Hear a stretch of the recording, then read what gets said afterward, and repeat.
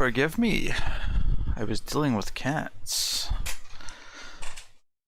I thought people would enjoy just the happy Garrus stuff at the start, but so yes, unplanned stream, unplanned extra stream for tonight. I decided to not record some stuff, just holding the mic awkwardly. Just decided to eat a delay, and it meant that I could stream, admittedly, on the the crap headset mic, but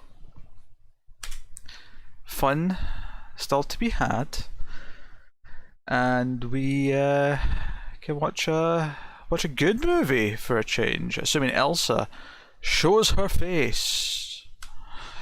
Alright, Bob, no worries. So I think the audio level should be okay. Or maybe I'm a touch loud. Maybe I'll just nudge that down just a touch. Maybe a little touch. How about that? How about that? I'm bouncing in the yellow. Quite high in the yellow though. Maybe a little touch. I'm almost down to the level that I normally go to when I'm. I wonder if Let me open up Audacity and see if that's changed things.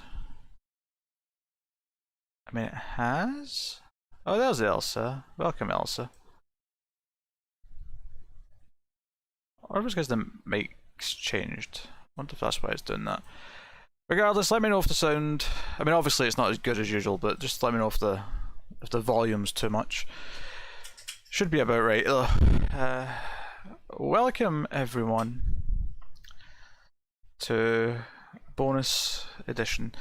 What did I say we were at last time? 6 movies, so this will be 7 and 8 at least, if I recall correctly.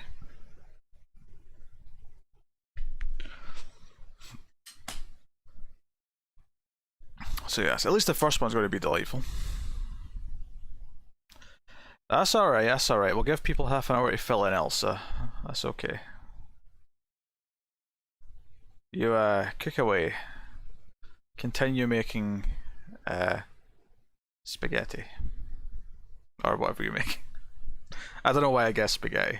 That was just the first thing that came to mind.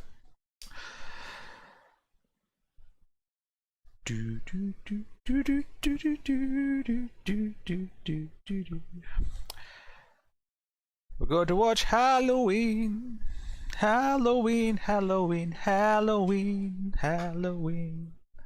The shape is gonna stalk a glory stroll down the streets of Haddonfield.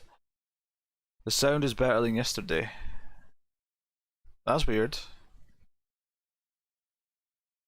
Making a Chinese stir fry. Interesting. Interesting, interesting.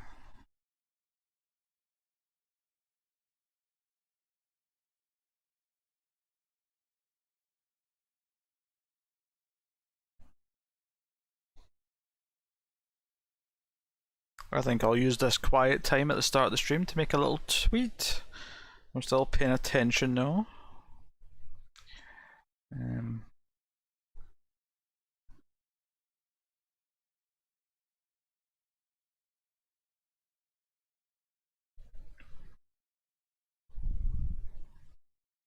Mike sounds better than yesterday. I don't know why. I have no reason why it would sound better than yesterday. But I will accept that it is a little bit better.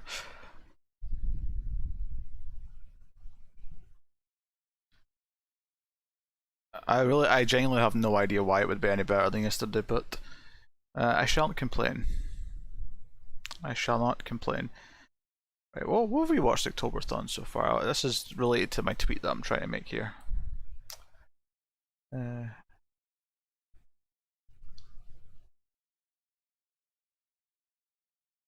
my diary entries. Okay.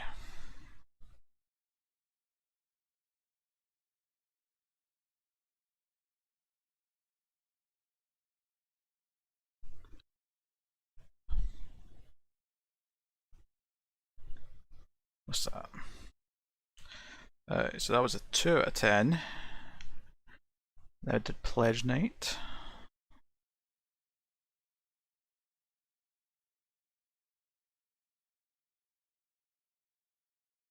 5 out of 10.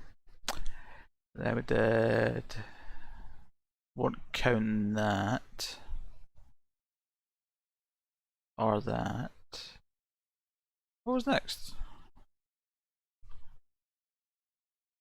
American Wolf in Paris.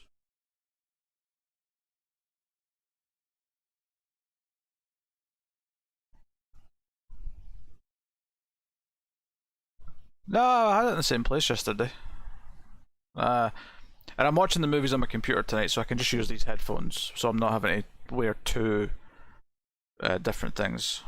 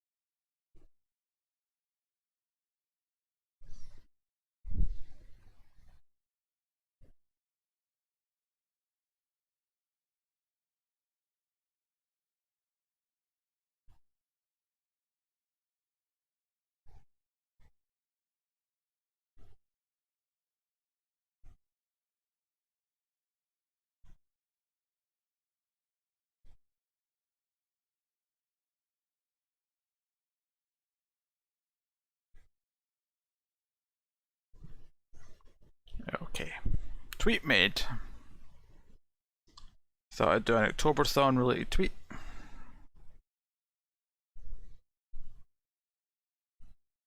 On my mobular device. Whew. Yes. So, you know, weird day. Got the stuff edited I need to edit for today. I was hoping to get some more editing done, but alas, I do have tomorrow pretty much free though. So tomorrow's going to be edit the top 10 rotten movies day. And by edit I mean all of the video editing. I've already done all the audio editing for it. But the video editing takes more time with this because I'm getting clips and stills and stuff. So I'll be spending my work hours tomorrow on that baby. And I suppose installing my new mic mount, which will take about a minute if it's... unless there's problems. If it takes longer than a minute, then it means there's problems and I'm not happy.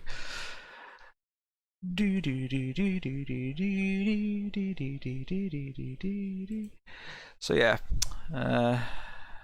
I figure Halloween's a surefire success because, you know, the average movie that we've done for Octoberthon so far has not been great, and we can't always just fall back on stuff that I know I like. You know, the classics. I mean, there's arguably nothing more classic than Halloween, but once in a while you have to just sort of reaffirm yourself that good movies do exist, and that we might find some new ones at some point, but at the very least we can do our best. Oh, I think I'll take my hood down.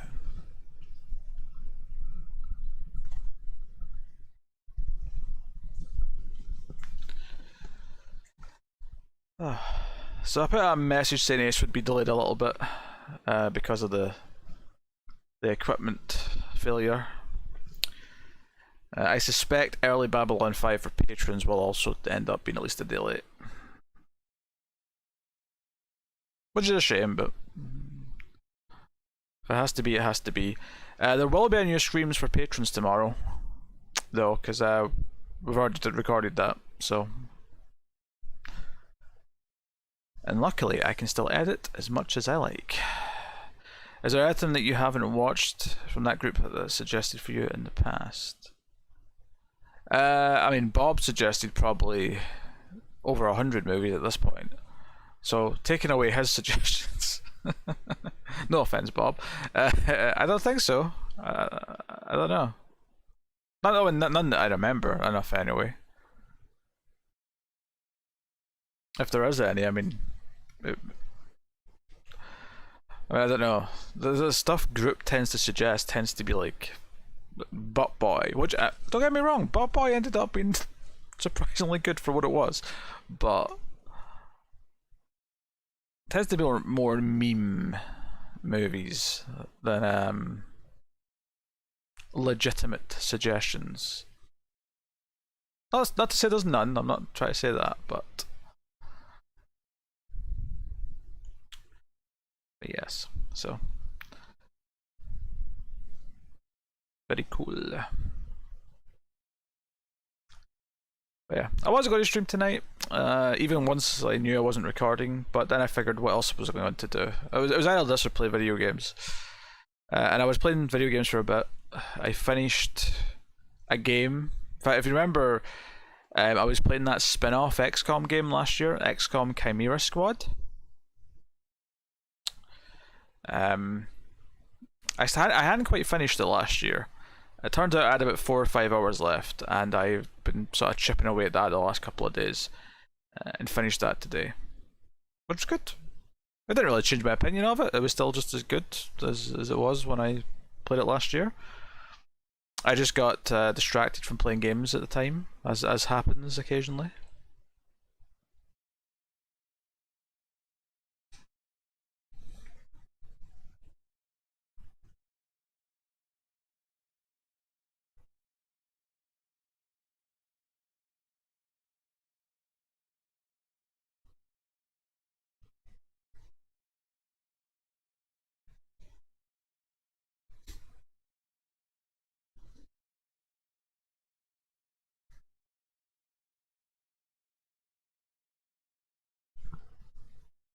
Can't believe someone just asked if I meant the original, the Rob Zombie remake.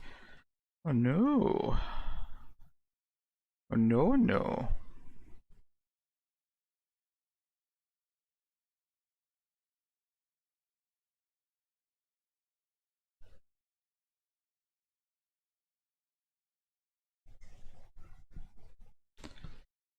The last thing I really enjoyed was on stream, perhaps.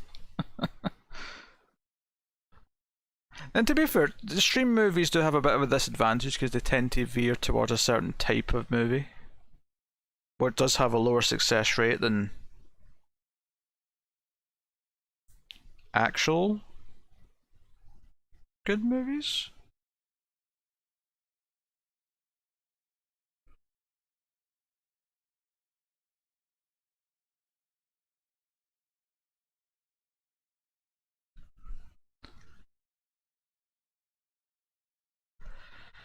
Have you tried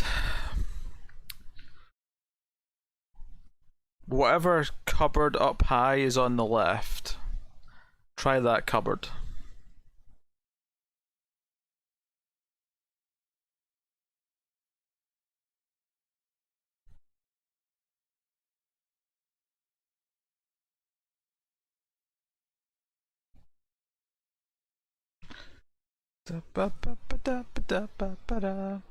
Hey Cindy.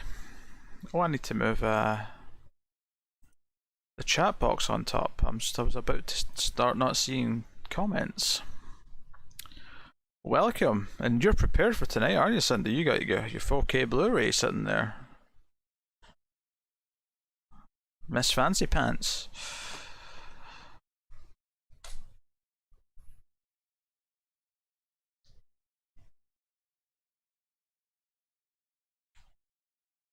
I said left cupboard, didn't I? I think I was technically right somehow. Because I'm a genius. Ha ha ha ha. Ha ha ha ha. I cannot be stopped. I'll set it up. The excitement. Dun dun dun dun dun dun dun dun.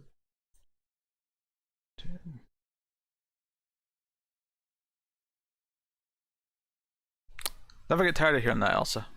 Never get tired of it. Yeah. Yeah, the new shock mounts coming tomorrow. At least it said it was last time I looked anyway. Let me have a little peek, see if it's changed its mind. Sometimes Amazon can... They're usually quite quick here, but, you know, if anything, it tends to change to a day before you were expecting. But given that it's now after 1 AM, I suspect that it's not coming on Saturday anymore. Where are we?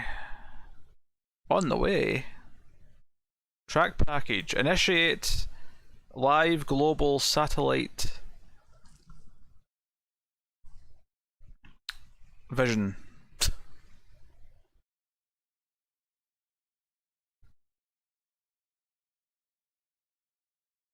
Oh, exciting. It arrived and then departed the depot in Edinburgh. Exciting. People are driving throughout the night to make sure I get my package tomorrow.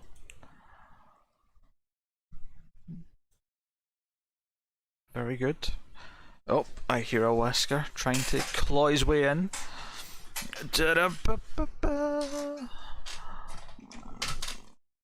Wesker, you coming in? Alright, Wesker. I'll play your game, Wesker. I'll play your game. So, I did tell everyone I wasn't streaming again until Sunday, so I won't blame people for it being a late stream, but hopefully a couple others make their presence felt. Do do do do do do do do do do do. Firefly. Do you want attention, cat? You were all happy, Puss Puss.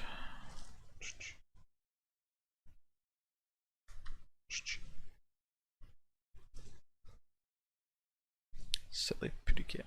Get set up. Yeah, get set up. I mean, not much to say really. We're watching Halloween, the original 1978 masterpiece. I will have to mute desktop audio since I'm watching this on the computer.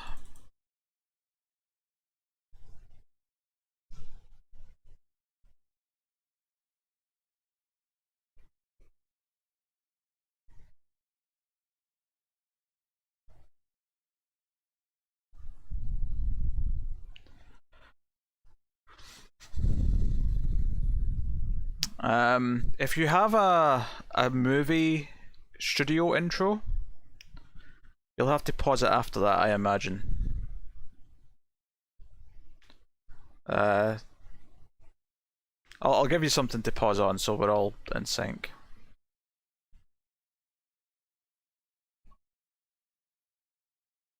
Yeah, so what we'll do is we'll pause it. Hey board.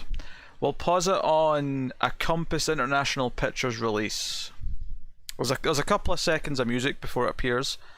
But the reason for that is that some of the newer versions, the 4K versions and whatnot, will have like a Lionsgate logo before it, or possibly a Scream Factory logo on Cindy's version. So a Compass International Pictures release, and it's got a little symbol underneath the text. Pause it on that. If you don't have any studio logos at the start, it should just be like a couple of seconds in.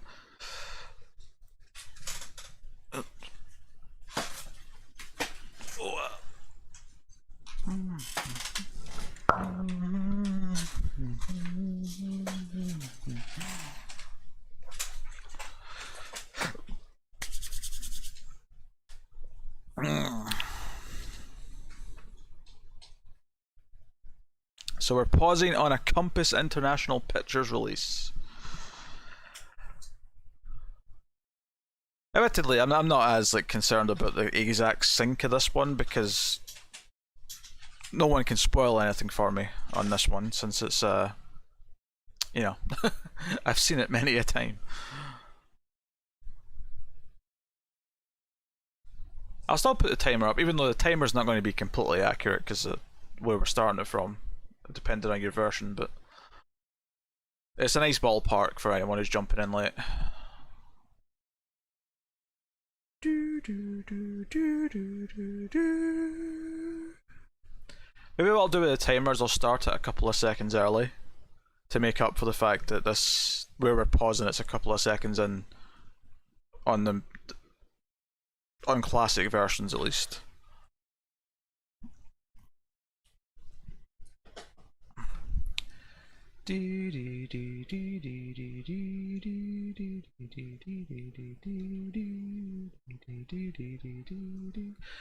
Alright, Cindy's ready and Bob's ready.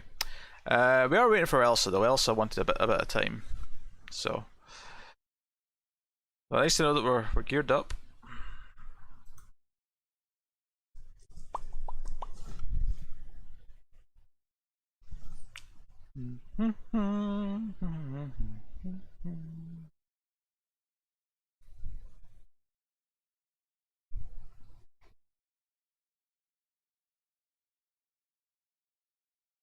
I mean, I really like Black Christmas, Bob, so I mean, you're not going to make me mad.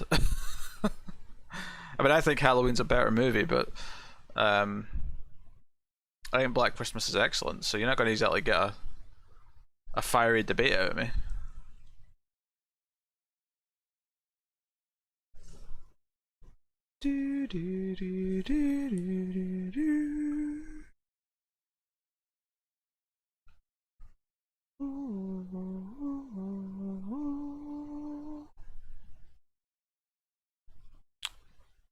Oh, of course, Board likes hot takes. I've seen some of his movie opinions.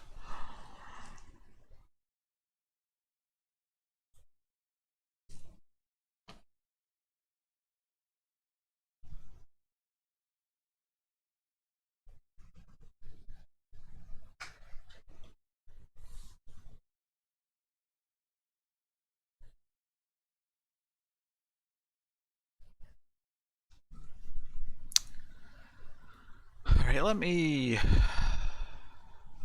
close that. Maybe I'll tweet some thoughts on the movie as we go as well. Since it's one that I've seen many a time, I can multitask a little bit with this. I'll get Twitter up so I can do some giffies.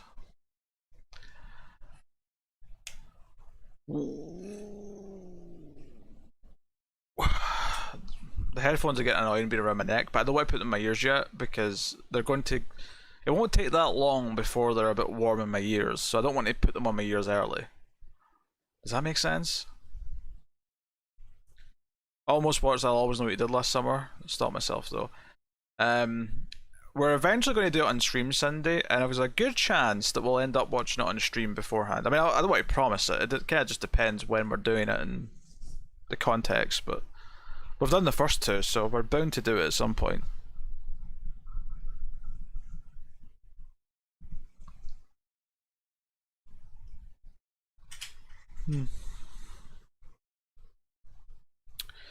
I think Controversial Bob is a better fit as a nickname. The reason being is that your opinions aren't the only things that are controversial about you, Bob. It works for many a thing.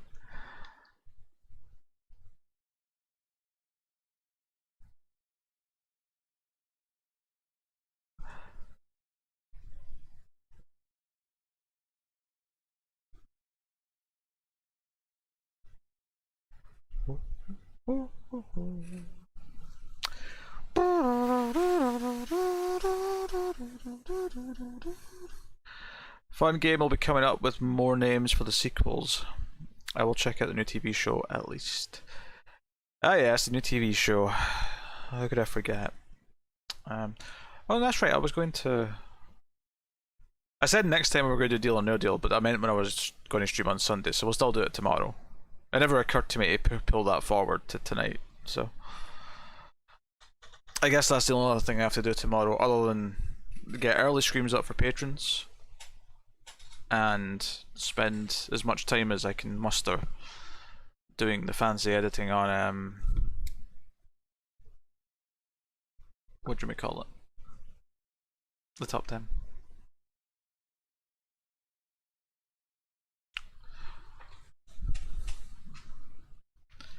Boom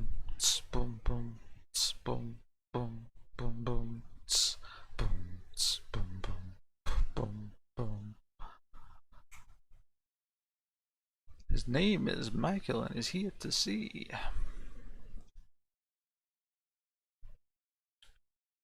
I don't remember about Scenes for Marriage, but I knew Chucky and I Know What We Did Last Summer were both this week.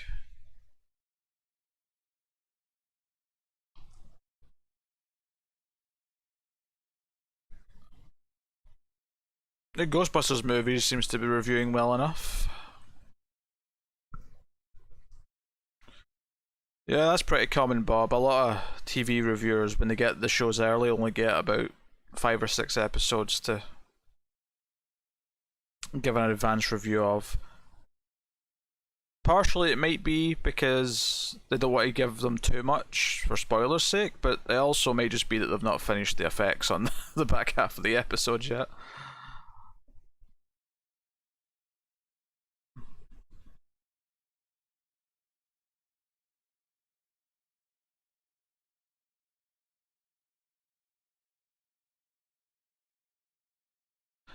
Where am I supposed to pause? Excellent question, Elsa.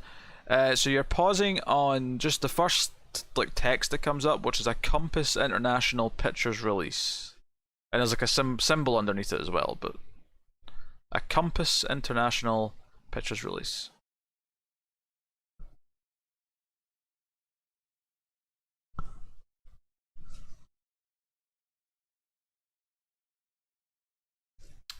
Ah yes, Sky.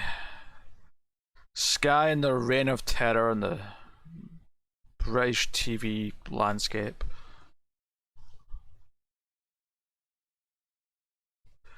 Sorry, Bob, I have not watched more Doom Patrol. I will likely chip at it when I randomly get in the mood.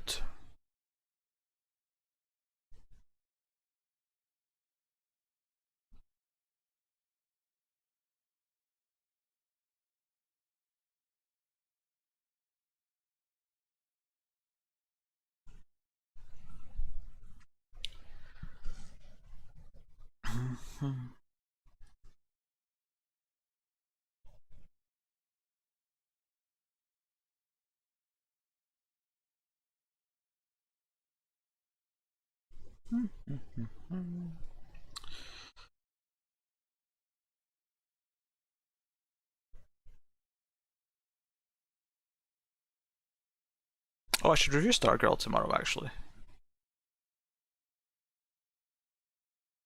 That's something else that's been pushed because I couldn't record today. Had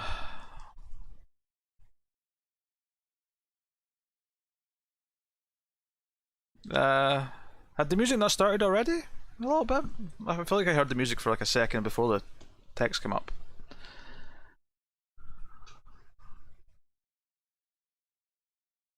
Don't tell me anything, Bob. I don't want to know.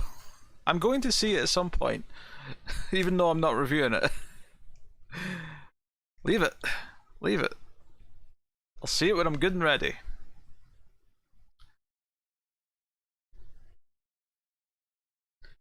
Yeah, but that's the problem, board. It's got the HBO stuff. We don't have local HBO Max because Sky have got a stranglehold on the HBO contract. And because of that, we don't get it in the right frame rate. We get it in shitty 50 hertz. It's terrible.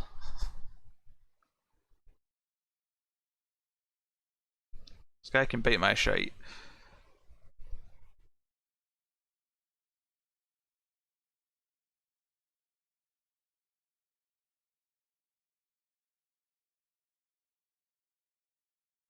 Thank God for daylight.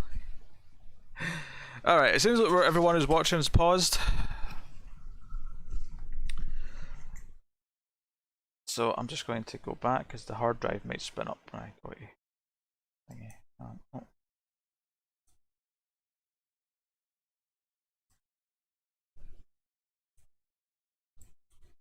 Okay.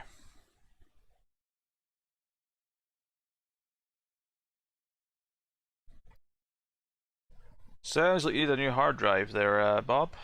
That'd be my guess. Okay, so we're paused on Compass International Pictures release. I'm going to count down 3, 2, 1 and press play. I'm just getting the timer up.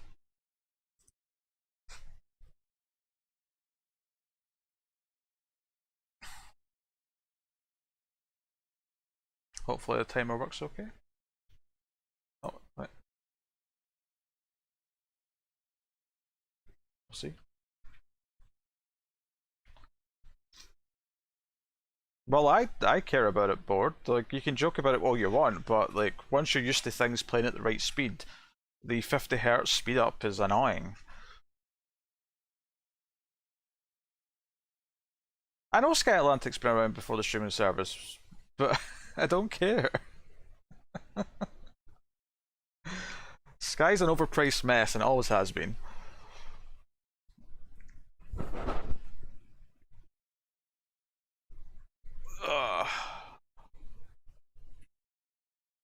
Alright, here we go.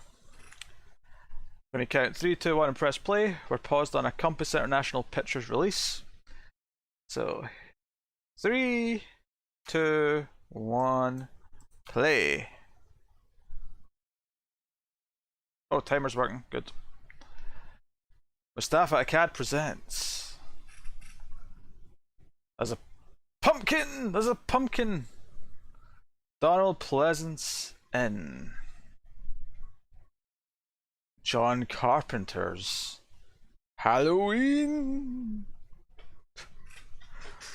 I was just doing that so people could sync up more finessely if they wanted to.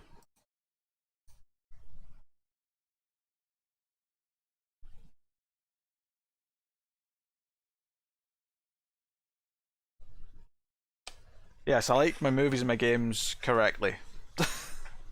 Quite right.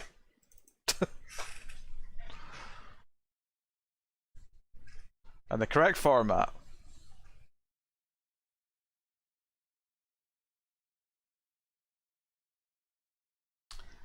Well, yeah, but that's yeah. I don't care about linear channels though, board. I haven't in like a decade at this point.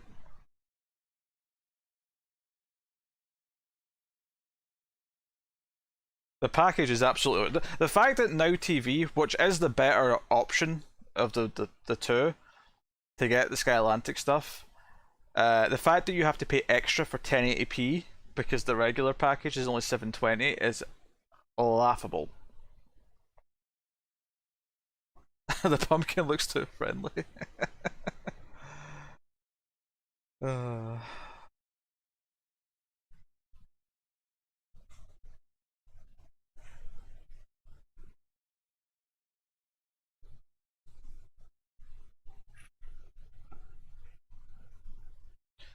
Directed by John Carpenter. Right, hold on.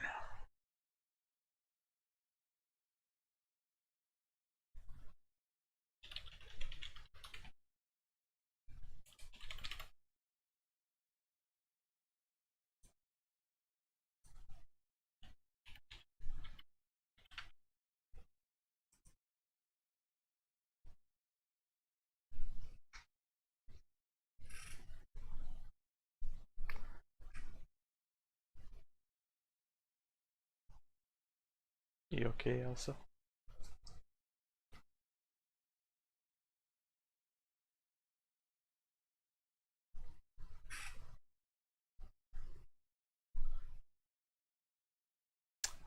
I didn't know. I don't believe so. No, at least not in Illinois. Maybe there's a place called Haddonfield somewhere else, but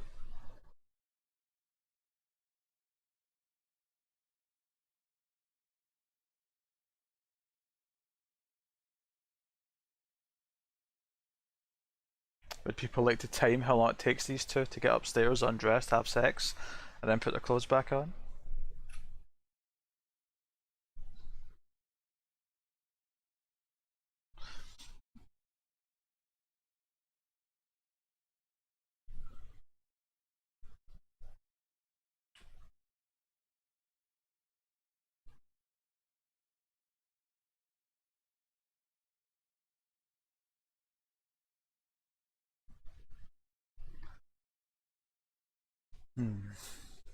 It's insane how much better this already is compared to some of the movies we've watched recently. Like this opening shot alone versus the entire like opening scenes of like death streams, for example. There's so much going on. There's good music, you can see what's happening, you get a sense that it's a POV shot.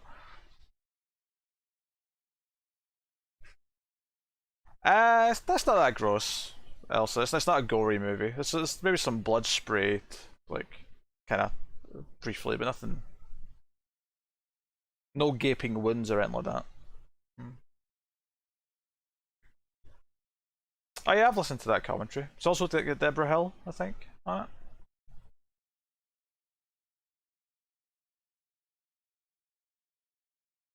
He's already done! Look, he's got his shirt back on! I don't even think I can get my clothes off and back on again in the time that was. Not to brag. I'm not even talking about sexual performance here. I'm just talking about I don't think I could get my clothes off and on again. and the 30 seconds it took.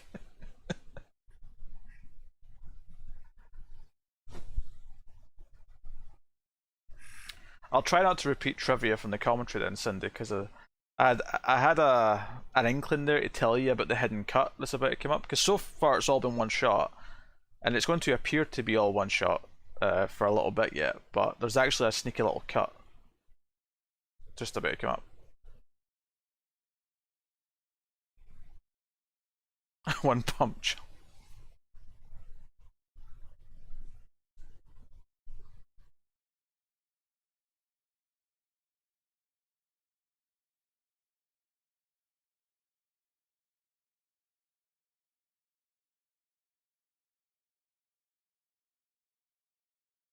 I think that's less than subpar. I think subpar is an insult to subpar sex.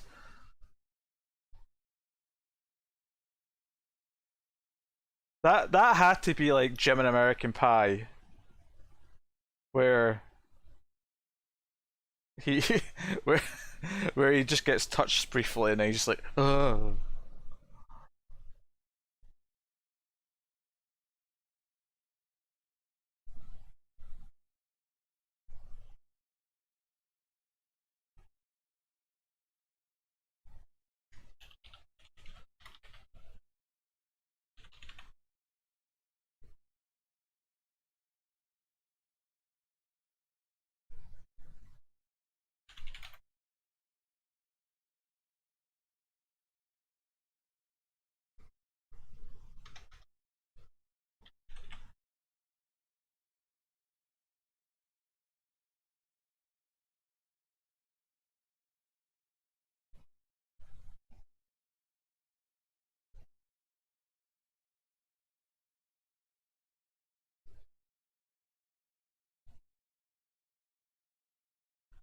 Why?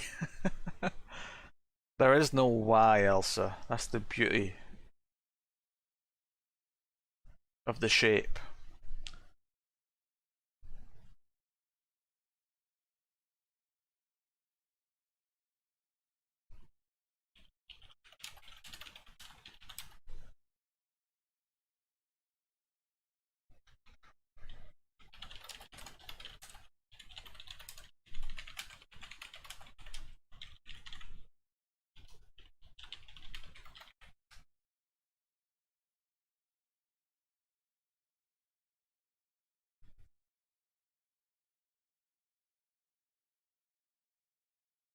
I should whack on subtitles.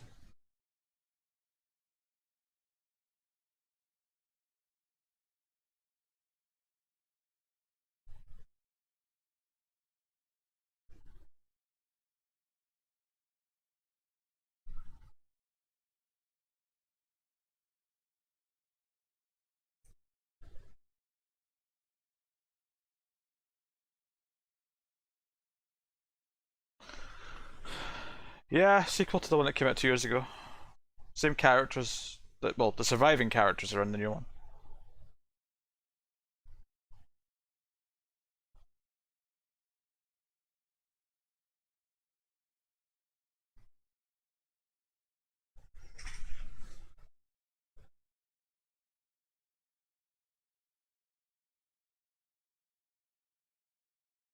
I think the shock of seeing her little boy holding a knife with blood on it was still settling in.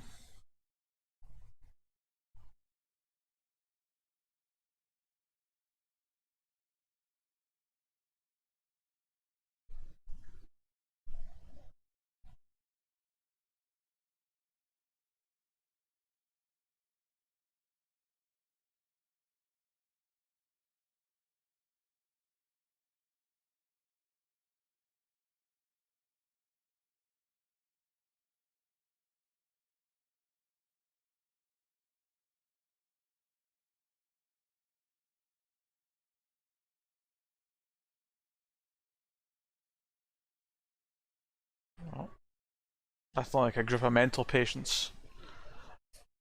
Whoa, Elsa! Thank you.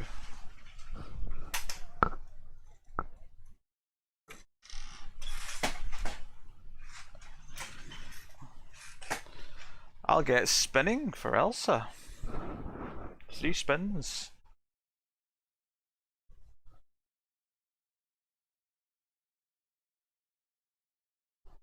I mean, I've seen this nurse for years before I ever saw Osborne, so I don't see it, but oh god, the hand coming in the one, it's so good. Oh, and Elsa just became boss. So first things first, Elsa gets 3 points.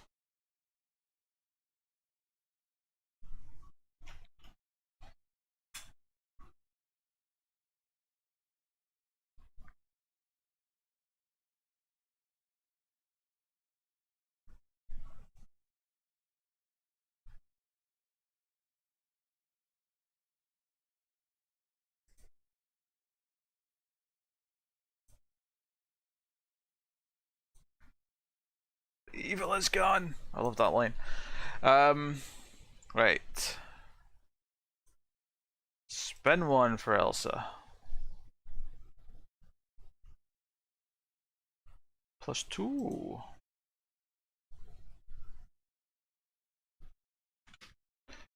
Spin 2 for Elsa. Who do you think? Oh.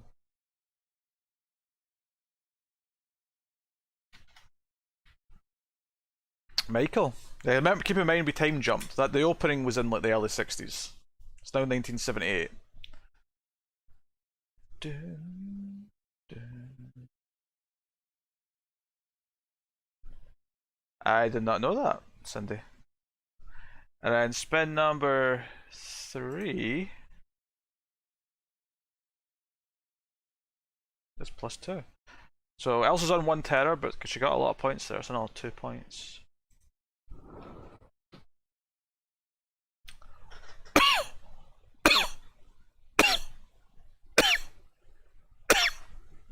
Pardon me. Elsa, you can give out 3 spins or take 3 points. Up to yourself. Man, the 4K transfers really muted the colours back down. I got really used to the so the version that we've been watching for a long time, ever since the 25th DVD, the 25th anniversary DVD in 2003, all the way to the Blu-rays that came out up until the last couple of years, all had this sort of brighter colour scheme. But with the 4K versions, the cinematographer sort of recolored it back to what it was supposed to look like originally, and I'm so used to the more vivid looking version. That's yeah, her dad's selling the house. Her dad's trying to sell the Myers house. That's his job.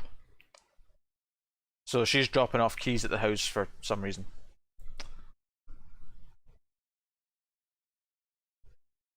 There you go.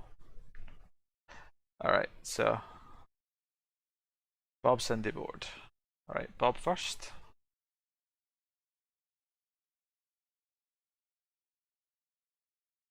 -1.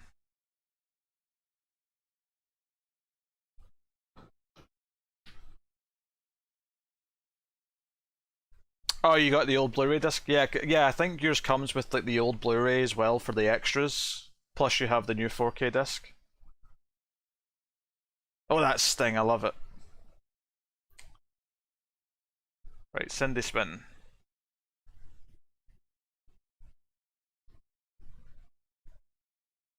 Oh, attack on Elsa.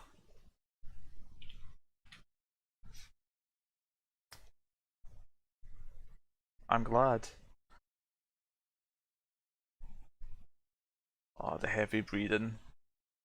The over the shoulder. Oh.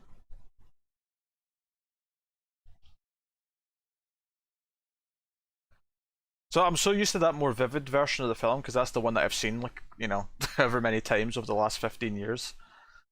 That It's taken a little getting used to the more muted color scheme because I got so used to the other one. Alright, and then the last one was for board. Board spin.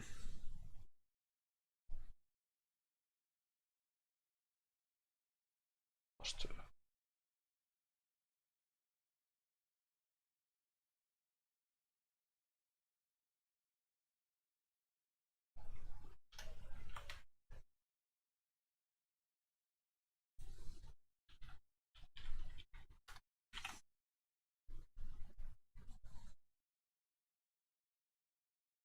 You were the leader, and then Cindy's spin took 3 points away.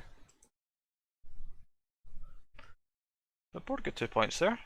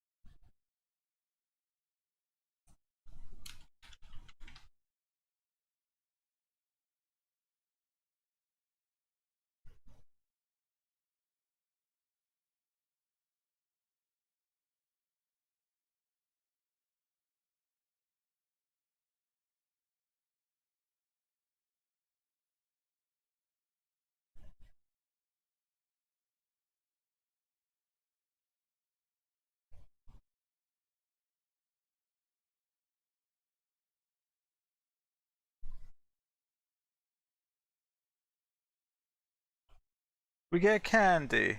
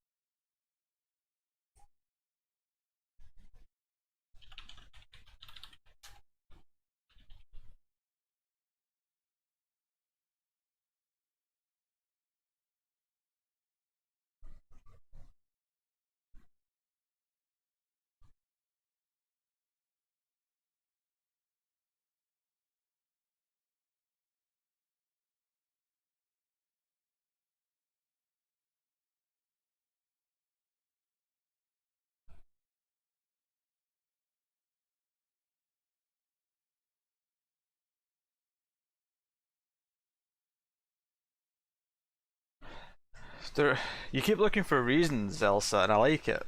But kind of part of the specialness of Michael Myers, or the shape, as he's referred to, uh, is that there is no reason. That's the beauty of it.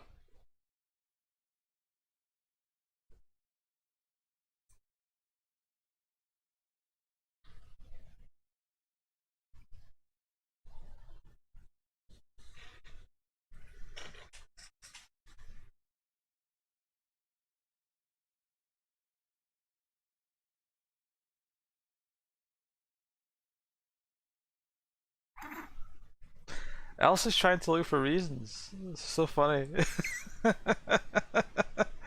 The scariest thing is that there is no reason.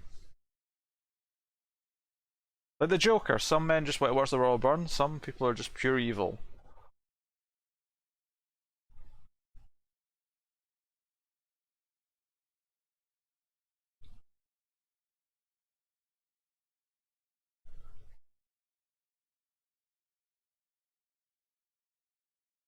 Yeah, it's terrible. Rob Zombie's movie's terrible.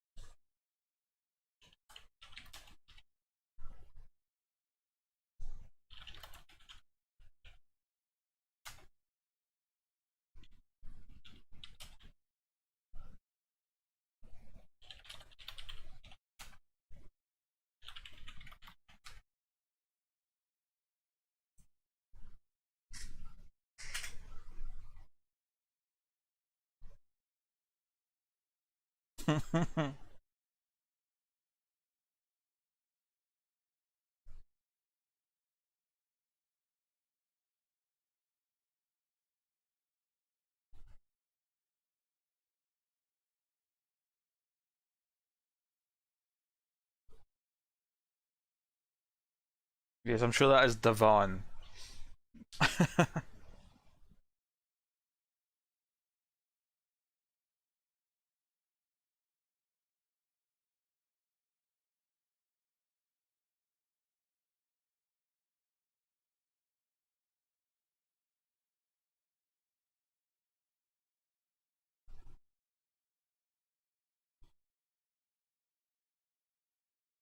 If I was wearing a white shirt, I could see your point, Board. I don't think people that work at NASA wear grey hoodies.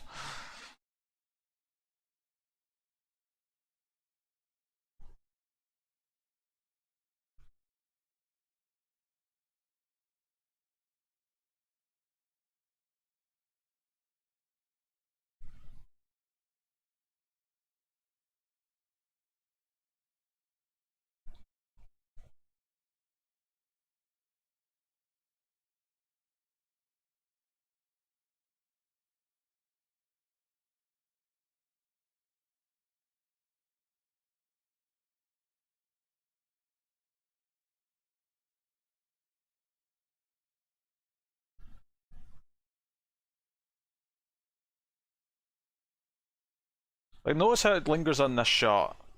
This is the pacing. Like you have these moments where you just let the linger with a nice bit of cinematography.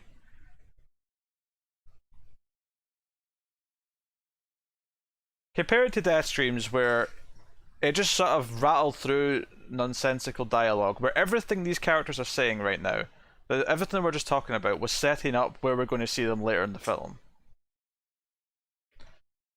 PJ Souls has been in a bunch of stuff. This is the biggest thing she's been in, but she's definitely in other things.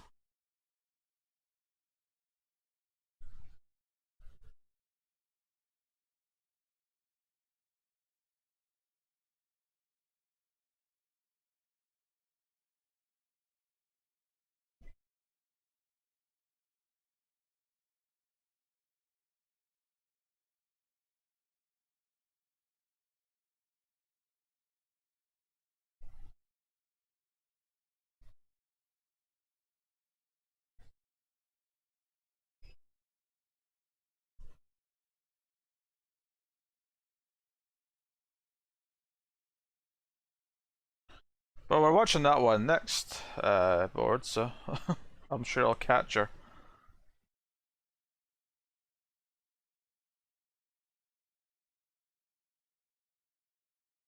Oh, a Real Housewife of X Place. One of those. If you were just telling me she became a housewife, that's not that notable.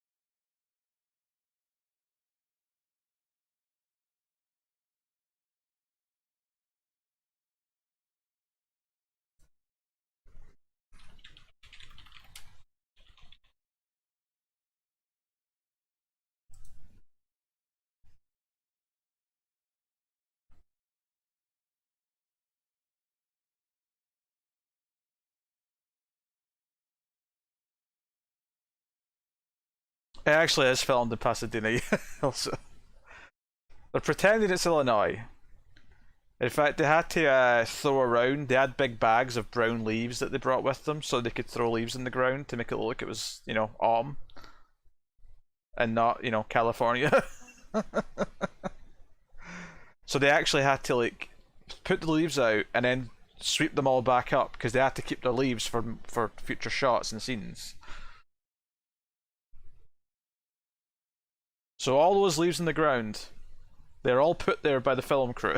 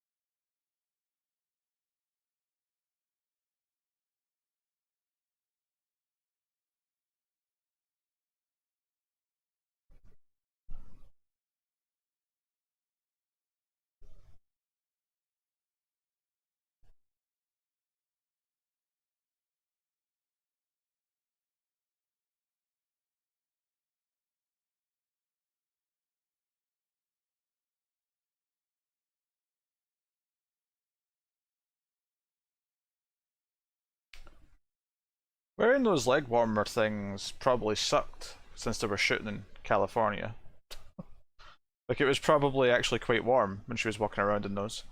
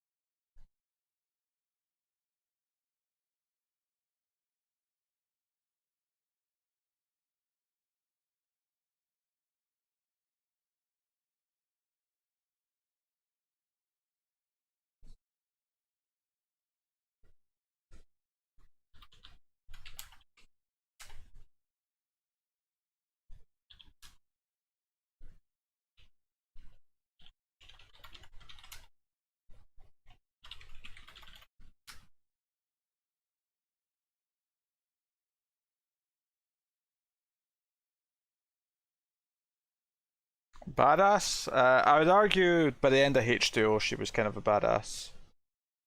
That was kind of the arc of H2O.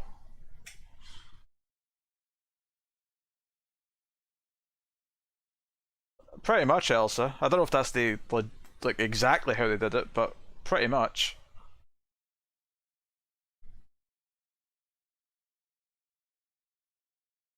Yeah, it's been a while, bored, but I remember having a lot of fun with it when I watched it. Like realizing what the joke of the movie was about half an hour in was like, oh, that's what this is.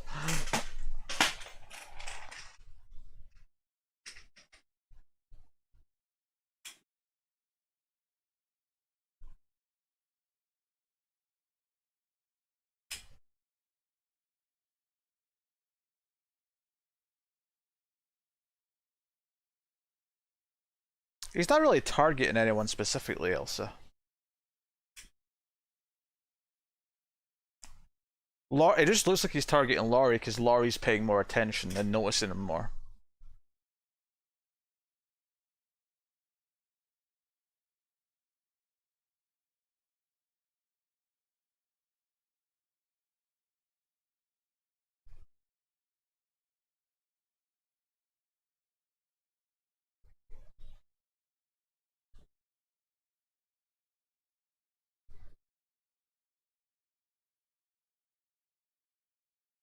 Or maybe he is targeting her, but I would say it's more just that he noticed these two and the other one. He just happened to see them in the street and decided that he wants to kill them. It's that simple.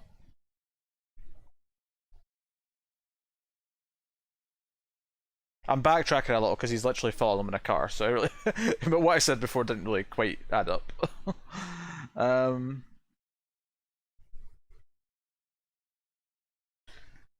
Don't fear the Reaper, he'll be ready to fly.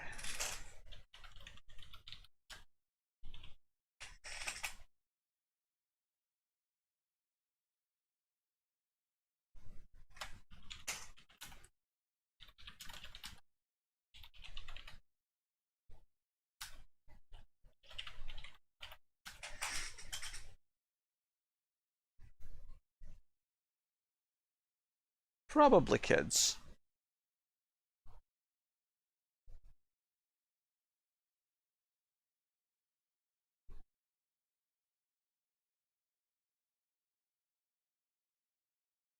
Yeah, how does a serial killer pick their victim? Someone just catches their eye. Yeah, the type that just kills strangers for the most part.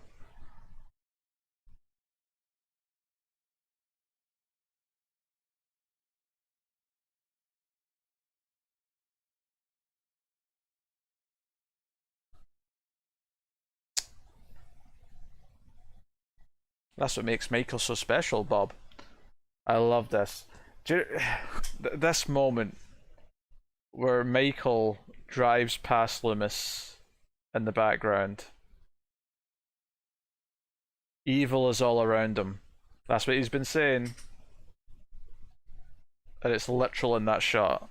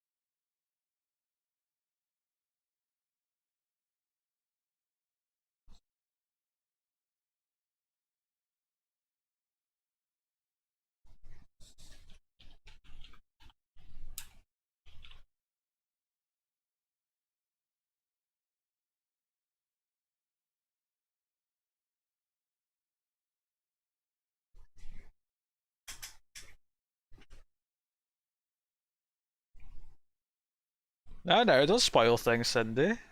For the second movie.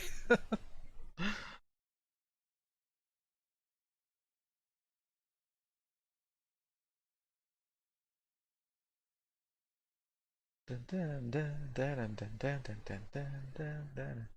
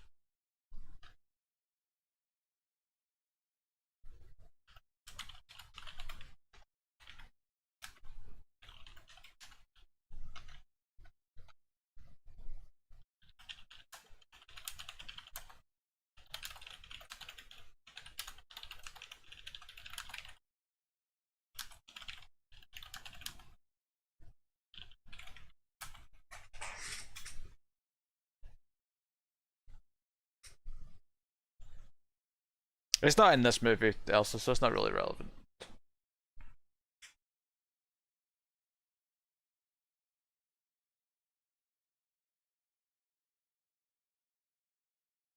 Halloween 2 is not a bad movie.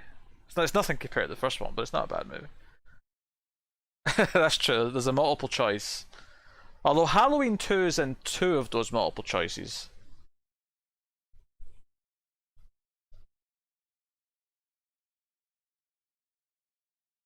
That's such a good line. Every kid in Haddonfield thinks this is haunted. They may be right. The way he just says that with such.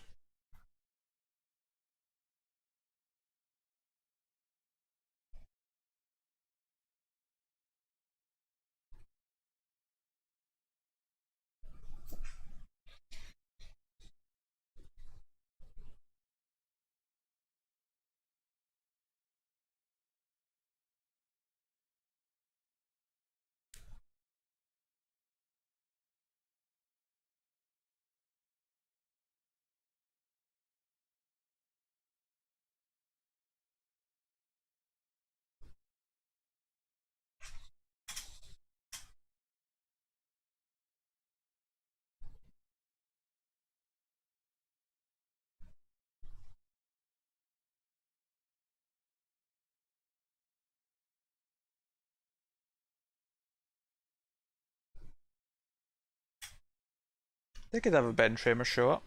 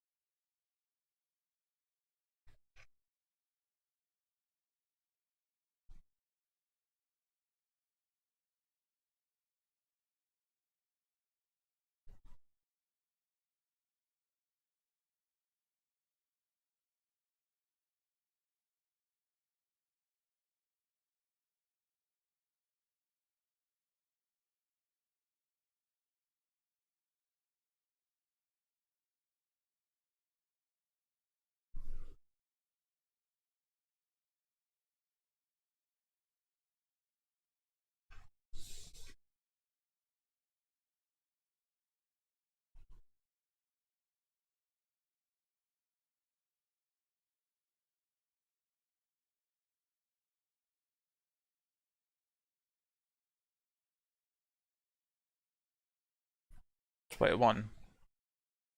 This speech is important. Listen to what he's saying, Elsa.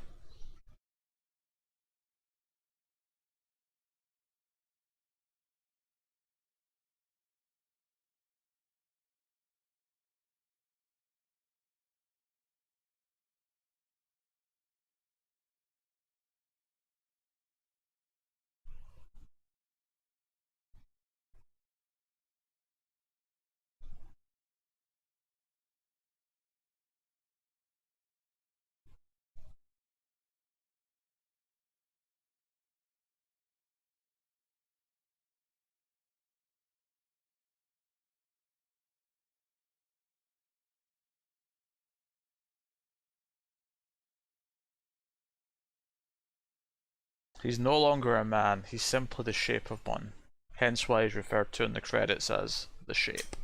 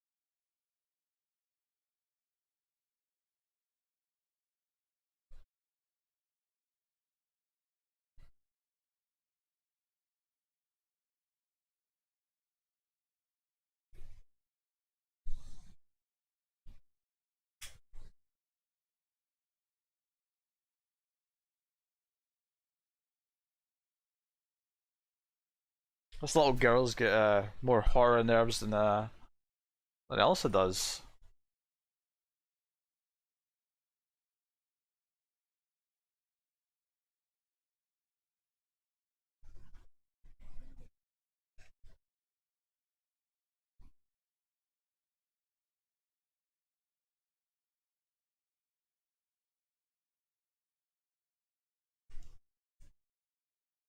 That's all me, bored. Oh, that shot! I'm just standing there in silhouette. Oh.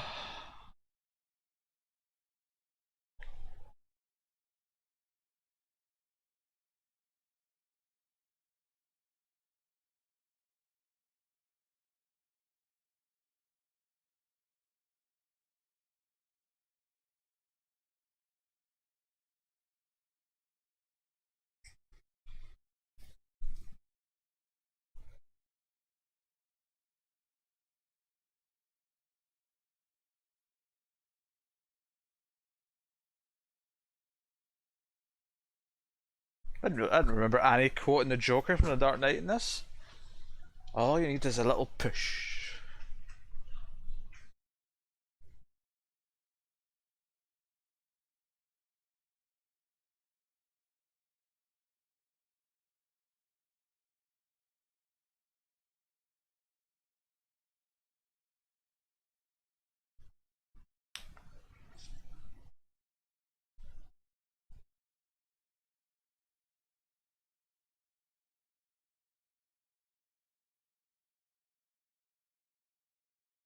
I mean, the kids in this movie are older than everyone here.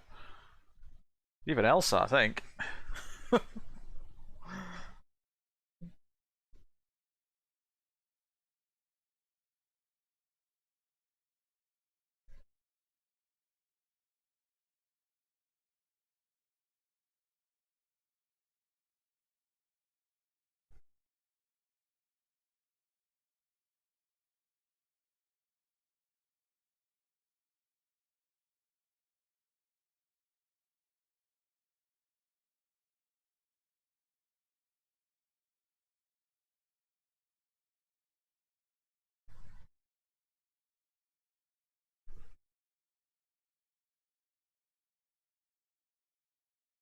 Is Annie Tommy's neighbor? No, the little girl's Tommy's neighbor. Annie's babysitting. So Laurie's babysitting Tommy. Annie's babysitting the girl Lindsay. And of course, this is a fun little thing that she's watching the original version of The Thing because John Carpenter would go on to direct the much better version of The Thing just a couple of years after this.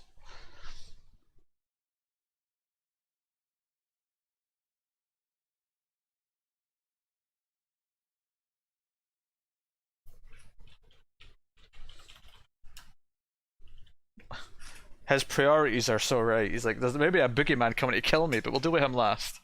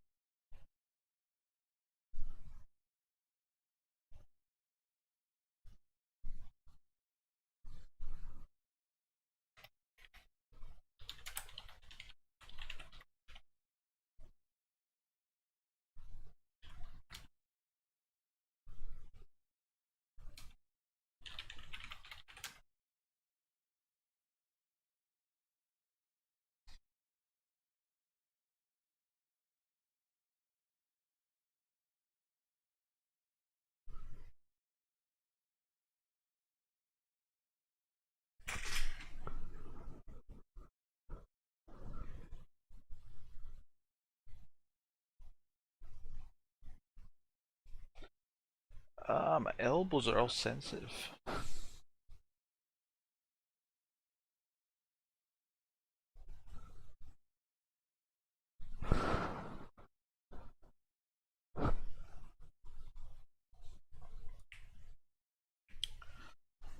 This girl has not reacted to a single thing Annie has said.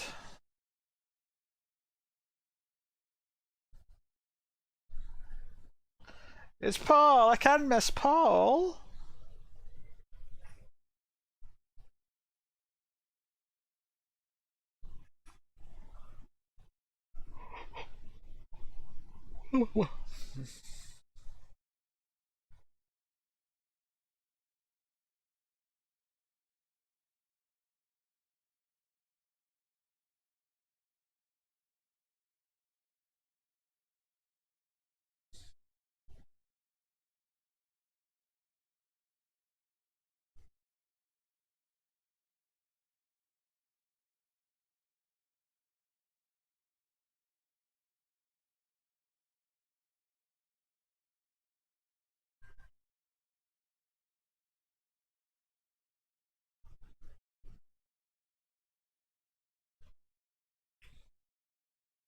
Ah, so I was right, these kids are even older than you.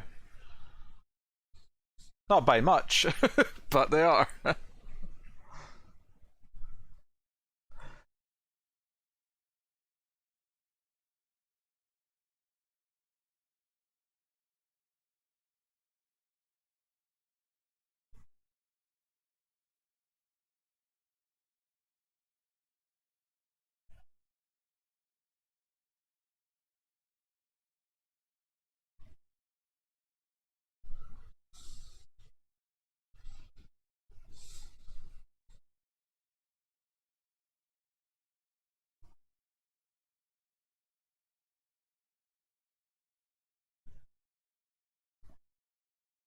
Oh, the phone, it could be Paul. I love it. She immediately says she gets stuck in the window.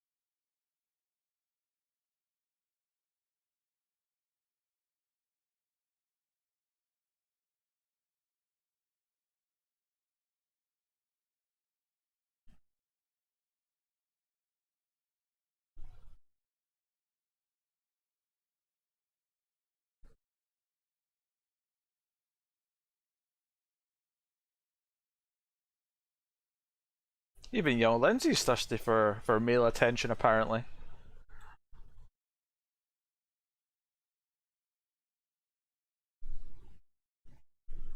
Oh, hello. Gotta dig the breathing.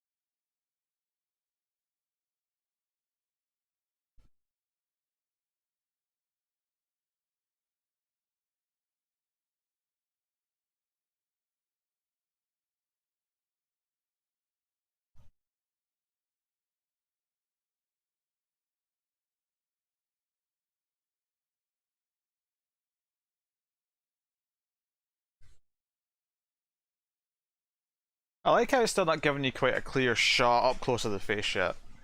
Like even here, it's like through this the steamed up. Well, it's actually maybe frosty glass, I think, but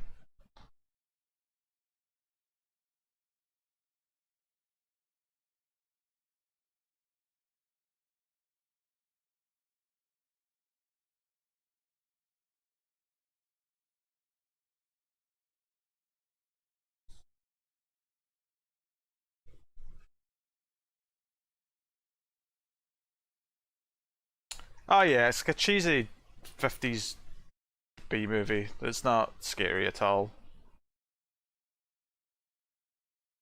It's barely PG, never mind anything else. It's a silly guy in makeup running around an Antarctic base.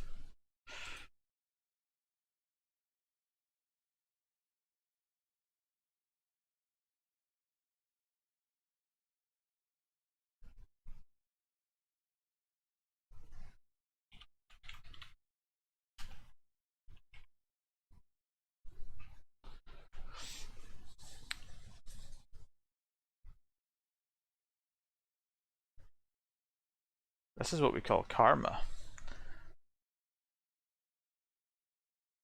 One day I'm going to have to do a top 10 shots in Halloween, because this shot of the shape carrying dead Annie.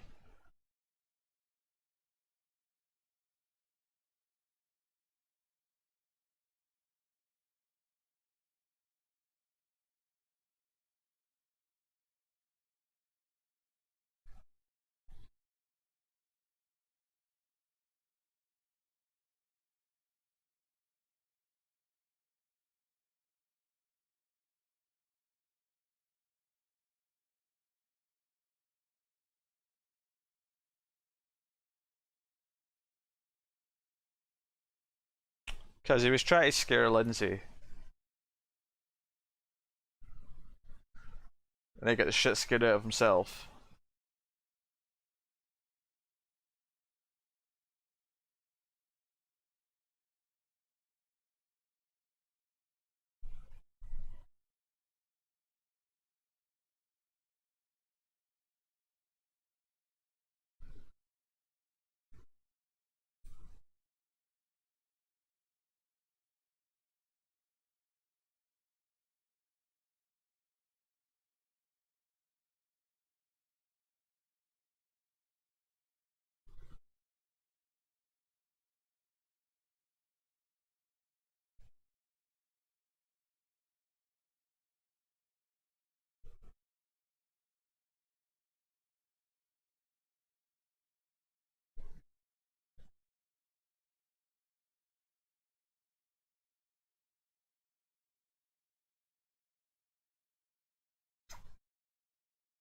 Loomis is so proud of himself.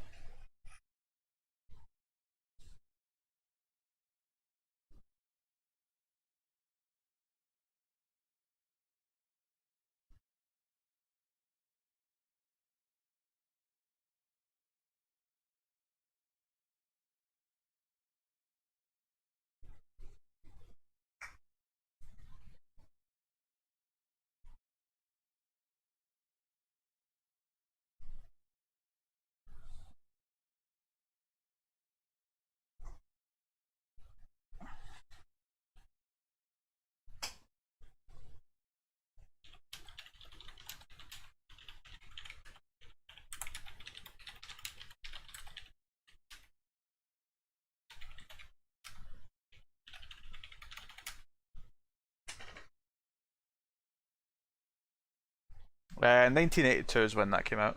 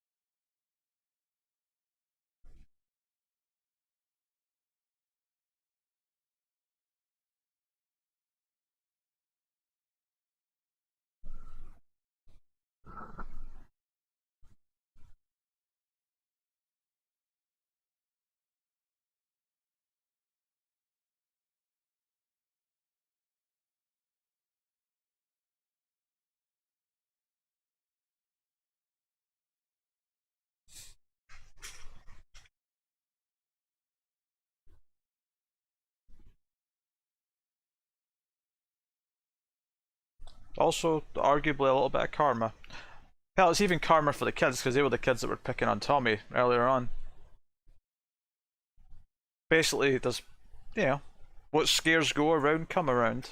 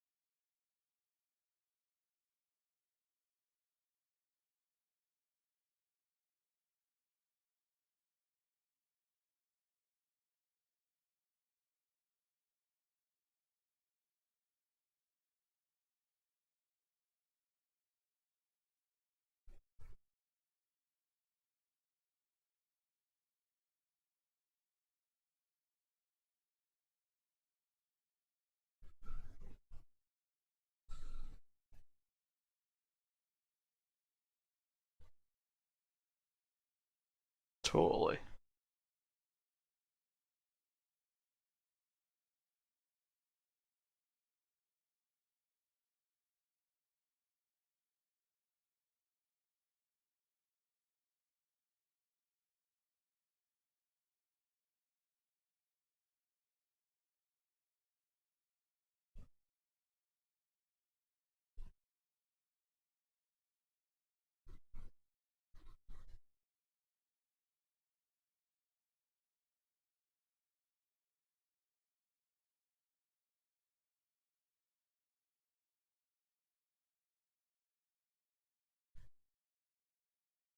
I thought of an analysis here of Laurie, but that's what this Screams review is for. You can go listen to that. Or hell, even my old audio commentary track for it if you really want constant commentary. From Carrie. Is PJ Souls in Carrie? I don't remember it being in Carrie.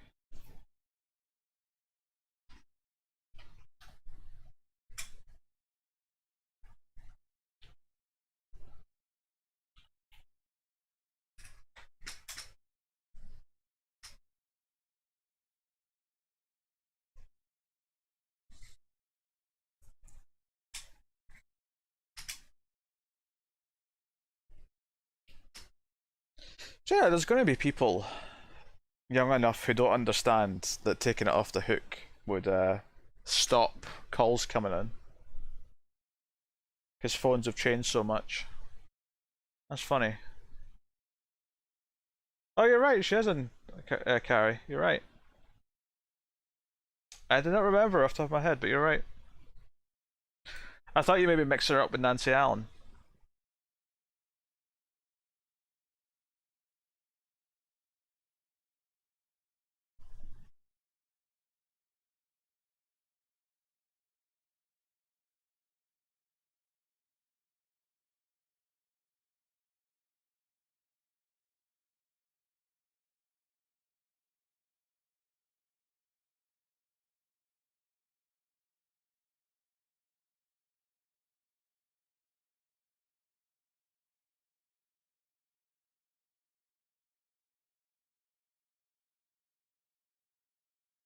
It is Halloween night, yeah.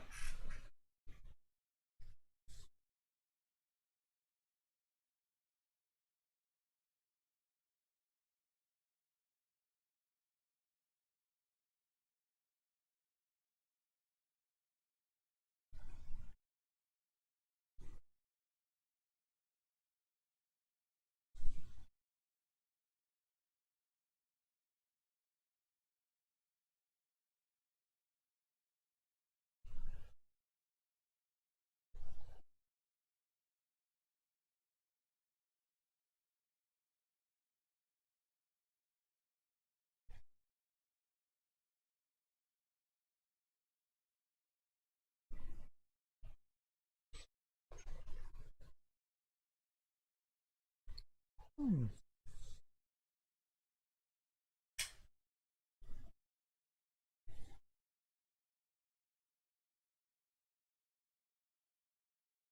We never actually get to meet Paul, unless he's in the second one. Wait, it might be in the second one.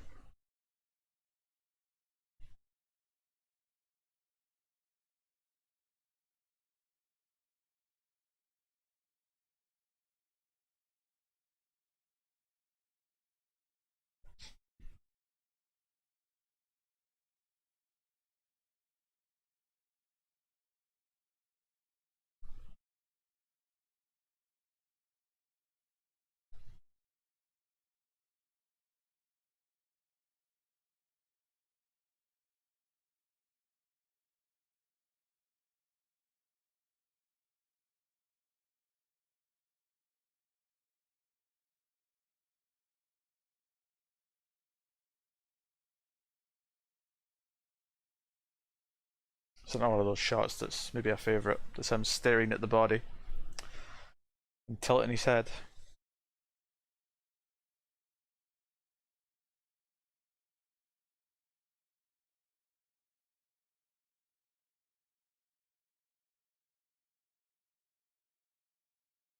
Oh, no worries, bored. Have a good night.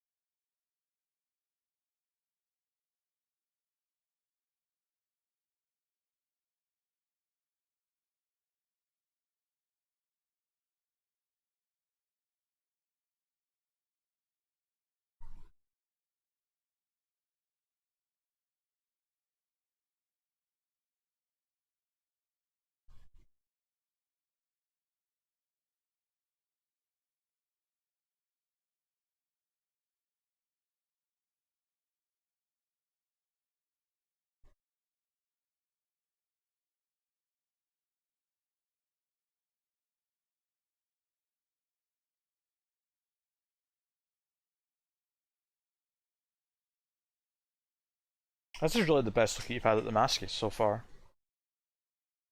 It's when he first interacts with Laurie directly, in a way. I mean, obviously doesn't say anything, but she's talking to him without realizing it.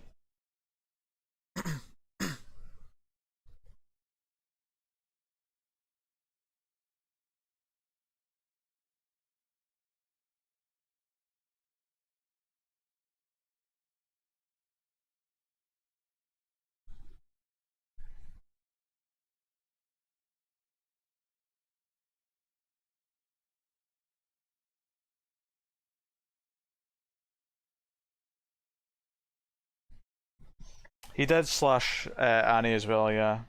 He was strangled and then he slashed her. PG Souls though, he just strangled.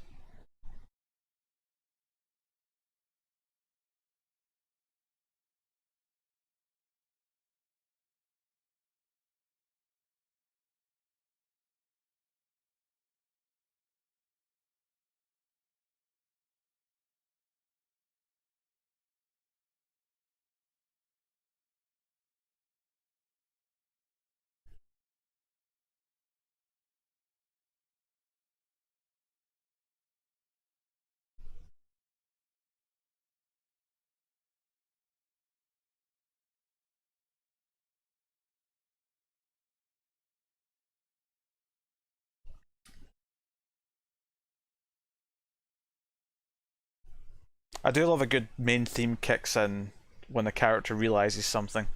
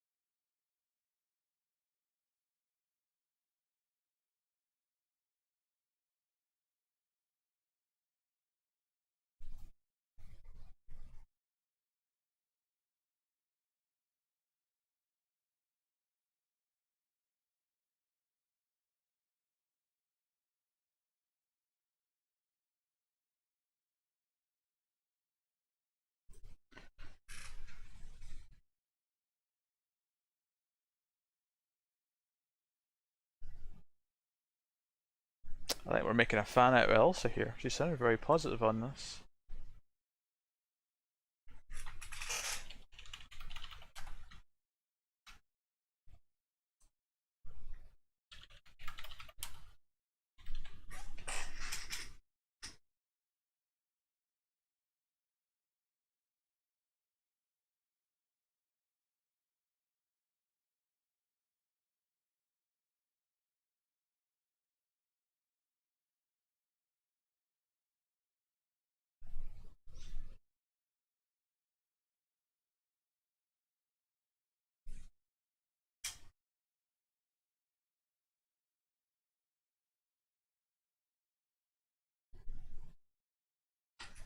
The pacing of this walk across the street is immaculate.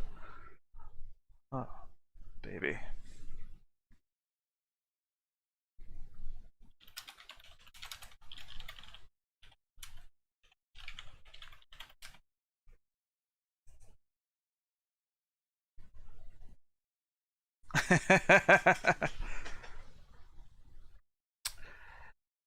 I would say that Laurie is the final girl because she's the only one who's not distracted by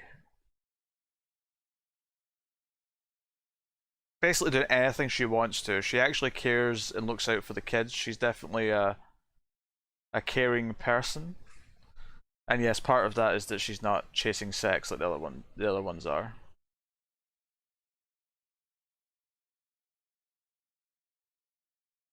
Put simply, if Michael in many ways really is the embodiment of pure evil, Laurie's the one who stands the chance of surviving because she's the closest to being what a person can be is just purely good.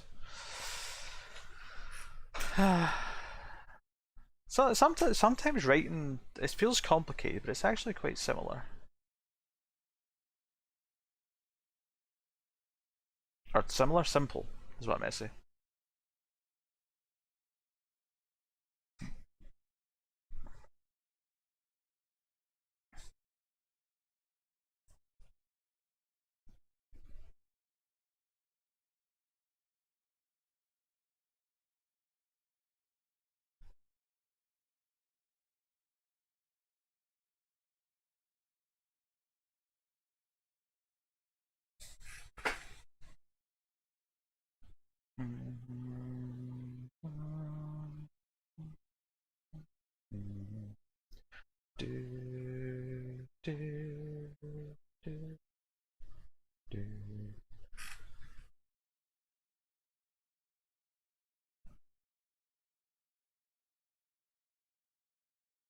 Annie, are you okay? Are you okay? Are you okay, Annie?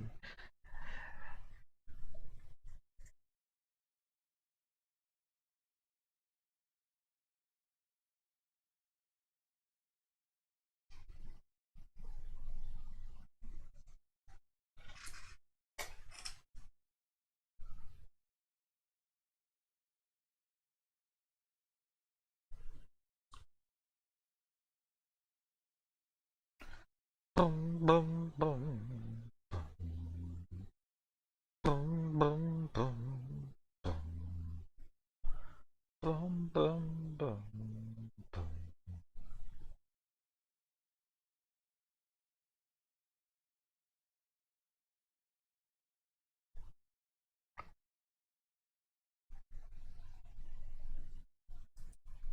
Oh, pardon me.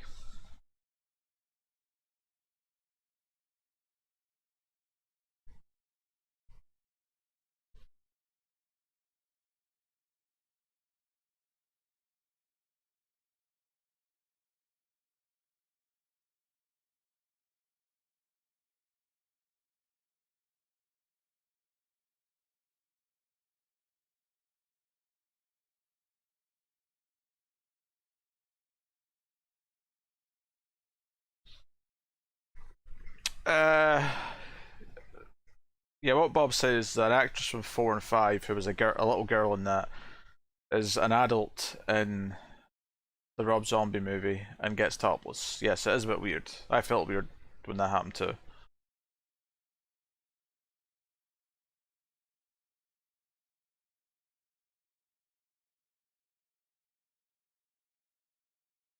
I think she tried to turn on the lights and they wouldn't turn on.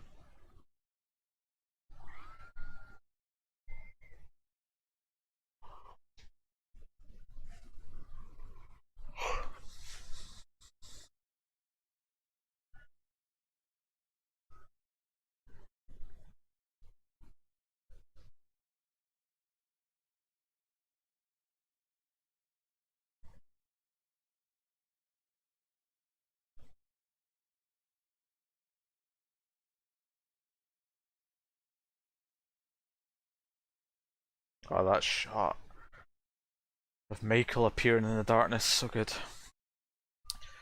Do you know what the sad part about that is, Cindy? Is that in the commentary track for 4, which she recorded before Rob Zombie's movie was made, she actively said to the other actress in the commentary track that she's turned down movies before because they wanted her to go topless. So I think that's what bothered me more in the Rob Zombie movie than the fact that I kind of knew her mainly as a kid from another movie.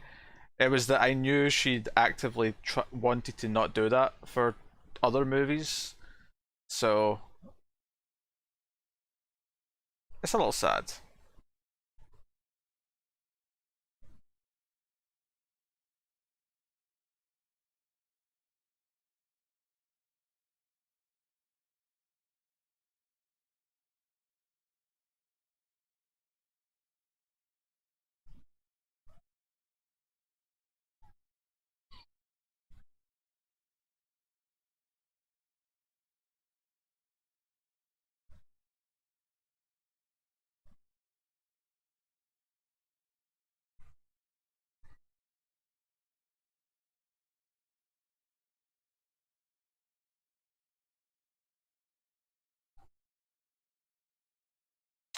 And the other thing that's weird about it is that she was. I mean, I know sometimes they have like 20 somethings playing teenagers in movies, but she really was like really old for that role when that came out. Yeah, when that movie came out in 2007, if she was like 10 or whatever in 1988, like she was way into her 30s already by the time that movie was made.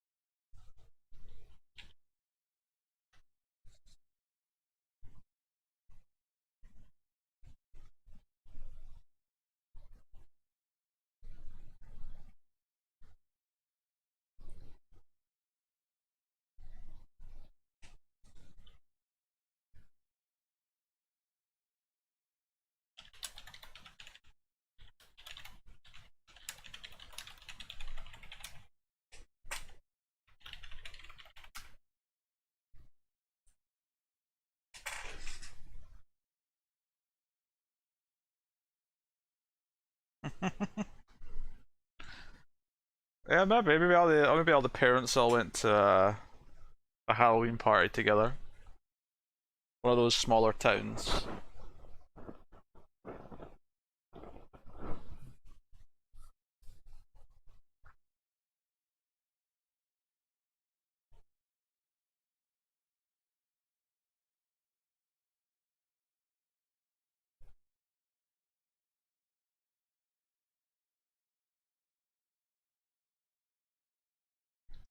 Dun, dun, dun,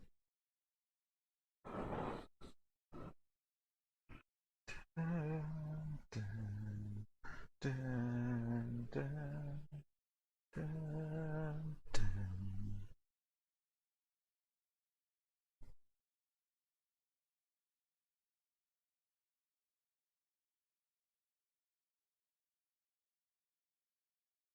And our thought is to protect the kids. Worthy of survival.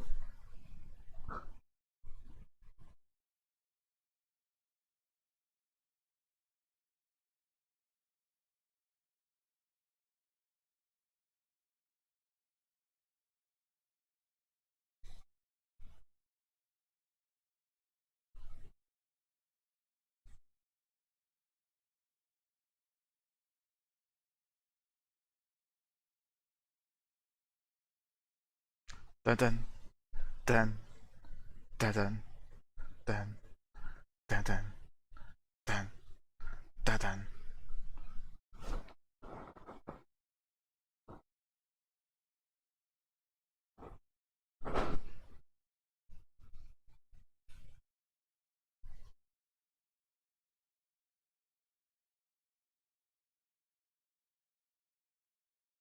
On the bed with a tombstone, his sister's tombstone above her head.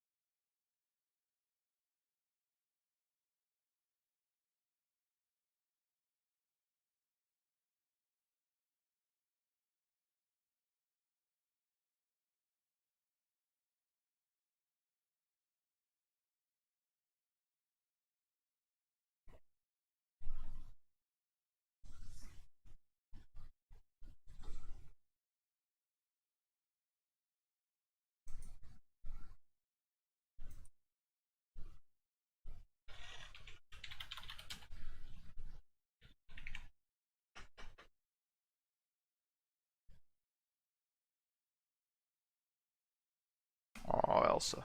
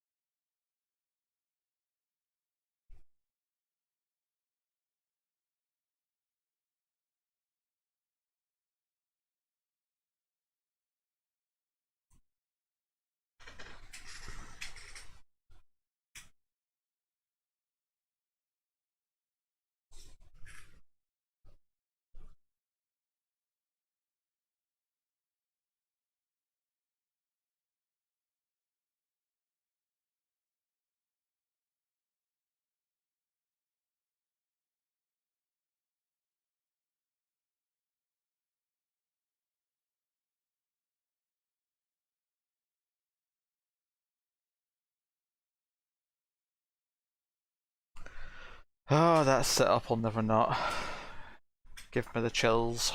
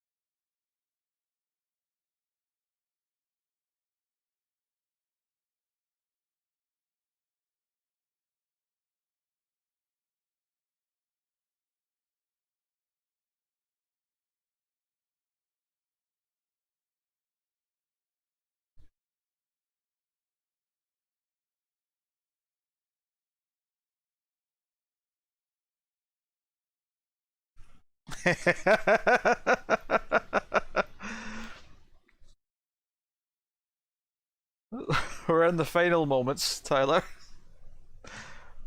Epic entrance. Yeah, the pacing's flawless. The pacing's wonderful.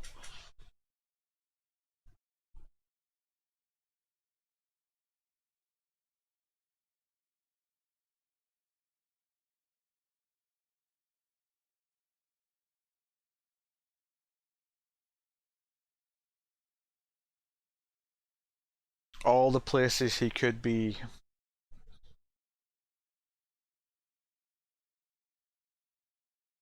Because you can't kill the boogeyman. Oh my god, it's such a 10. It's just not even funny how much of a 10 it is. Ah.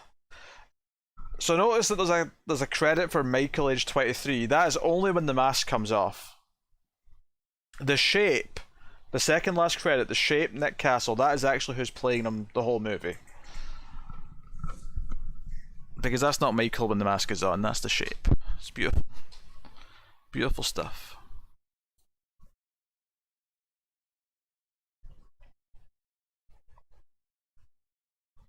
Oh, it's hard to pick. I kept saying this is my favourite shot, like, every 5 minutes.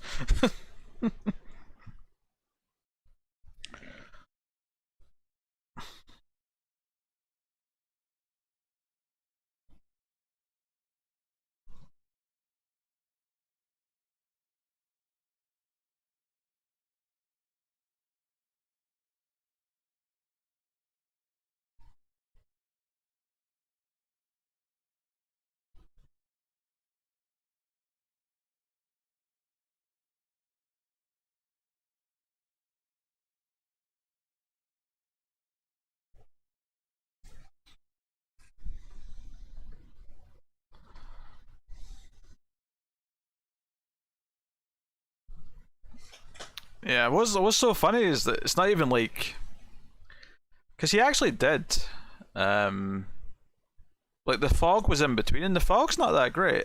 Like the fog, I mean, it's not bad, but it's not. It's just an okay movie. And I would actually say the same about Escape from New York, which also was before the thing. I would say that that's just okay as well. But Halloween, and then the thing. He's got a lot of great movies though, but those are the two best.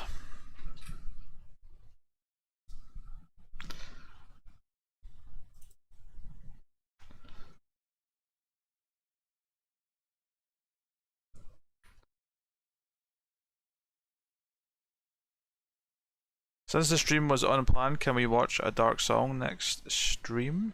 Well, that doesn't mean that just because tonight's stream's unplanned doesn't mean we didn't have a list of things to go through. Love Escape and Big Trouble, Halloween the Thing are definitely cut above. Big Trouble's fun. I think Escape from New York is annoying that it could be. It sounds amazing on paper, and I've always just been kind of disappointed with what it actually is, which is a shame. But hey, you are welcome, Elsa. It doesn't take a lot to convince me to watch Halloween. It is my favorite horror movie of all time, so I'm on board. It so happens though that Elsa gets a point for being boss at the end of the movie, which ties her with Bob. And Elsa, you get to give out 3 spins. So please, oh, that's the wrong thing. There you go. So please, give out your 3 spins.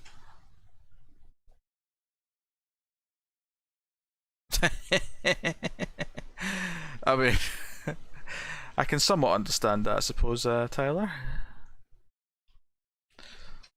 It's got a cracking main theme though.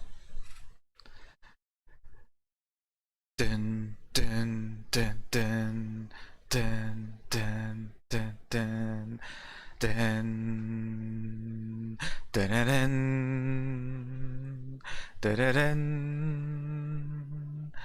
dun dun dun dun dun dun dun dun dun. I prefer Assault on Precinct 13's theme, which is kind of similar. I think it's the better of the two, but I also think it's the better movie, which is maybe why I like it more. I don't know. But it's got a cracking main theme. All right, Cindy, spin first. Spin for Cindy. Spin for Cindy. Looks like +2 to me. Super competitive, super competitive. And then a spin for Tyler.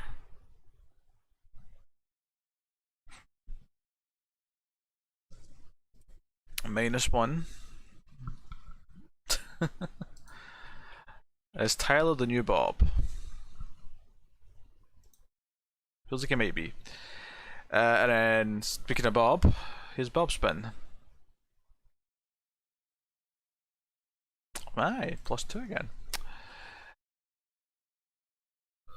Which puts Bob ahead back again in first place.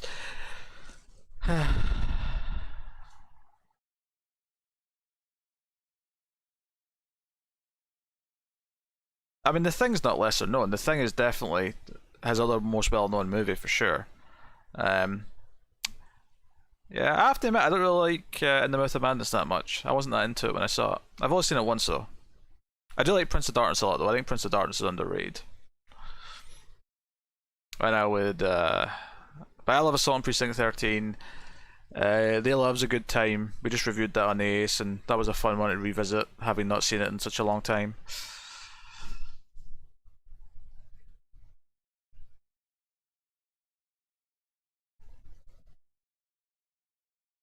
Are we watching something else? Yes. I mean, look at the title. Does no one read the title of the stream? What? Does no one read the titles? I feel like every stream someone asks, like, what are we watching? And I'm like, it's in the title. Oh, Starman's great. I love Starman. Yeah, I really like Prince of Darkness. Prince of Darkness is probably my 4th favourite Carpenter movie. It's alright, Elsa, it's okay. I'm exaggerating a bit. Yeah, I'll take the wheel away for now.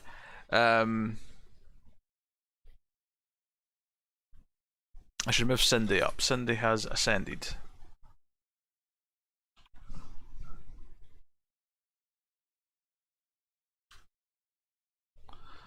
A little bit. Oh, is it 3 L's? Did I accidentally put 3 L's in the title? Oh, I did. Oopsie daisy. I'll fix that. I'll also stop the timer, since that's now done.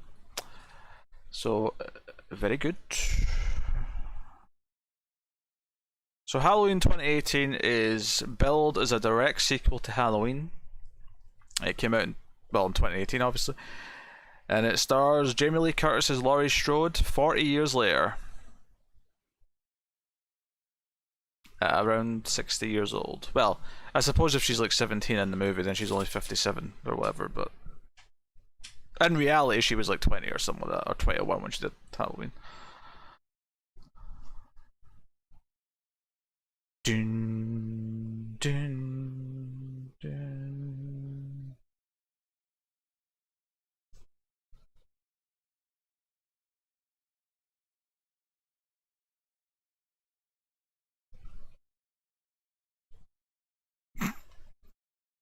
Wait, what? Well, which part are you confused about, Elsa?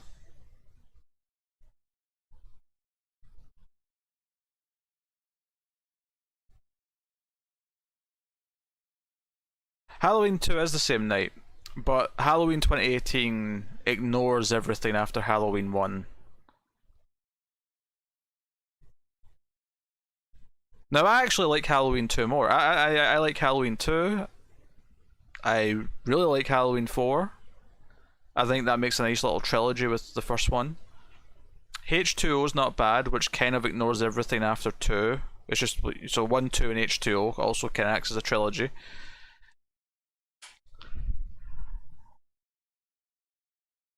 But Halloween 2018 is an attempt to just be a direct sequel to the first one.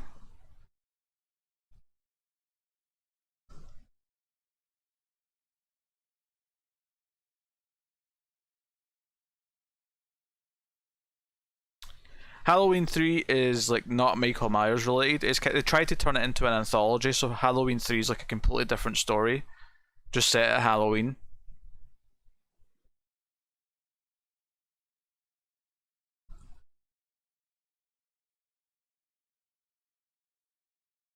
Wait, what? What do you mean it's not with Halloween 4? Halloween 2018 is definitely has nothing to do with 4.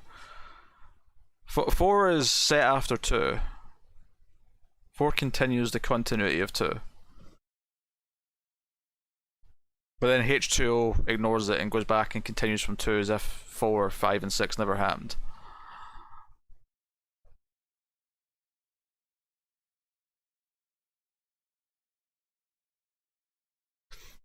Why is Bob telling Cindy this?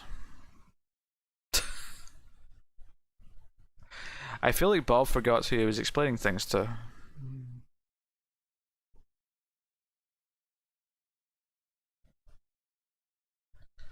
I actually think Halloween 3 is overrated now. Everyone loves to say how Halloween 3 is the best sequel. Halloween 3 has been so underrated for so long. It's actually at the point now where it's overrated because everyone wants to be some sort of weird Halloween 3 hipster. I don't think it's. I don't think it's bad. Like it's there's some fun to be had in it. There's some nice performances. Tom Atkins is fun, and there's entertainment. But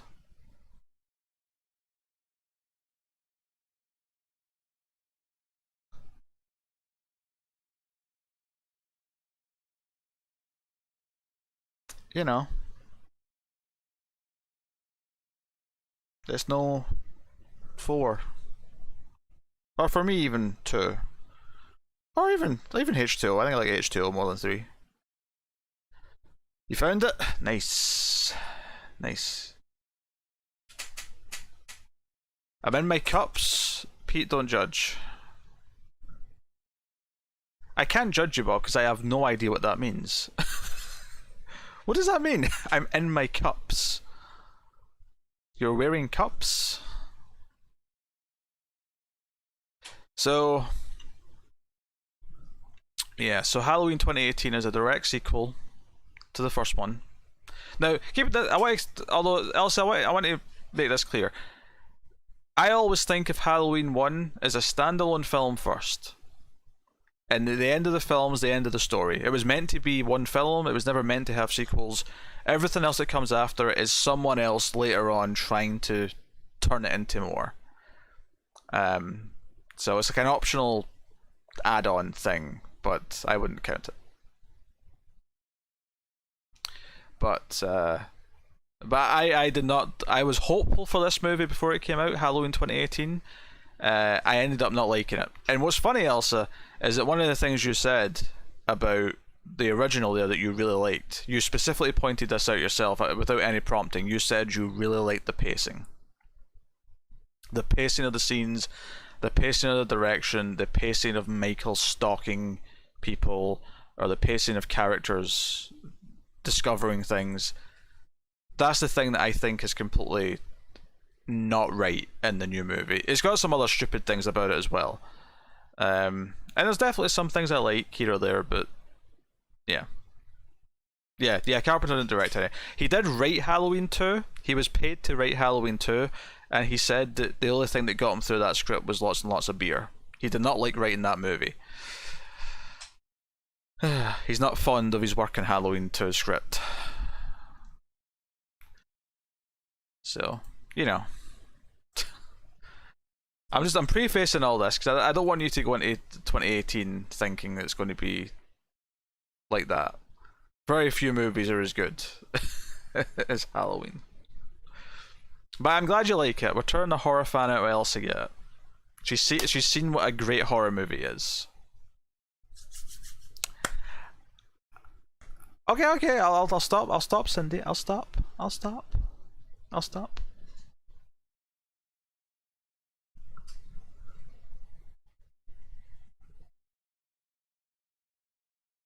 my god. I'm going to just hold the headset for a bit because my neck wants to breathe. I can wait to get this hoodie off now, actually. I think I've warmed up a bit.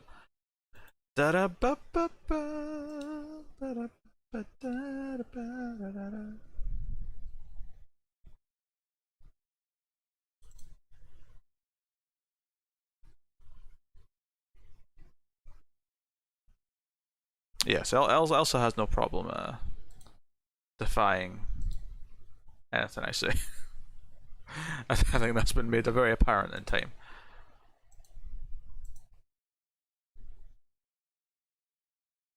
I sound better today. Yeah, I also said that earlier. I don't know why. I don't know why this sounds better than it did last time. There's no reason why it should. Maybe something wasn't connected completely right last time or something. I don't know.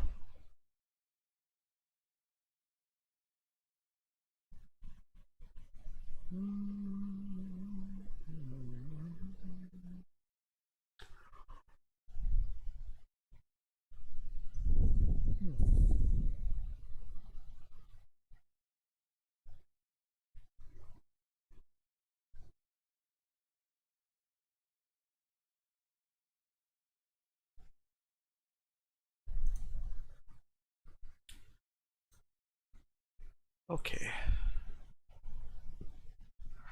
Well, we'll get started with Halloween 2018 in like maybe 10 minutes. I think I'll stretch my legs, maybe grab a drink.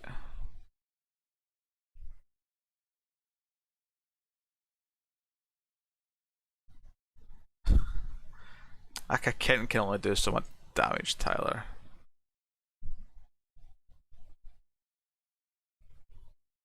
You're fine, you're fine, you'll be fine.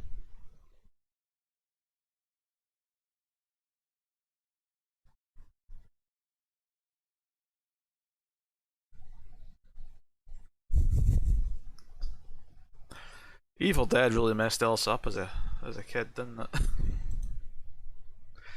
Dun, dun, dun, dun.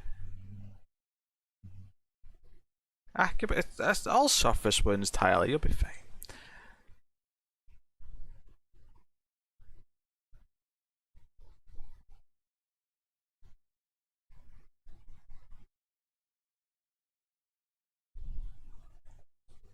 You'll be fine. You'll be fine. Okay. In fact, let me log that bad boy.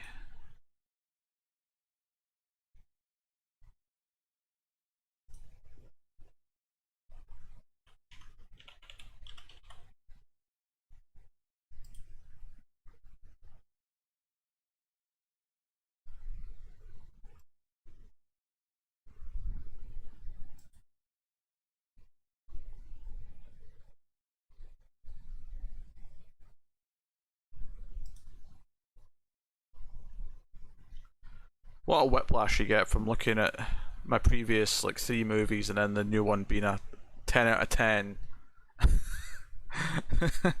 The chill factor to Halloween.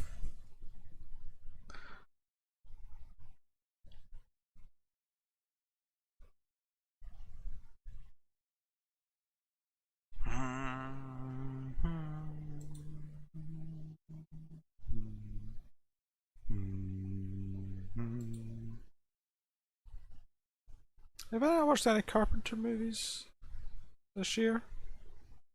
I guess I haven't, because wait, no, I have, because I did They Live. Why is John Carpenter not made this list of directors I've watched this year? Maybe it just takes a while to update, I don't know. But Carpenter should be there, because I watched They Live. And I logged it, I think. Did I forget to log They Live? Maybe I did. Let me check. There's Dune. There's Predator 2. Oh, I actually think I forgot to log They Live. Fancy that. Alright, when would I watch that? So I get the date right. So that was this movie from this week. And then Dune was that week. So it would have been around here-ish. We'll go with... Oh.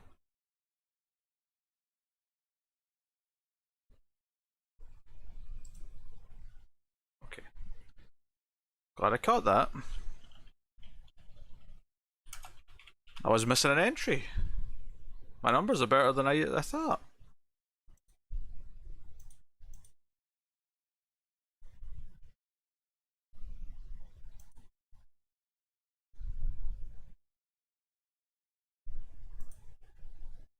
It still shows up on the front page when you look at my profile though. But it is in the right date. I went back and figured it out. Give or take. I might be like 1 day off, but that's not a big deal.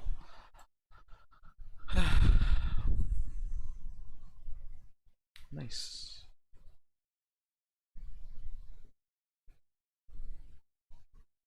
Helping out my weekly average a little bit. Up to 4.8. Again.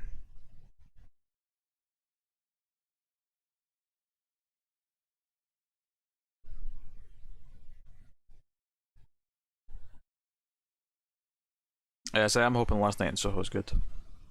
I am hoping. Alright, I'm going to be back in a second. I'm going to go and just grab a drink, stretch my legs for a minute, and when I get back, we'll set up and watch Halloween 2018, which we're doing, just, you know, in case you were wondering why we're watching this, anyone, it's just because the new one's coming out. Me and Tim are going to do it for Screams, so I feel like I should revisit it before the new one. Did you and Tim review the second Babysitter movie? Yeah, we reviewed that. I remember doing that. I think it was during OCTOBERTHON last year or whatever year it came out. I think it was last year. Right, that about a second, guys.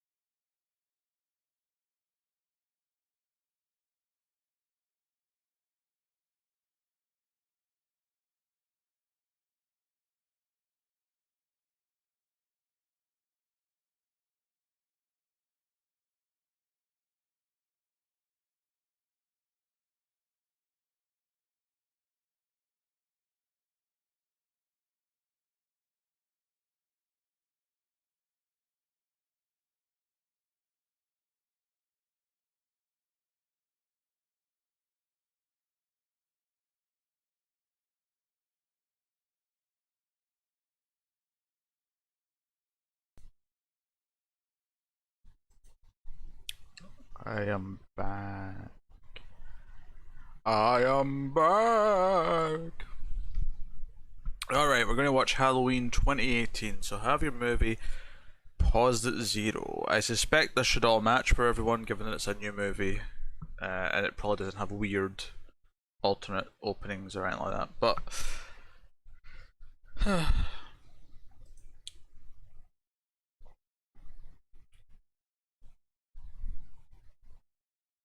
yeah, it starts with a universal thing, so everyone will have the same thing. So just pause at 0.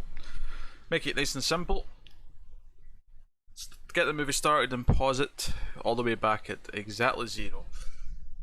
And when you count down 3, 2, 1 and press play, I'll give you a minute to set up, but that should be good. Should make it nice and easy.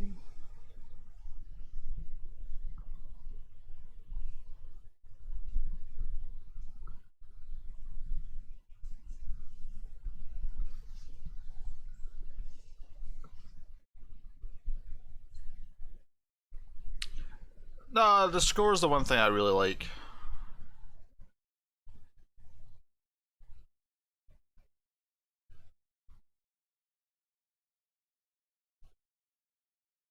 I don't know, Bob.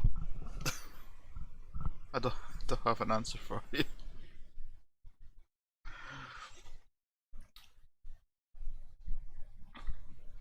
So, pause Halloween 2018 at 0.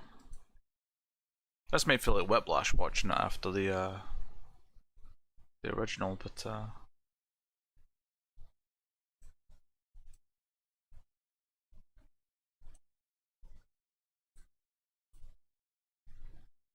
I am stumped.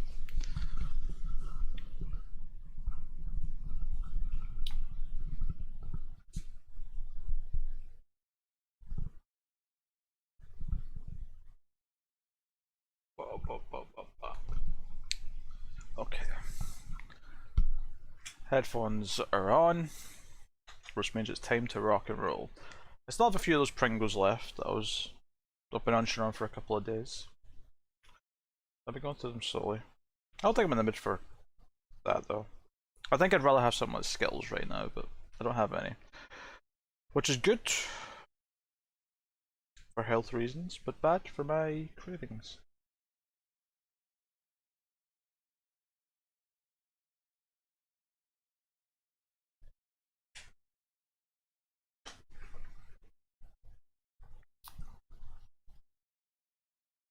Okay. Alright, are we all ready? Are we all ready for Halloween 2018?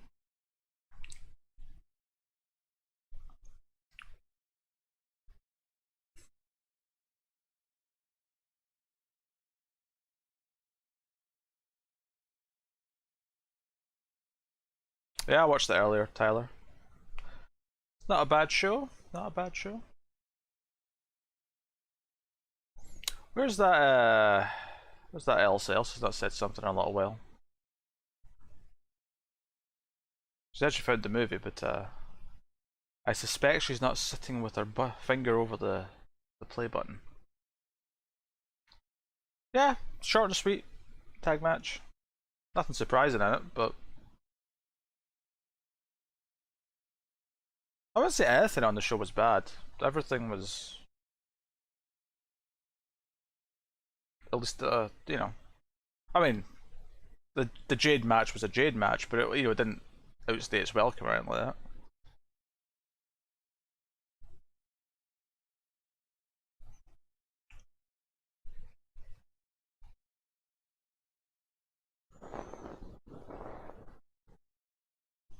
Hopefully, we've seen the end of this Brian Cage feud with Team Taz.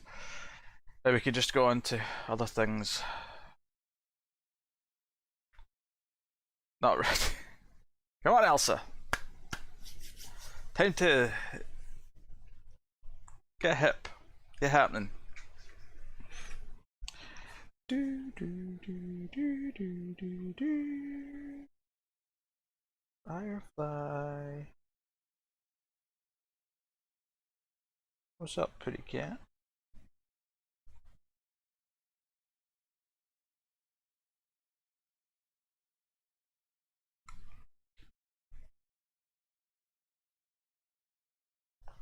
Oh, they might soon, Tyler. I don't know. They actually announced a match for Punk for next week,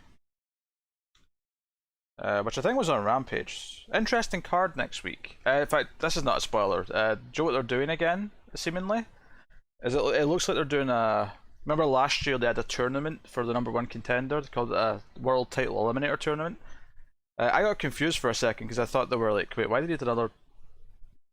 Like, Paige is the #1 contender, but I think it's going to be the same as last year, where the finals of the tournament are on Full Gear. So we'll have whoever is going to face, presumably Paige in his first defense, on a special December Dynamite. That'd be my guess. That's what it looks like. Hey, Firefly.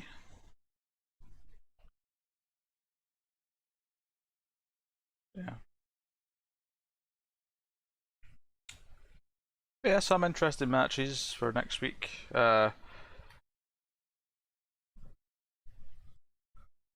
Rampage is live, then Dynamite's on the Saturday, so it's a weird week, but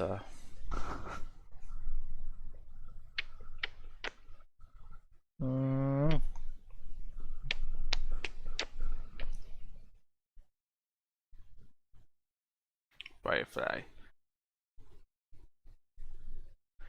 That might have just been a Sting thing. I don't know if maybe they'll change it to something else. But then maybe they'll just keep it. Maybe it'll be like a thing, and Sting can have a big appearance at it. It's funny actually, like how, like, it feels like Sting's been around longer than a year, but we're not actually at a year yet because it's not been a year since Winter is Coming. But at the same time, it's also went in quick, but it feels like he's been here forever. I don't know. It's a weird double feeling.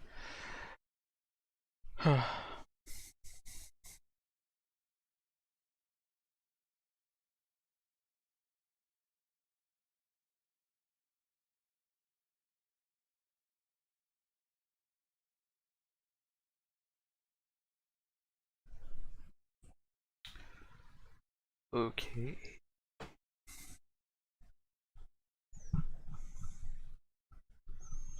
I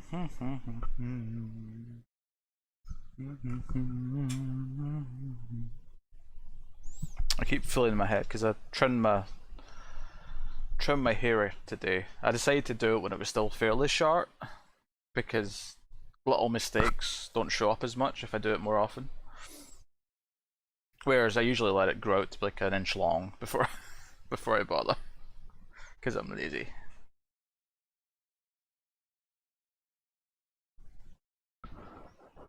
Right, I got a cat in my lap.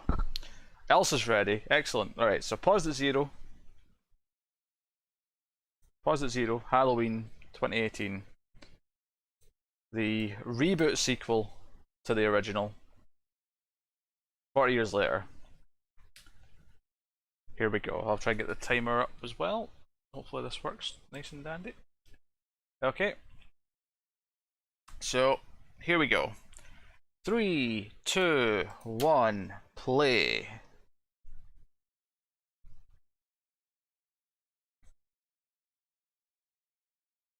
It's kind of funny seeing a Universal logo now at the start of Halloween movie. Just because it's been through like different hands at the various stages.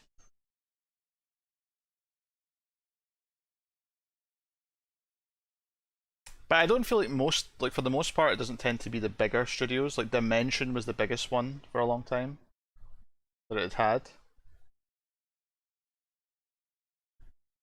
It still gets a Miramax screen though. That's interesting. I'd forgotten it still had the Miramax screen.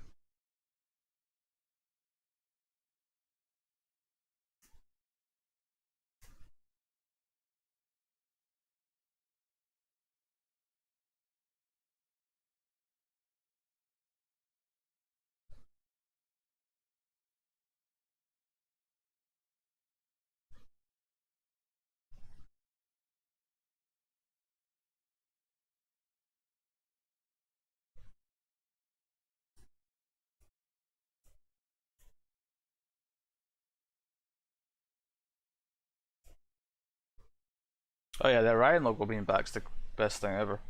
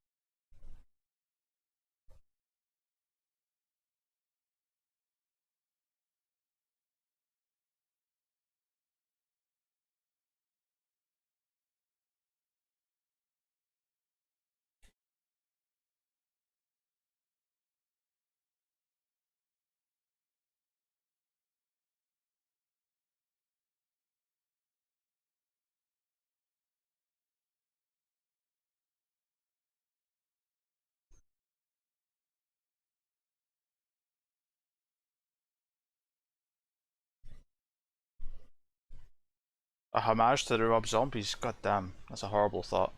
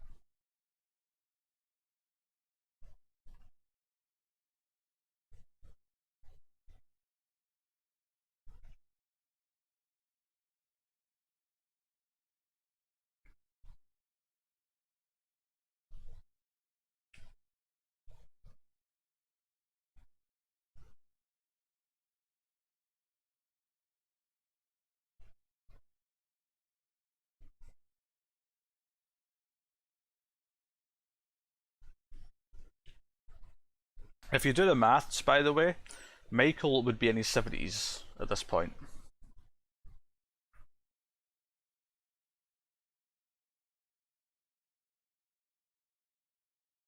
Or around 70.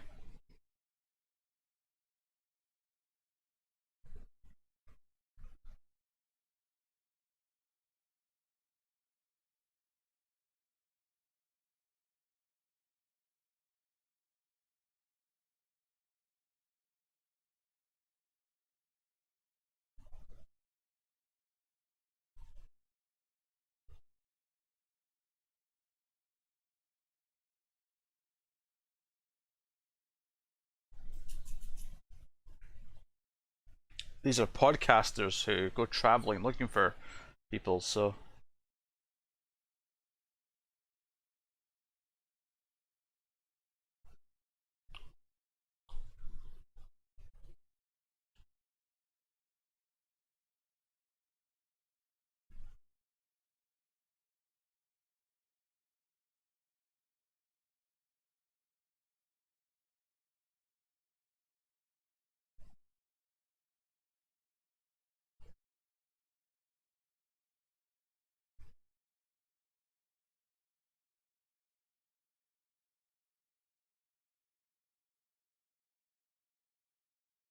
Yeah, he was just caught sometime after Halloween 1.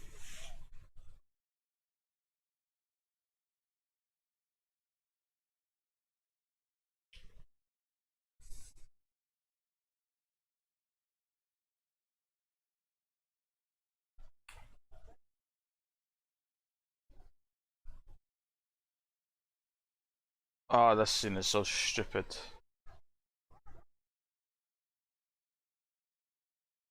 I was so excited to see this movie, and this scene, the very first scene, made me go, oh, that was terrible. I hope the rest of it's better.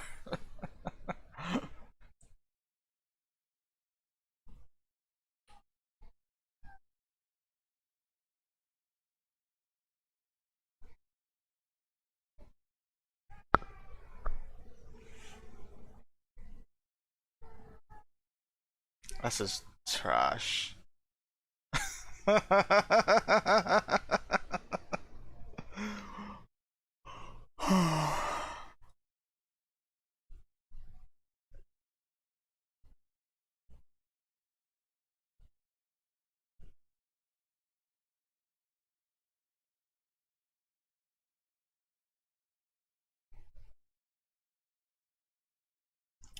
First of all, his entire technique seems like, why would any doctor let him do this? This is stupid. Why are you trying to get a reaction out of him by showing him his murder mask? And then, but all the editing and cutting around at all the other people going crazy.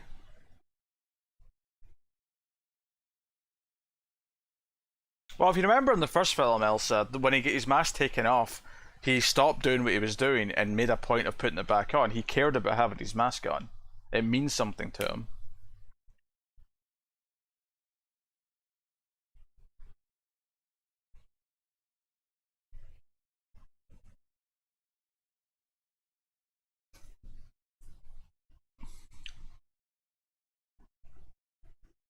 Yeah, the only thing that John Carpenter did for this movie, Elsa, is the music. Because he did the music in the original. He's one of the few directors in history who also composed the music for the film.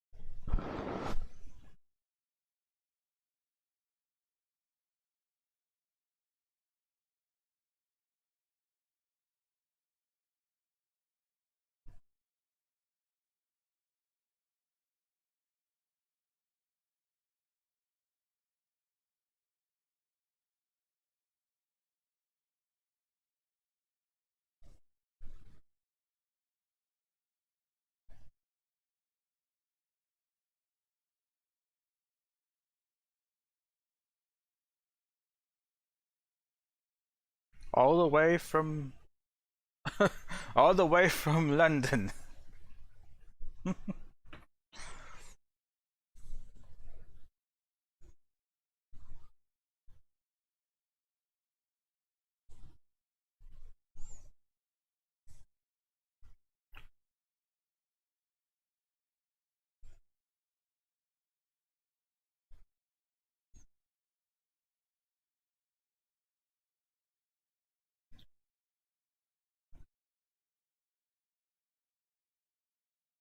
I don't have much of a vested interest in true crime podcasts, Bob, but I don't imagine this is misrepresenting them a touch.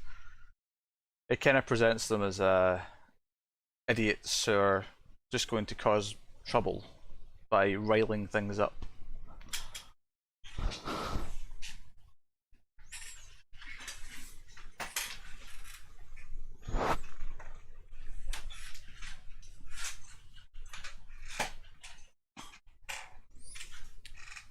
Maybe we'll do the rest of the Halloween sequels either this month or another year, Elsa, so you can see the other versions of it continuing.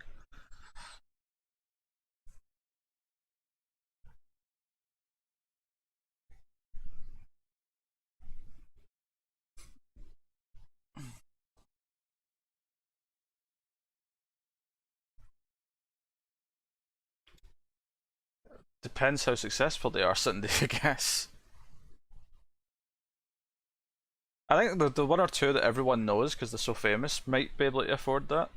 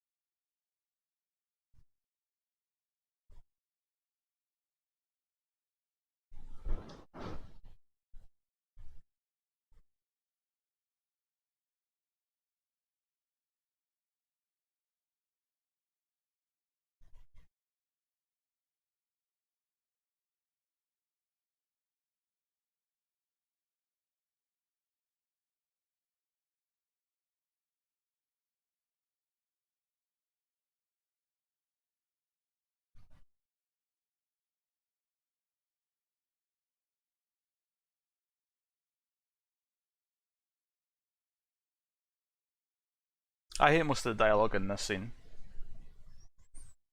Overanalyzing the boogeyman thing.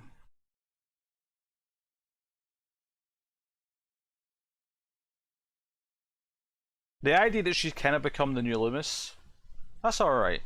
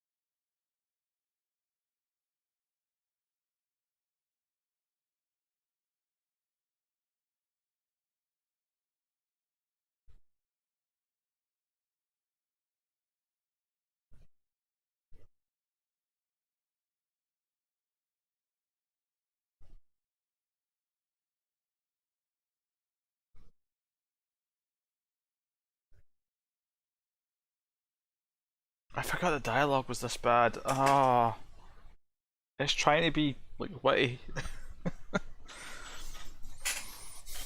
He's a dad that talks about his penis.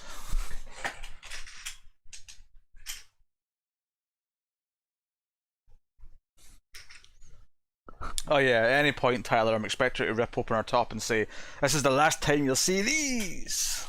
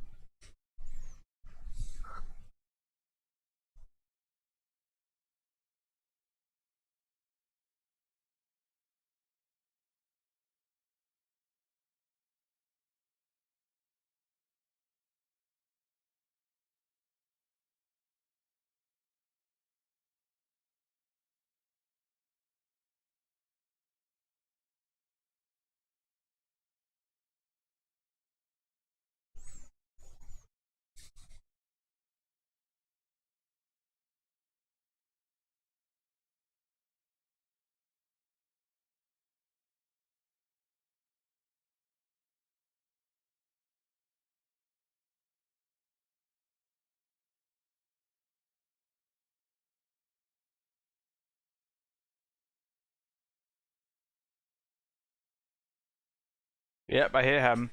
I also hate this guy. I hate Cameron.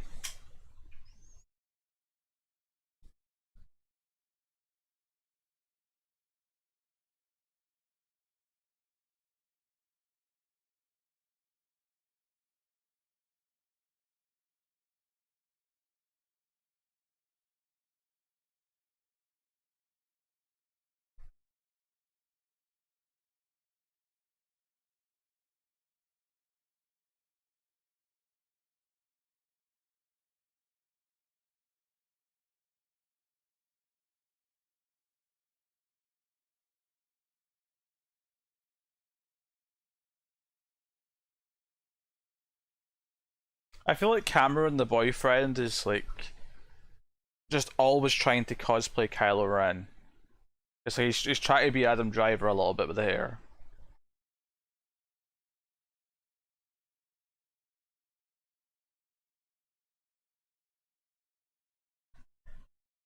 I don't think I like any of the. I mean, I guess the girl's fine, but like all the male teenagers we've met so far. In fact, hell, all the males we've met at all so far in the film, I don't like. The podcaster, the dad, their weird friend. Now Laurie's the one standing looking at her outside the school classroom. Cameron's friend that we just met.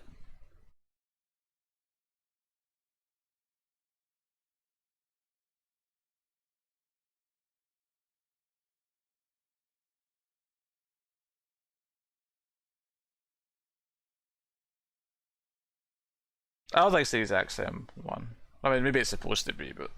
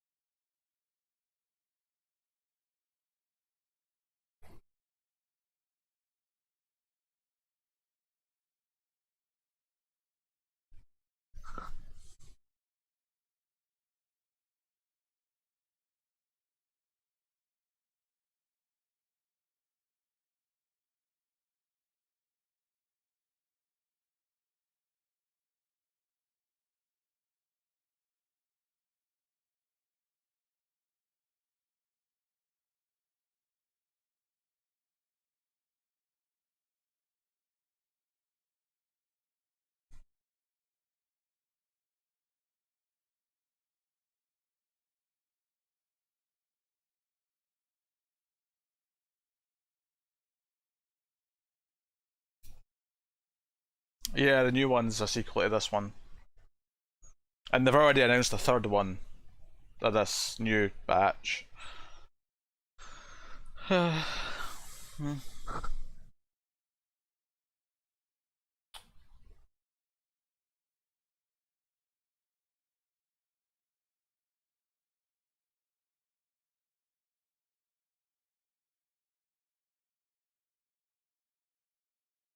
All the quick cuts.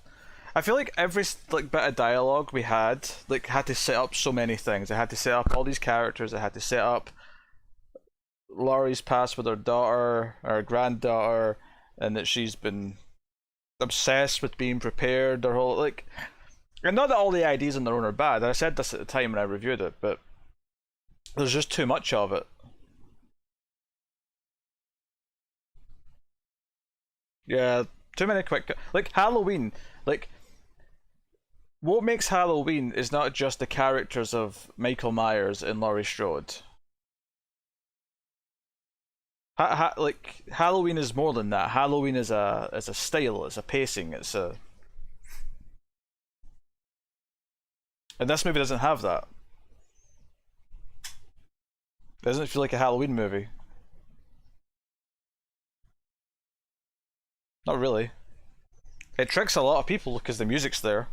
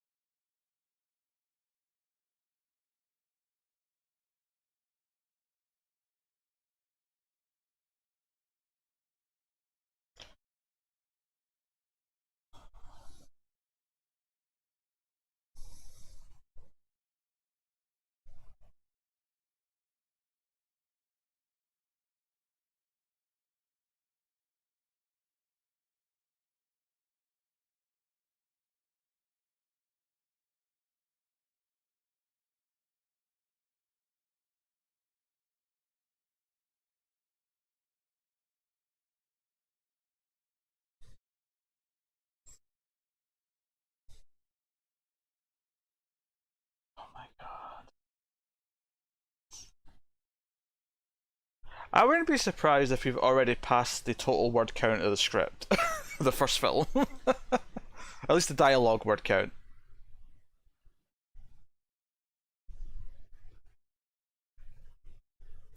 He's so determined to try and be cool dad.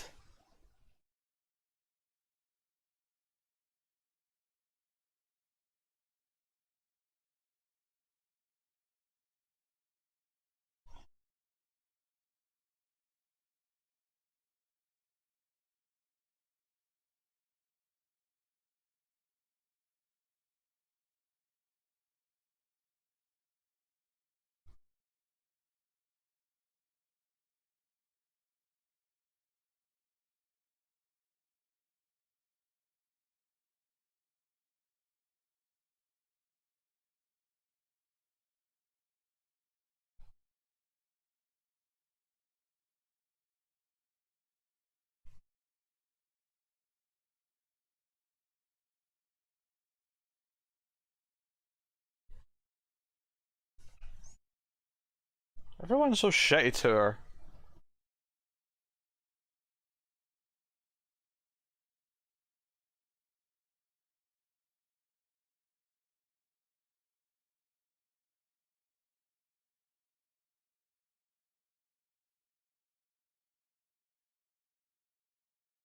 It's like the movie's on fast forward. It has to get through every idea so quickly.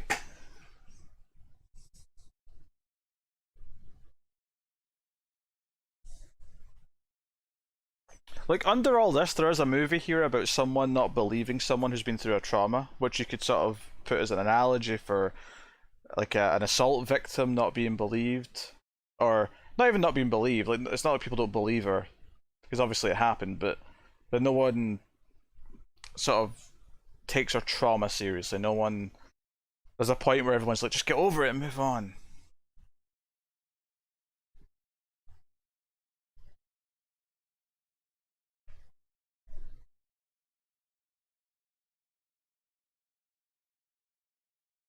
Like, just. Yeah. I actually think Jaws 2 might be better than this, though. Jaws 2 actually takes its time with its idea. It's actually a little bit dull because it goes maybe a bit too slow, but.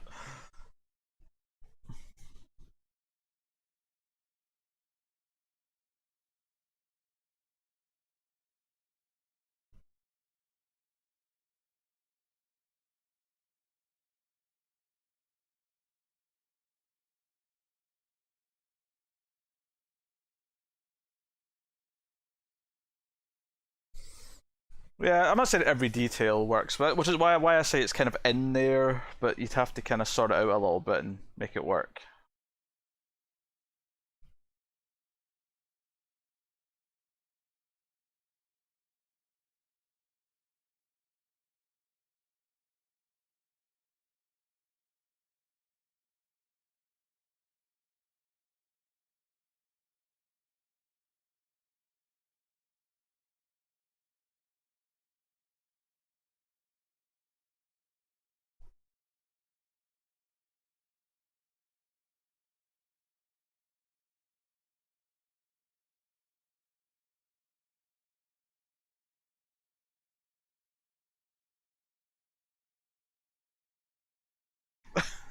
This raspy voiced kid's really into his dancing.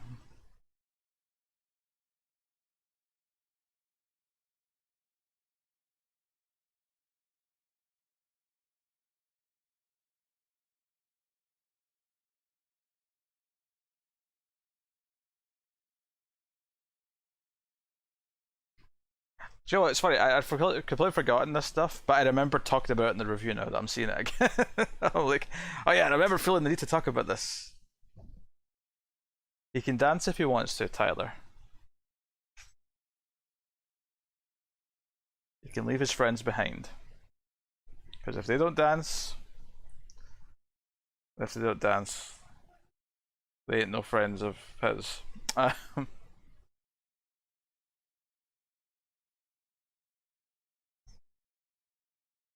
Yeah, conceptually, most of what it's trying to do is fine.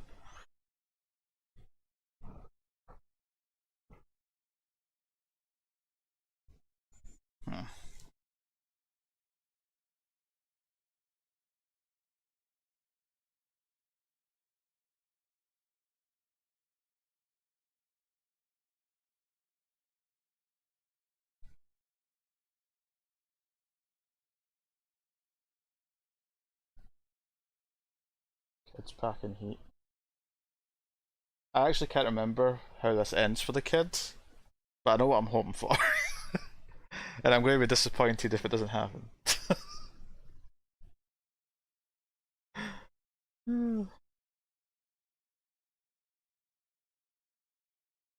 This kid's been spending some summers with his grandpa, Arn Anderson.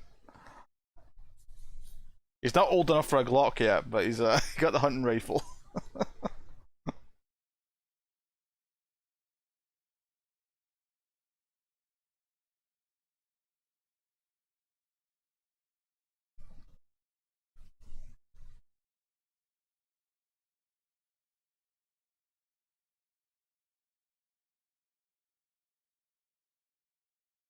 Don't go into the bus that's clearly got like cages because it's a bus for criminals.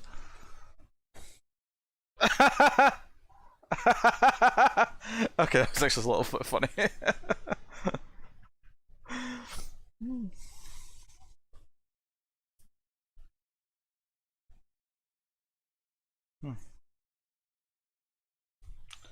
Oh, email?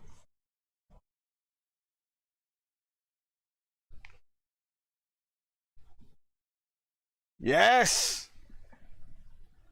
Alright, it gets a point back because it was willing to kill the kid.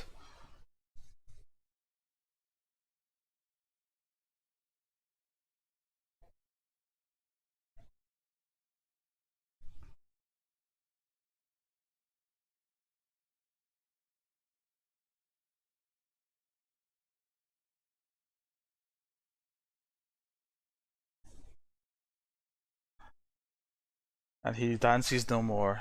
Quite right.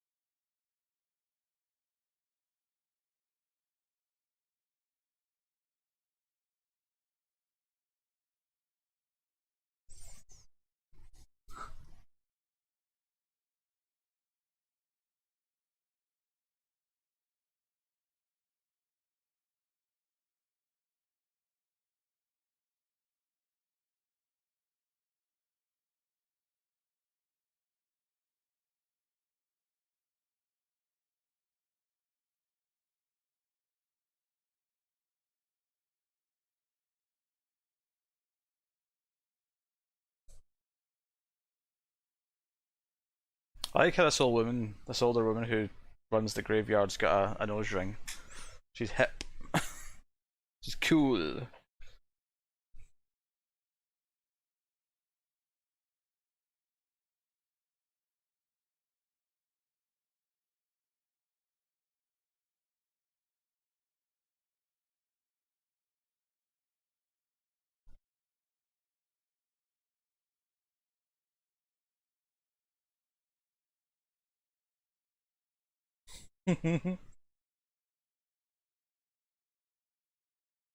Pete Please start recording podcasts like this? Like what?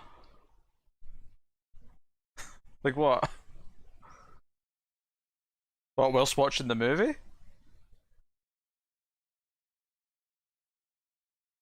Oh, I get. Oh no, I get you. Like the podcaster guy, the way he's describing the kill. Okay, I get you. Put the dramatic voice on and.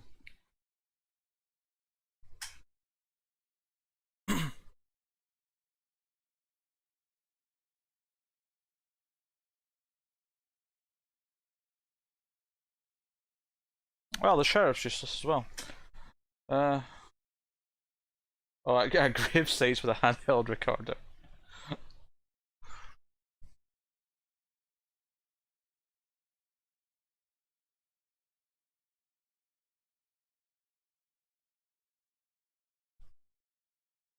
I like how she told us she was going to have a shit. That was nice.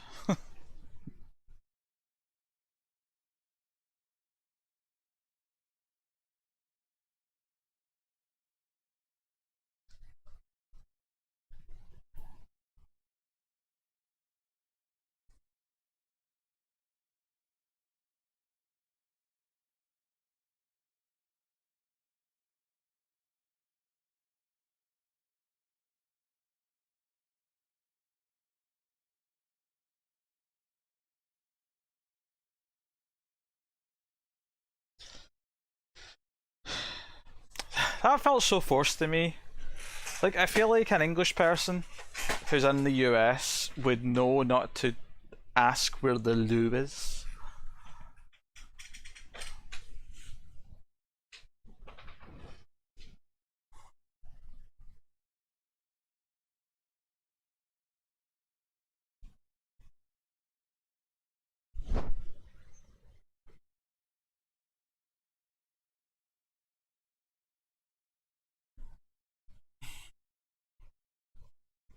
Oh, I try and avoid public bathrooms if I can help it. Don't you worry. Certainly, I never want to sit down in one. The great thing about the great thing about being born with a penis is that you can stand up and pee, and I'm more willing to do that in places that I am make contact with anything.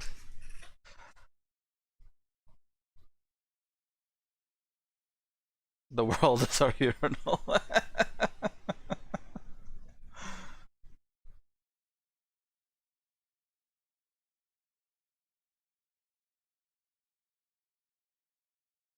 You know, I mean, if you're willing to pop a squat, I mean, a woman can piss wherever she wants to. Uh,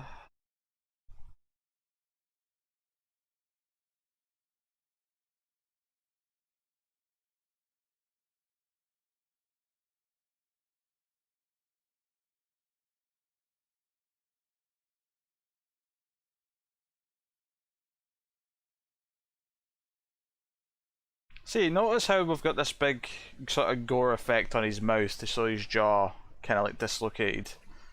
Already that feels like something you'd find in a Friday the 13th movie instead of a Halloween.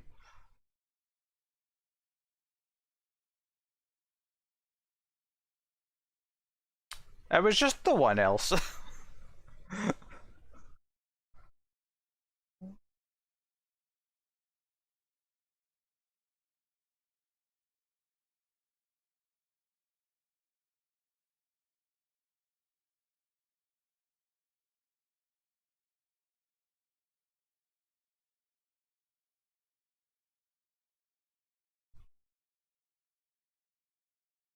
Let me ask you this also. Does this feel like the same Michael that you just watched in the original film?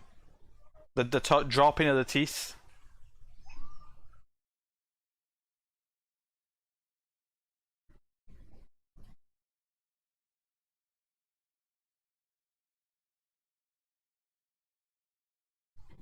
Oh yeah, Friday the 13th doesn't take itself as seriously as this.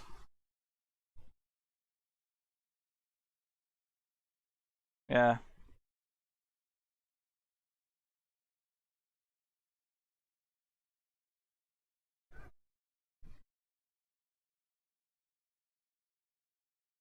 Well, he was pretty theatrical in the first film. He did set up the tombstone. He put on the ghost, the sheet of the bed sheet to look like a ghost. Like, he had theatrics, but they weren't. They were kind of symbolic and like quietly creepy, as opposed to.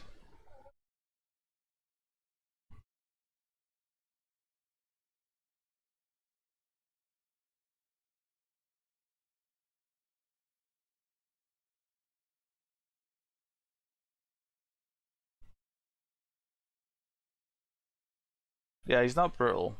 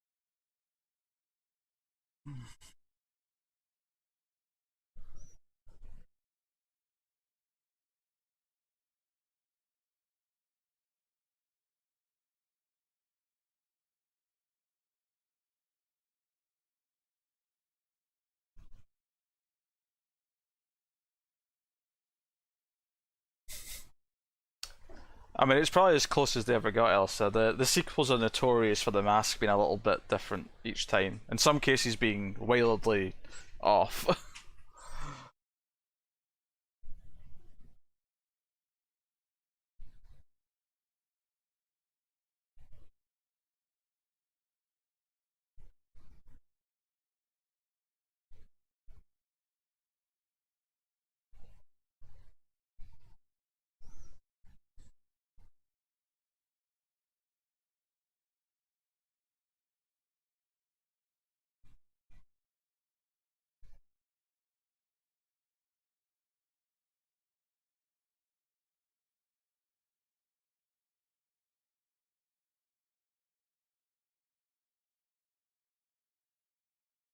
Yeah, the mask isn't bad, Cindy. I don't have a problem with the mask.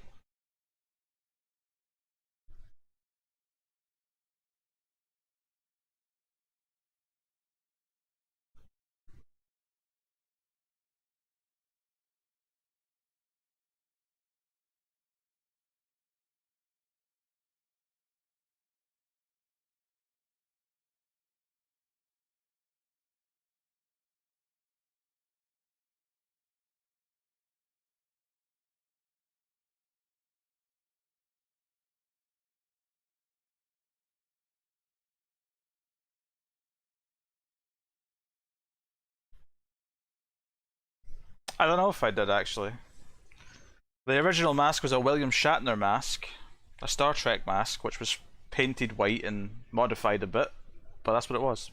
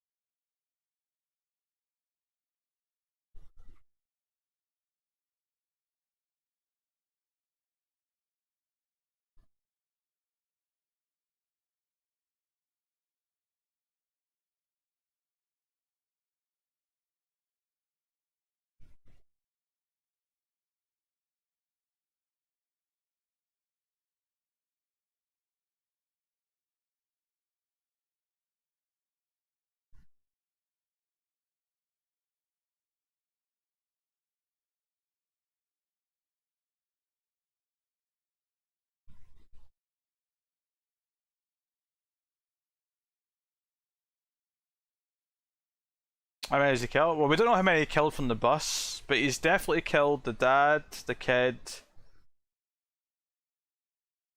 uh, and then the two podcasters, the guy that worked at the station.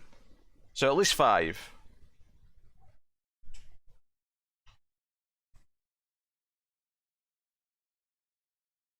So this is the scene that we saw in the trailer that made me excited.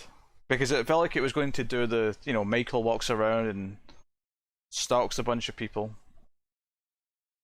But it's basically kind of just like this one scene and it's over kind of quick. Security guy, there you go, security guy.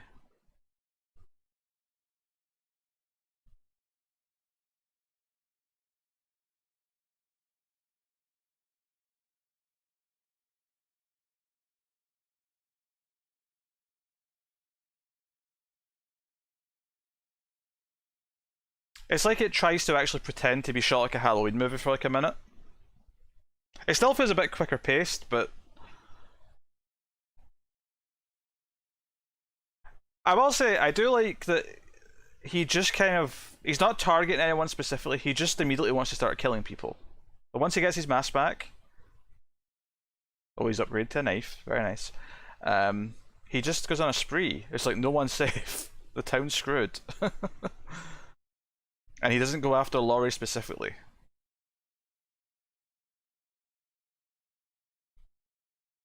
It's actually more her that goes after him in a weird way.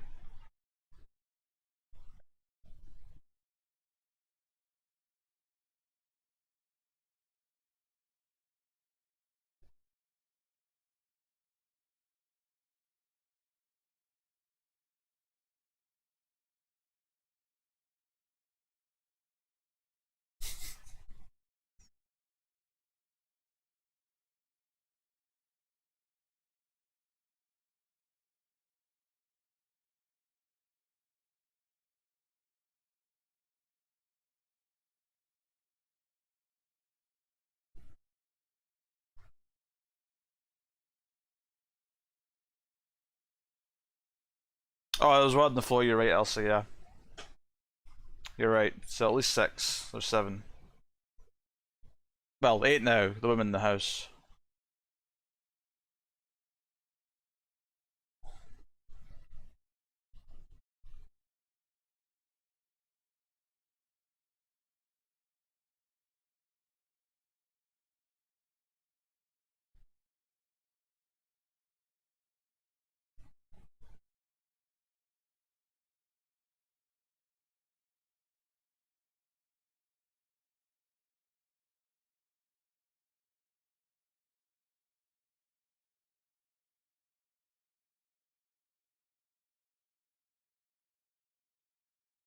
It's not quite as graceful as the original, but there is kind of a fun idea of like, it doesn't even matter that it's like a busier version of Halloween with like everyone on the street. He's still just kind of going around unnoticed murdering people.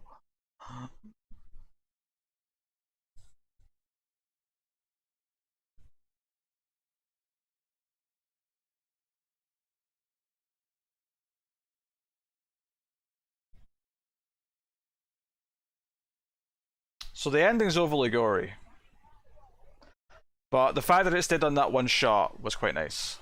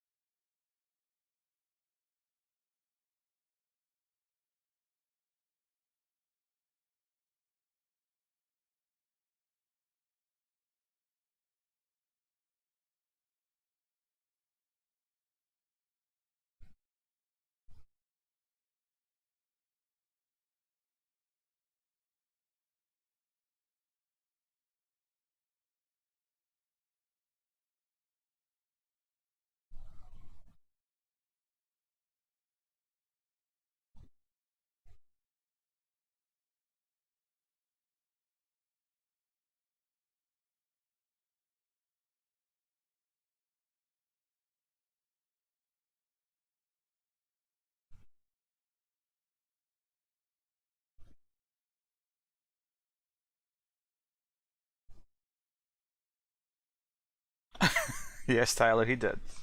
He did exactly that.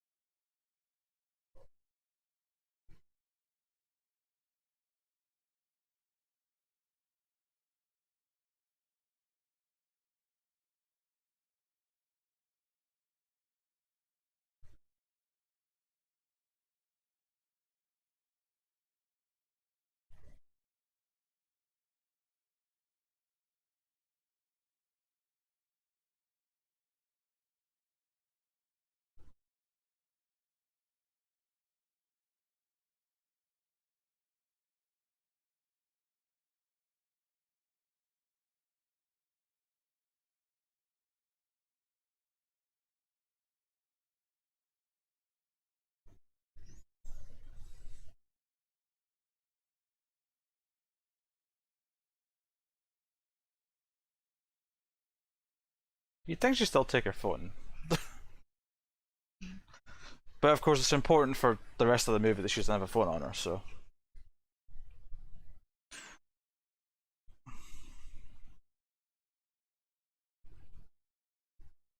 So fun. Oh yeah, he's a dickbag. He's a dickbag.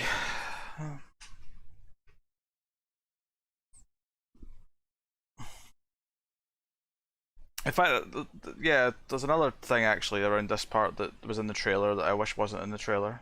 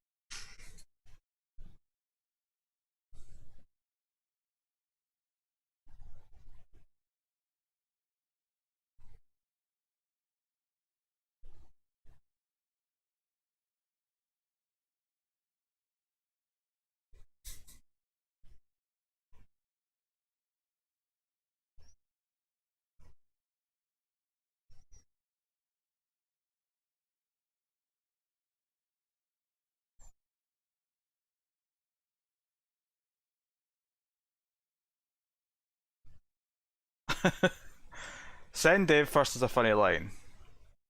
I do think the comedy from this kid ruins everything in a minute, but I do think send Dave first is a funny line.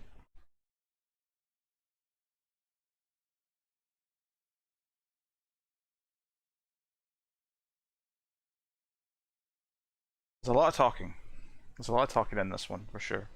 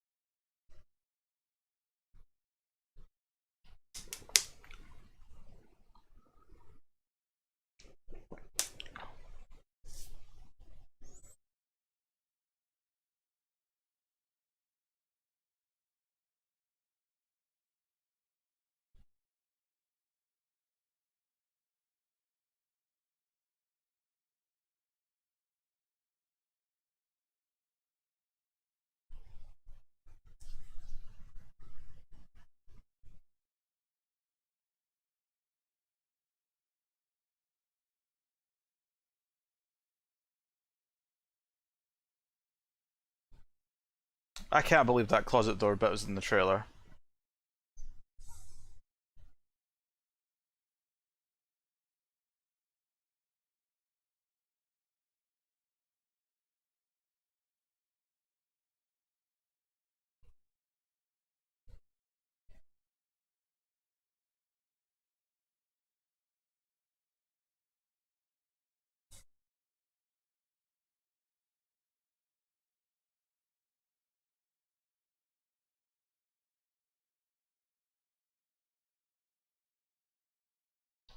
We're supposed to care about her being murdered, and he's dropping lines like, "You're gonna get killed, Dave," as he runs out.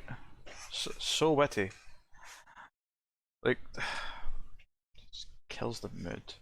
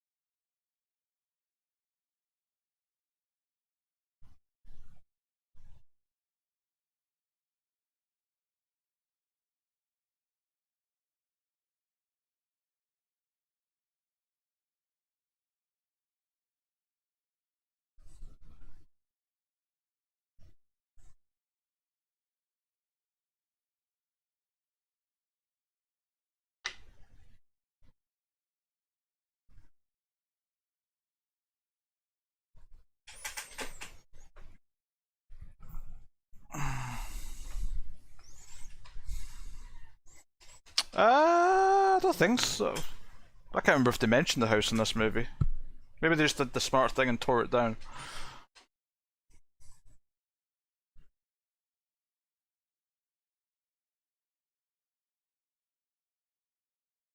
Well, I've got the subtitles on. It was two separate sentences. It kind of played more as a funny line.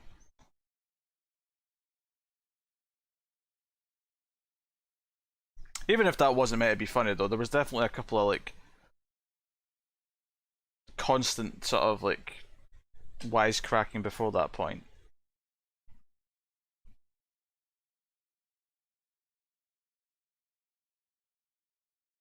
Yeah, the first movie never felt lacking for kills, and yet this one feels like it's trying too hard by just.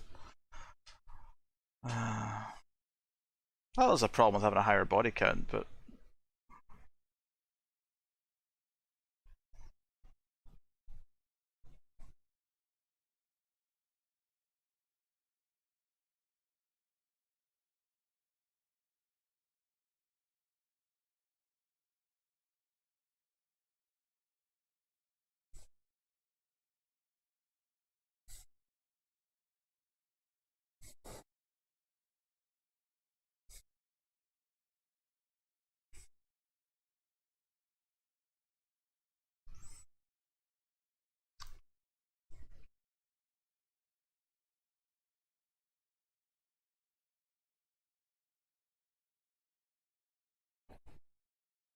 Like, notice how we saw that guy knife to the wall and completely bright lighting. Like, it wasn't like in silhouette, it wasn't like shadows, it wasn't like. It was just a brightly lit room. There's no mystique to any of it.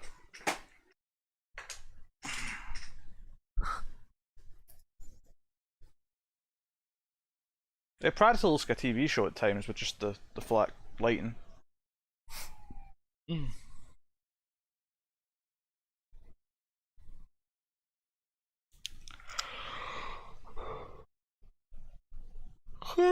Dear. Yeah, screw Dave. Dave was annoying.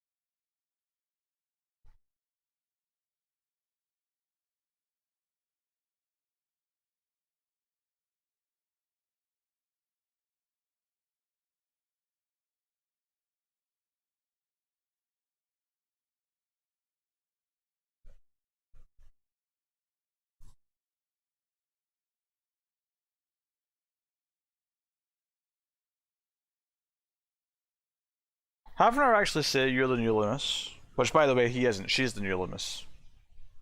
But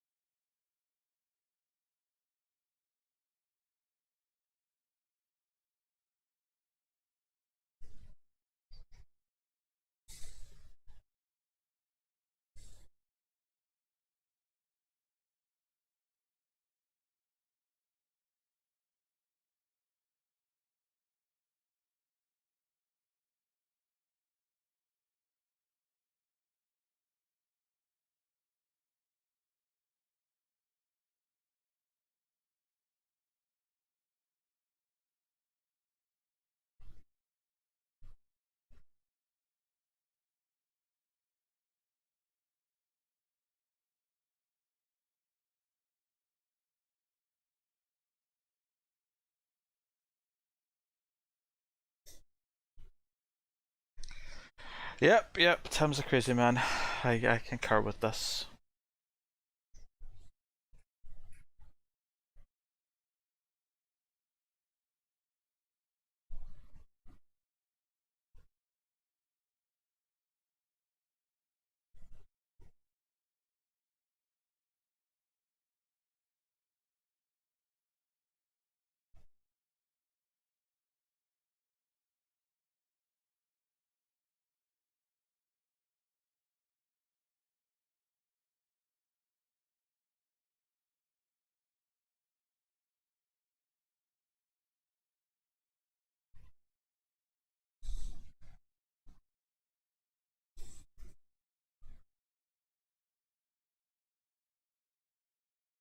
kinda hate this Doctor character. Everything feels really hammy coming from.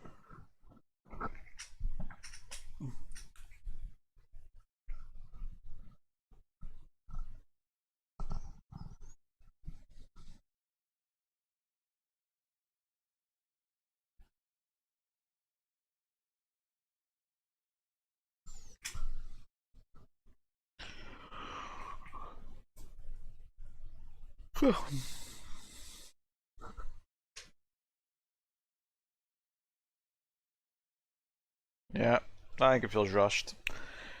I concur with you. I also think it does too many homages to the first film. We have too many things that are like taken out. You know, we did the sheet over the girl's dead body. We've had the tombstone already.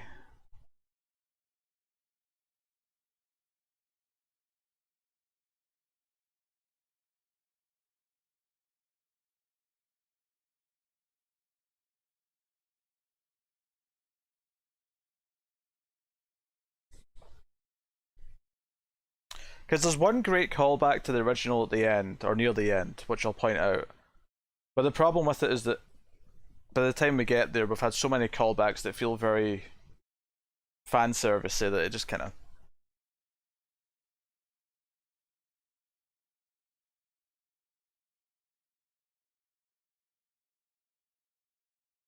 And I'm better.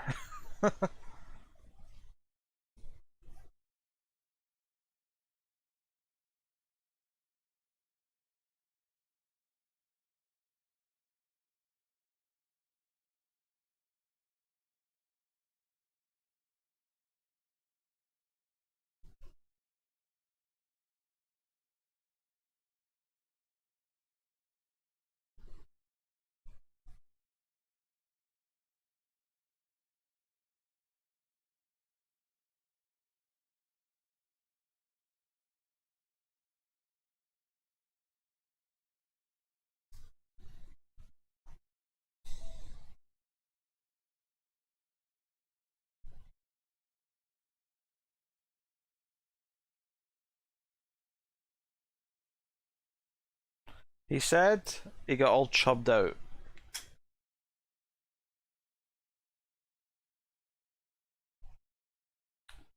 I think we're just walking home.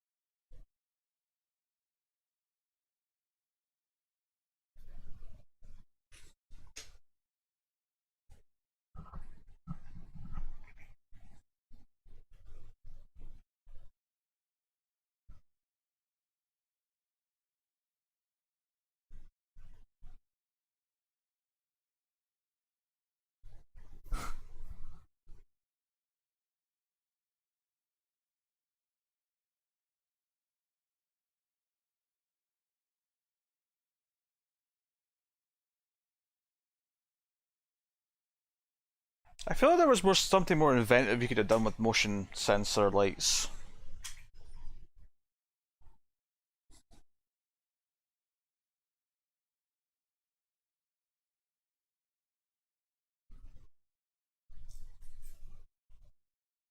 Or at the very least, I don't know. Like having Michael not trigger them is a bit weird and just overtly supernatural.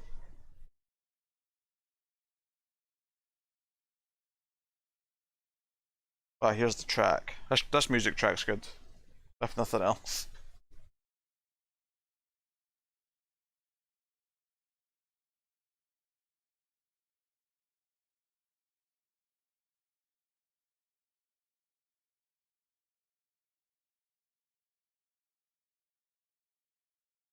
She has to know exactly who that is, because she's grown up hearing the stories and whatnot. So, I almost wish we got more of a moment of recognition. Of like, holy shit, my grandmother's right.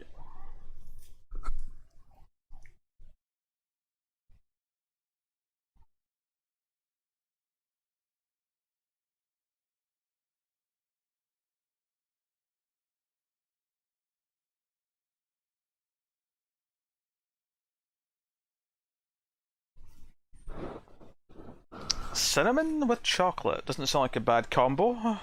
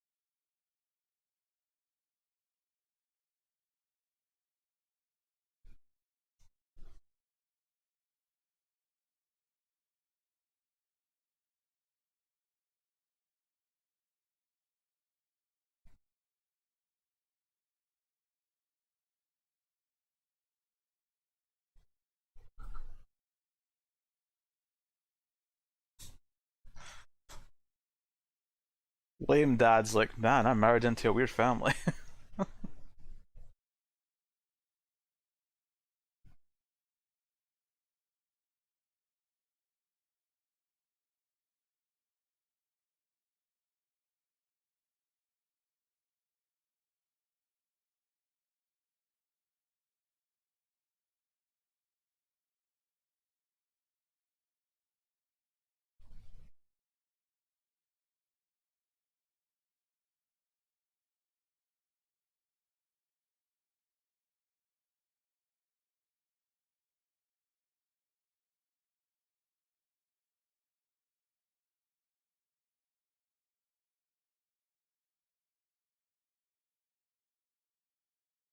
He hasn't waited for you though. That's actually the one thing I like about the movie is that he wasn't aiming for Laurie at all. If anything, I'm not even sure if he recognises her when he saw her at the window.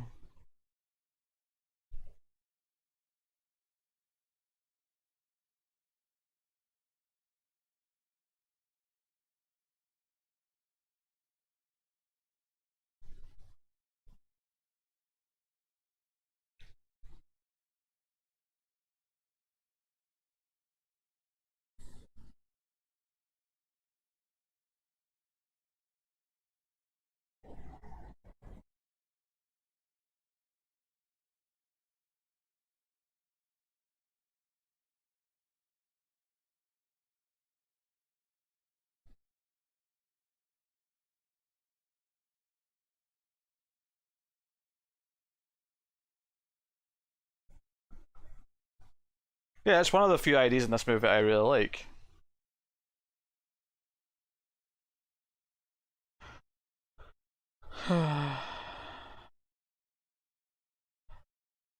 And here we have the weird third act twist.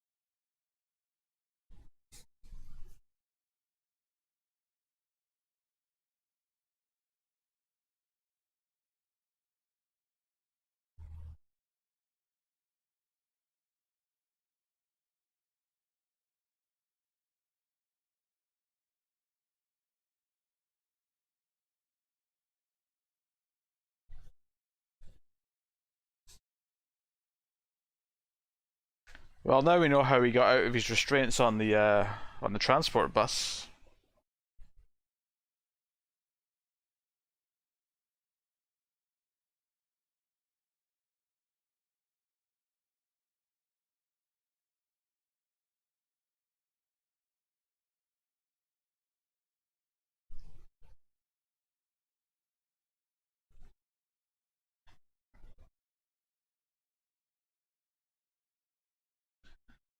The funny thing is there's probably a good story somewhere about like a doctor, almost like a Harley Quinn story, where he becomes obsessed with Michael Myers, right?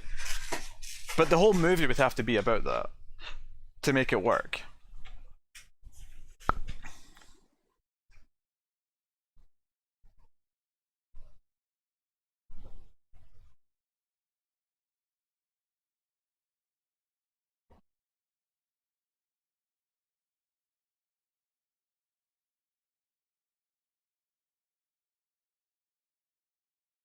Oh my god, they just constantly talk. All the characters just constantly talk. This conversation. Like, why can't we just cut to these two cops sitting here quietly doing their stakeout?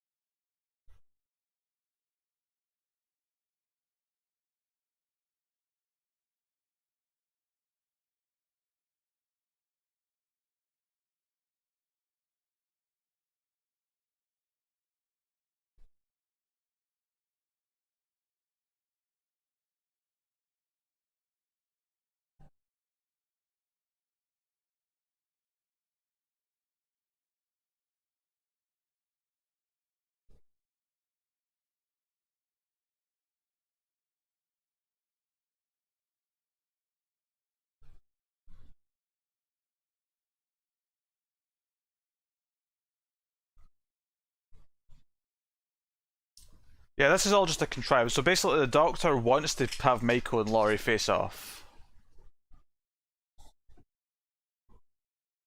So this whole twist is a contrivance to get Michael at Laurie's house, which she's booby trapped and has been preparing her whole life to try and escape from.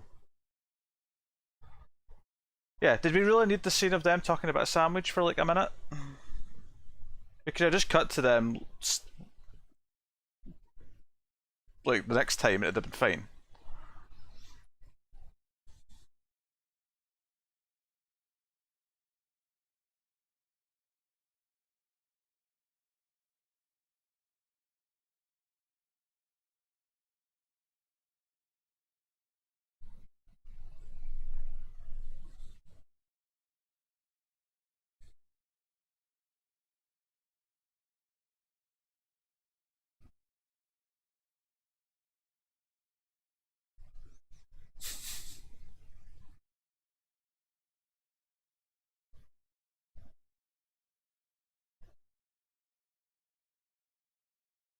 That's the sort of death that I would enjoy in a dumb slasher movie. But Halloween's not supposed to be that dumb. Halloween's a classy slasher movie. It's about suspense.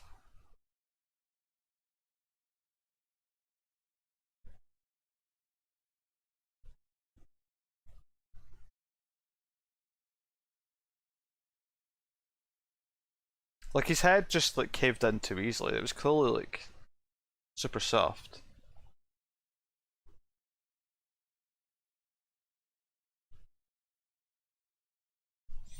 Which again, I would enjoy in a sillier movie. Hell, even a silly Halloween movie. But the problem is that this doesn't think it's a silly Halloween movie. This thinks it's a serious. This is taking itself very seriously.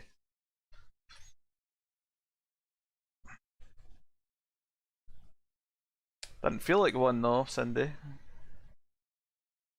It has the character names, it has the mask, it has the music, but somehow it still doesn't feel like it.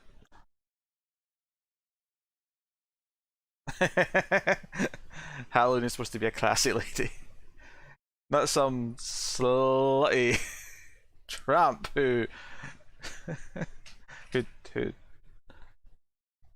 does tricks for money. That's what a campy Friday the 13th sequel's for.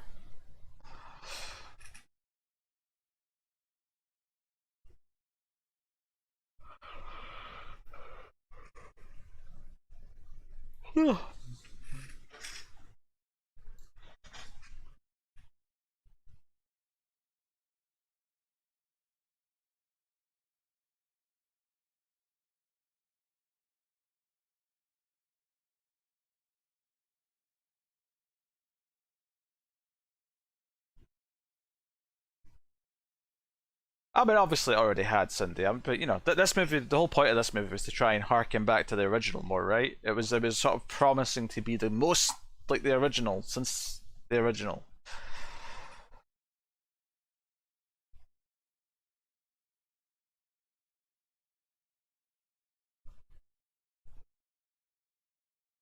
But yes, Halloween Resurrection's really, really slutty.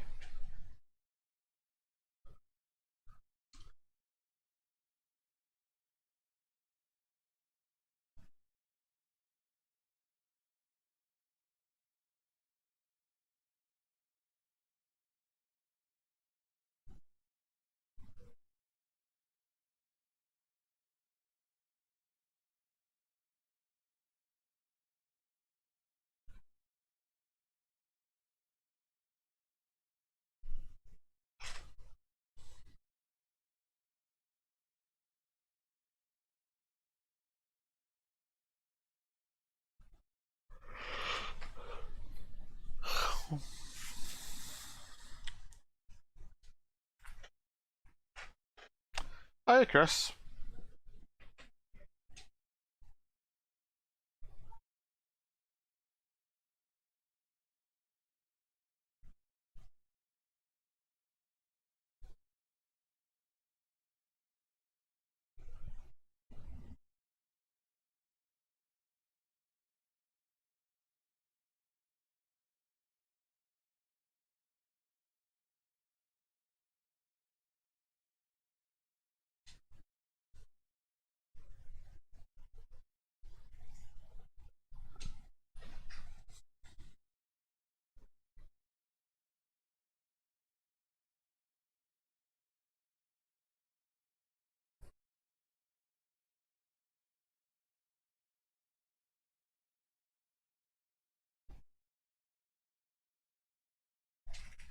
Well, I mean, Halloween's a classic, and Halloween 2018, which we've still got a little bit of time left in, is maybe even worse the second time through, honestly.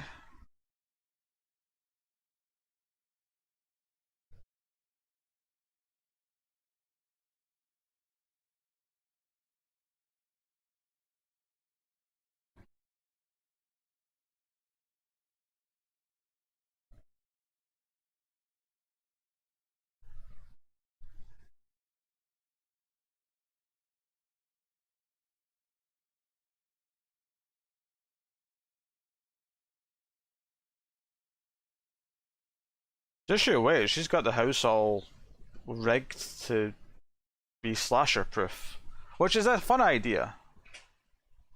Those were his stabbing fingers. She's got floodlights. She's got a safe room. She's got all sorts of things.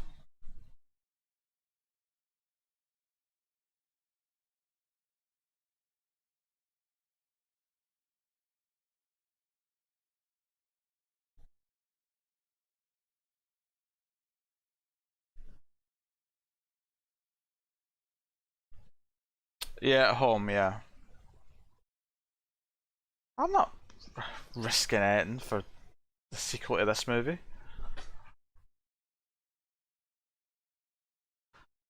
Uh, well, I mean, up to you, Chris, if you want to watch it before the new one, so you can be all up to date and I don't know if you enjoy a Screams After Midnight here or there, but I suspect it will be a new heated review when the new one comes out. The last one definitely was. I think we went the length of the movie in the last one. It was definitely over an hour, but I think it might have even been like close to an hour 40. Which may actually be the longest single episode of Screams After Midnight was for this movie.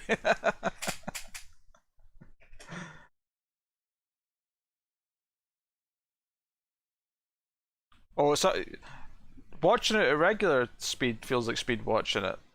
That's one of the problems.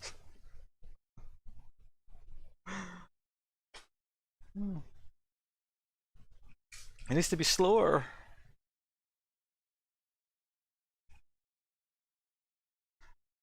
That would solve a lot, actually. Yeah, there's good ideas, Elsa. With a better director who's actually suited to the directorial style of a Halloween, I get it.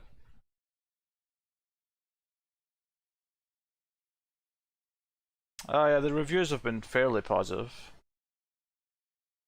I suspect I might enjoy it, but I'm also feeling a little bit cynical about it being yet another, you know, reboot, another continuation of something that they literally just tried a few years ago and tried again already. So this is what I'm talking about, how there's too many callbacks to the original, so we just did a closet tease because the closet was a big scene in the original. Yeah, better writer than Diane McBride. I mean, I've come to appreciate some of his comedy. I actually really like The Righteous Gemstones,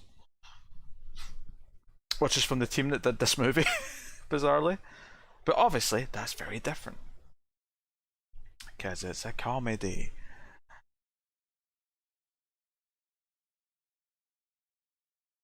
See, this is a bit B movie, but I do kind of love the idea of like someone, like a final girl, building a house where she can like make sure all the doors behind her get completely sealed so that no one can sneak up on her.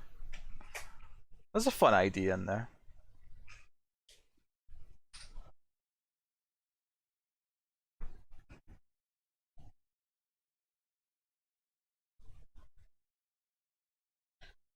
Yeah. Now, Elsa, if they had a better director and cut half the dialogue, it would solve a lot of problems. It wouldn't solve every problem, but it would solve a lot of problems.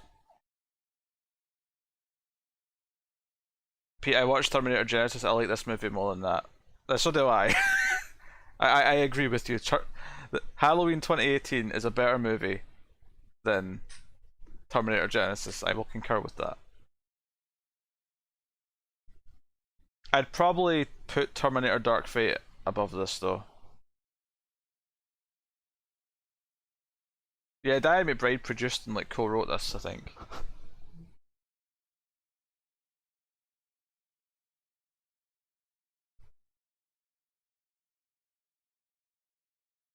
I recommend our Ace episode on it, Cindy. I think all of our Terminator episodes are really good at that, actually. I think Terminator doesn't need to exist. Not that this does, but like, um, I think Terminator's ideas were closer to working. It never justified itself beyond being like a nostalgia sequel. Like, it still felt like it relied on, the nostalgia of Terminator 1 and 2 too much, but so, they set up that she likes to use mannequins for target practice earlier, but it still feels a bit. It feels a bit on the nose that she has a room full of creepy mannequins for this moment. Oh, we're doing another closet tease. Your second closet tease in the space of 2 minutes, everyone.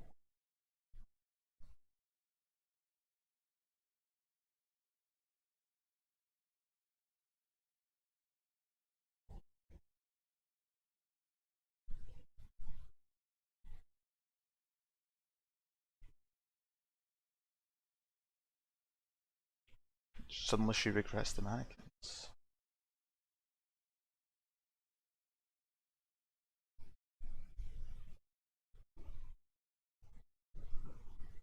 There's a moment coming up that I genuinely like, although it has this asterisk of like it's kind of ruined in the context of having too many references before it. But had the movie been good up until this point and not been referencing things from the first movie constantly, there's a moment coming up that I would have really liked on its own.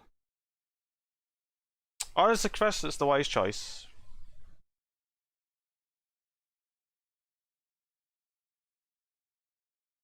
Three is absolute trash. Genesis is like one of the worst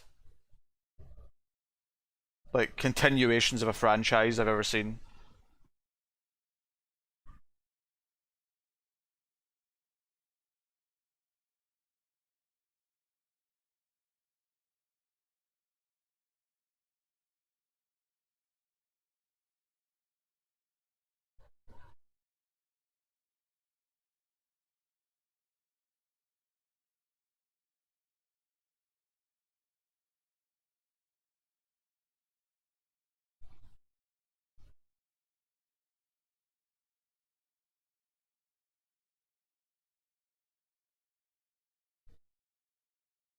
Oh, Alison, your timing's impeccable.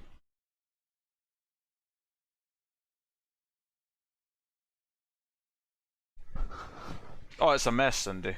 It's an absolute mess.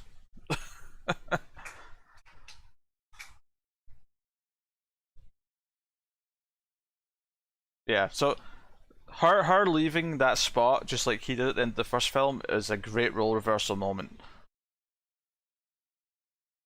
Potentially, I think it's a little bit again, it's a little bit rushed and it doesn't really quite work because it's just referenced itself too much. But you know what I mean.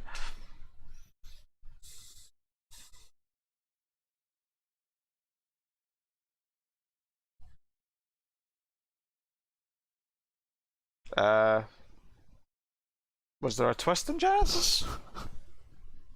What's the twist? Oh no, yeah, you're right. No, I know what the twist is now. Do you know what? I'd forgotten about.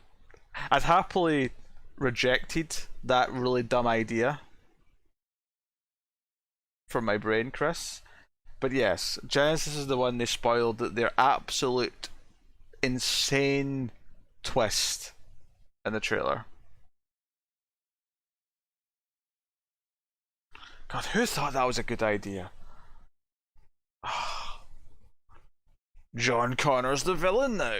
So stupid. Yeah, Terminator 3 was a lot worse than I remembered. I think that was an interesting Ace episode because we were both gobsmacked at how bad it was. Like, it didn't seem as bad in 2003, but hindsight is really. Yeah, that's the one, Cindy. Yeah.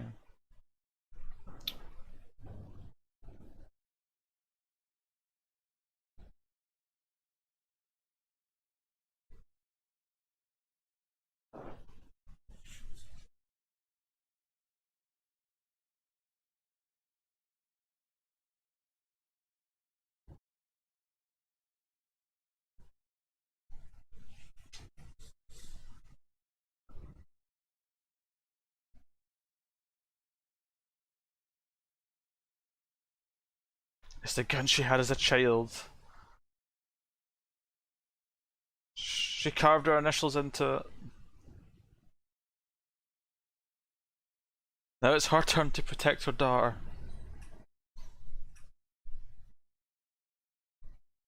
What's funny is that Halloween H2O, which has some of the same story beats because again it's 20 years later, Laurie Strode struggling to deal with everything.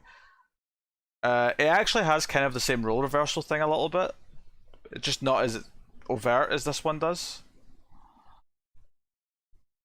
But I like H2O more than this movie by quite a margin.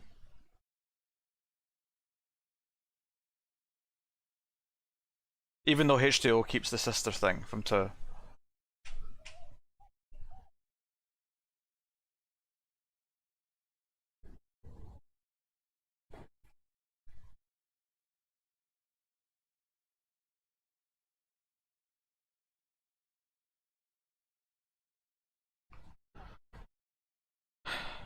Hers coming out of the darkness there looked a bit cheesy.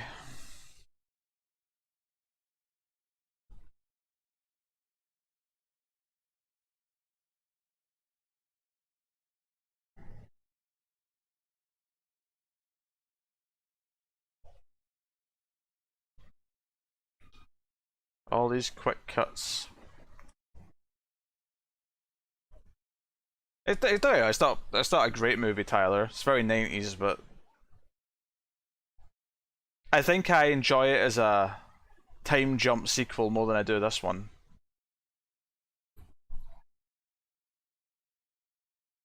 Now Allison gets to stab him. All 3 generations of Strode ladies get to stab him and shoot him.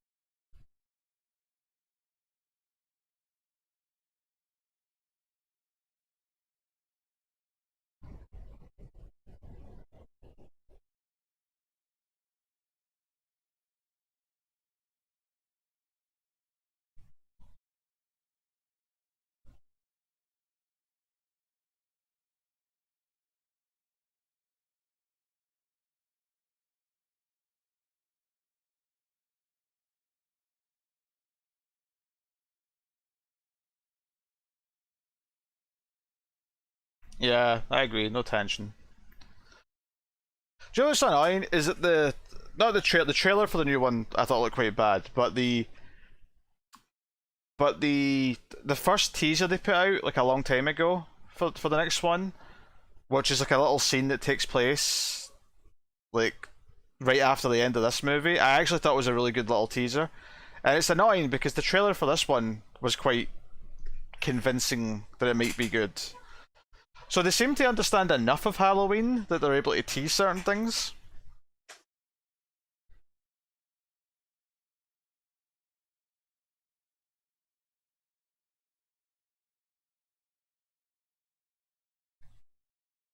Yeah, there's a line from Laurie in the trailer for the new one that really annoys me.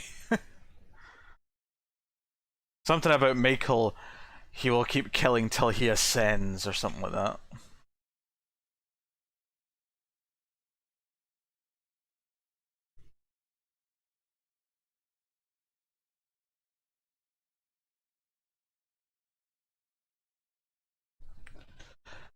Well, I hate to say it, but I do not like that any more than the first time. In fact, if anything, it was actually even worse this time.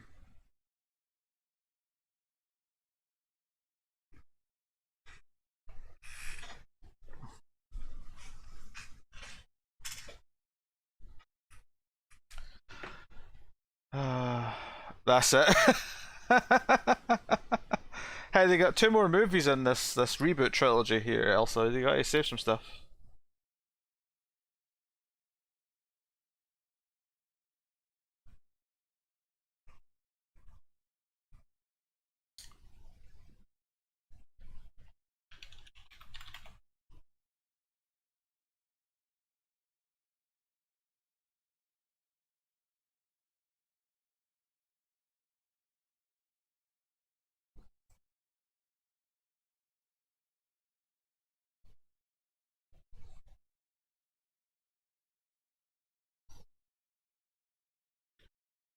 I don't think she even knows her dad's dead yet, does she? Yeah. I had it as a 4 on Letterboxd, but I might have had it like a 4.5 from actual numbers, but it's probably just a straight 4 for me now.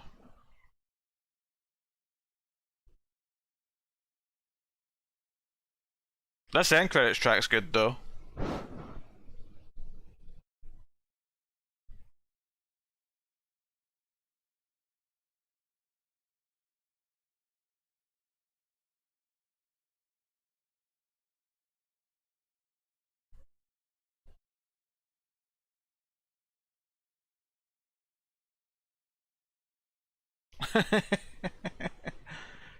It looks like it's set right after Elsa, so I don't think there's time for them to have moved. But I could be wrong.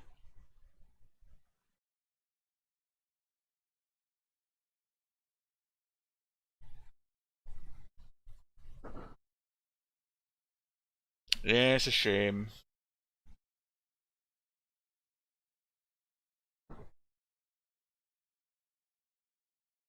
It's a shame. What are you gonna do?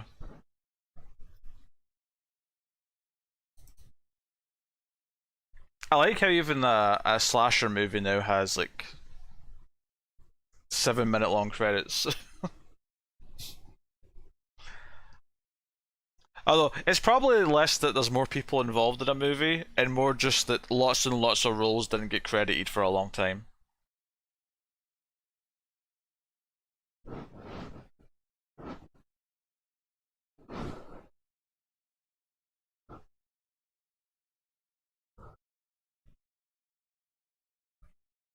Oh god, Tyler.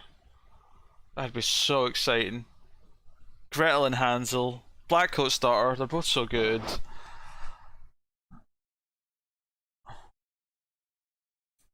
Alright, I'm happy to call that and say Elsa's getting the end of movie point for being boss. Almost coming tied with Bob again. Elsa, do you want to give 3 spins out?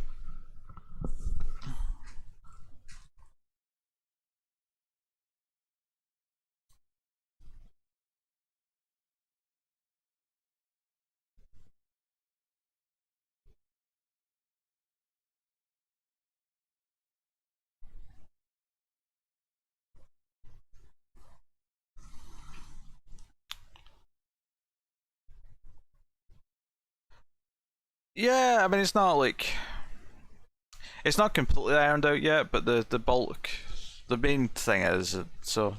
Hopefully they work something out. Tyler, Cindy, and Chris. Okay, so Tyler first. Oh, I need to turn the wheel on for you to see. Okay, phase 1 jumping jacks. God damn it. Okay, so that was well, I don't need to give any points. Cindy.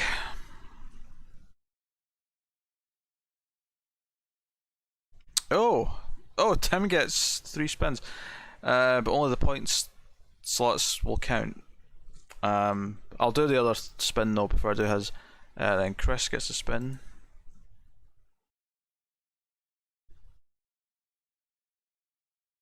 Oh, I thought it was the same thing. Well, I mean, it's the same thing, but we'll read it as it tells us at the top. So -1 for Chris. Oh, it's not Tim actually. It was Tim's at the bottom of the list, but it wasn't actually. Elsa, everyone had that same thought back when it came out. Everyone had that same thought. Alright, well, in that case, you'll both get 1 spin. That's what I did last time when it was a tie for bottom place. So this will be. Well, I know Tyler's not as low now. I know Chris's went lower, but that was after that spin, so we'll count it as you two being tied. So this is Chrissy's spin. Oh. Oh wait, no, because that's not a points one. You do get points for it, but it's not a points thing, so that's just a dead spin. Alright, Tyler's. Only the points up or down count. That doesn't count. Only the points up or down count. So we're on phase 1 jumping jacks, but no points. No points.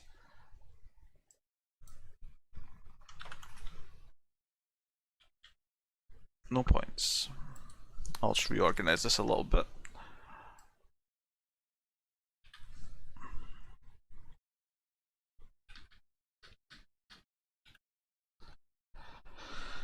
There we go.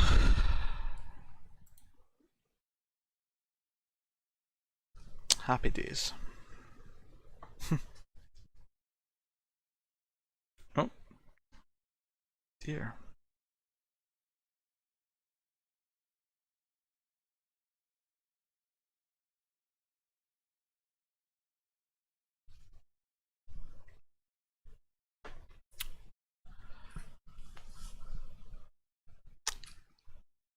Bob's still in the lead though. That is kind of wild when you think about it.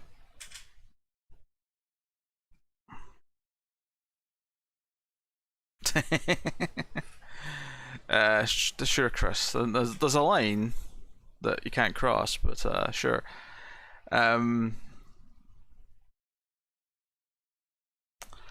You have to assume also that they've got plans for the second movie or something.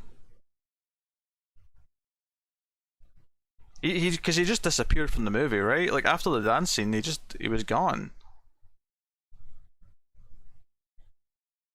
They made such a big deal about him meeting her parents, and then go to the dance with their costumes and whatnot, and then they have this big fight, and then he doesn't die.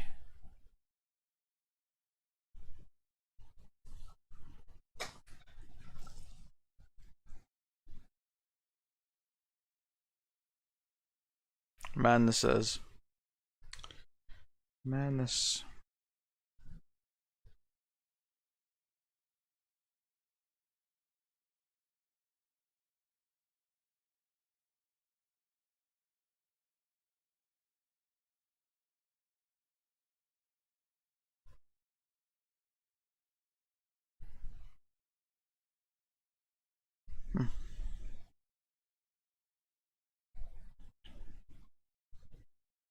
Interesting.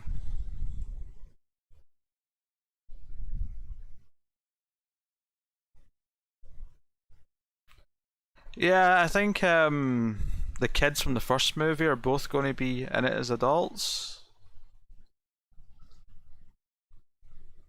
Probably in their 50s. uh-huh.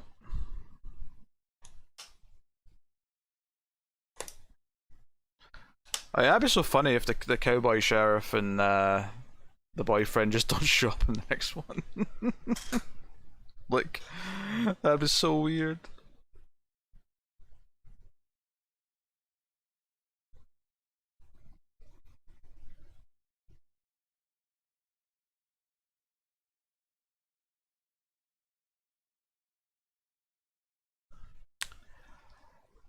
I don't know. Maybe if the next one takes itself less seriously, I can just enjoy it for a schlockiness of it, but...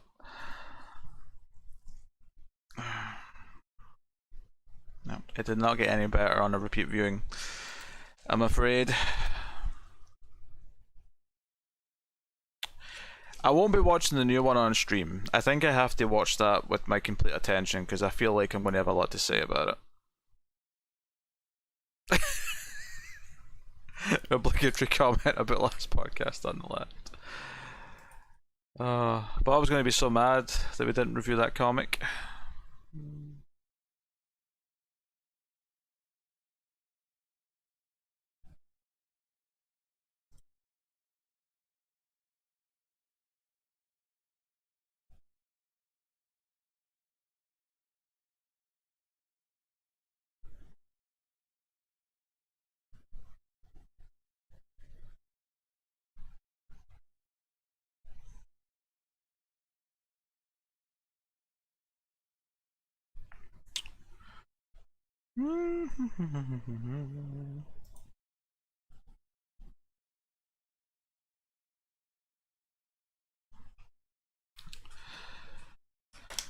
Well, look at it this way. That's 8 movies down. Have you watched New Candyman yet? I have not, no.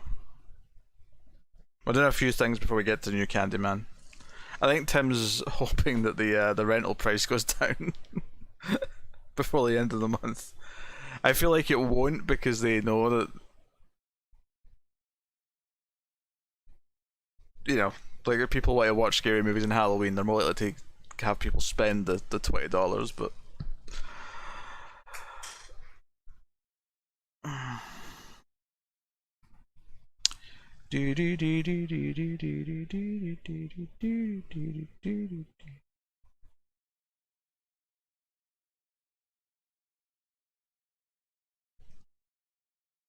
but not to worry, we'll be doing it this month.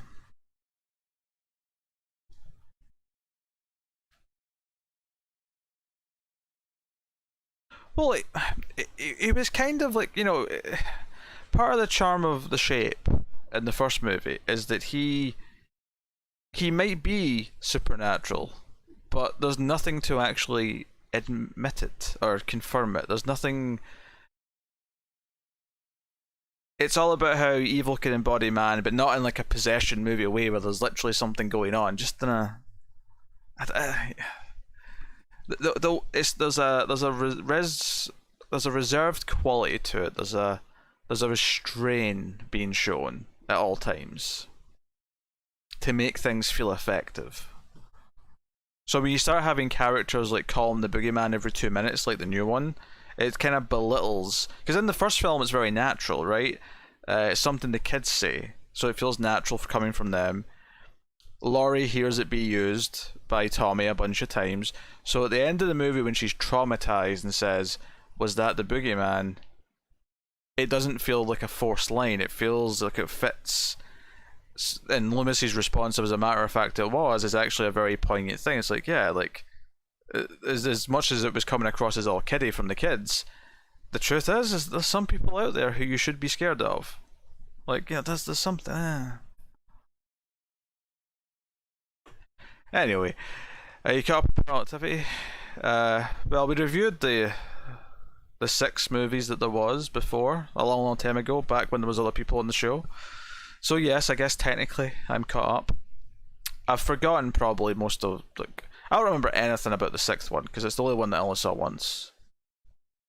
The others I saw at least twice, so I kind of vaguely remember them.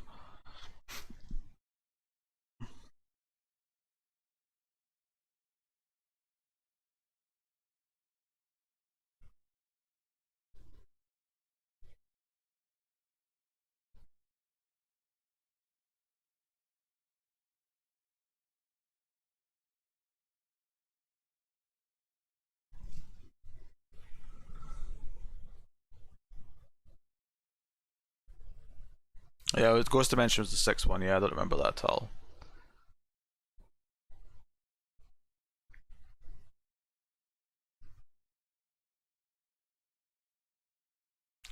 It's the sort of thing where it was early enough in the show that really they should be redone, but I don't think me or Tim want to watch them all again.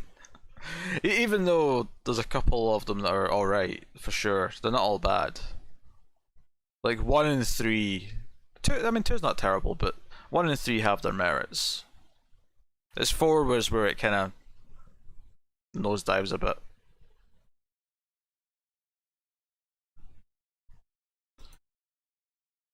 Yeah, maybe we can introduce you also to the other Halloween sequels at some point.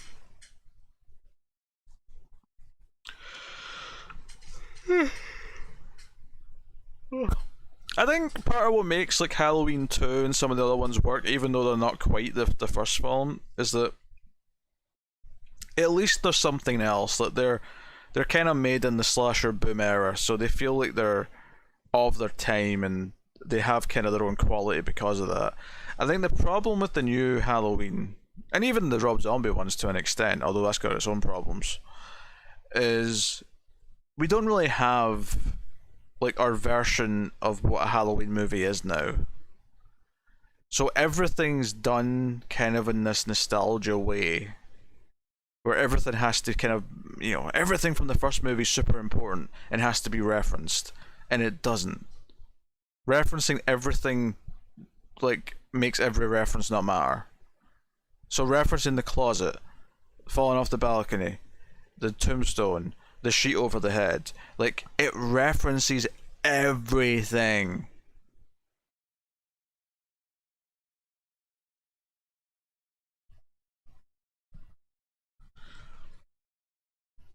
I don't know if Katie's even going to be in the new one. Who's Katie? Oh, Paranormal Activity. I thought we were talking about Halloween still. Okay, never mind.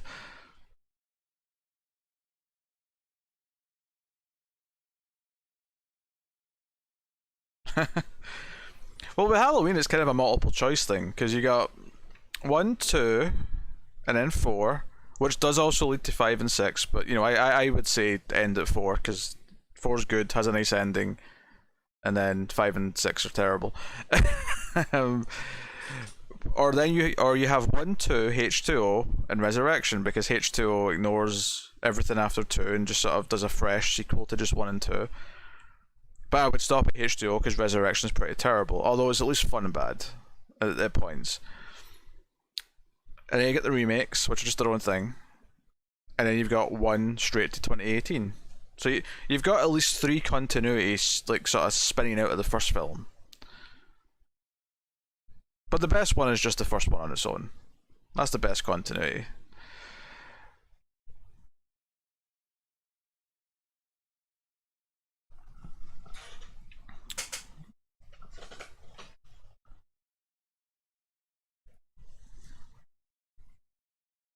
Zombies' characters are even worse. Like, I actually hate Laurie in that movie. And I hate her friends, and I hate her parents, I hate everyone.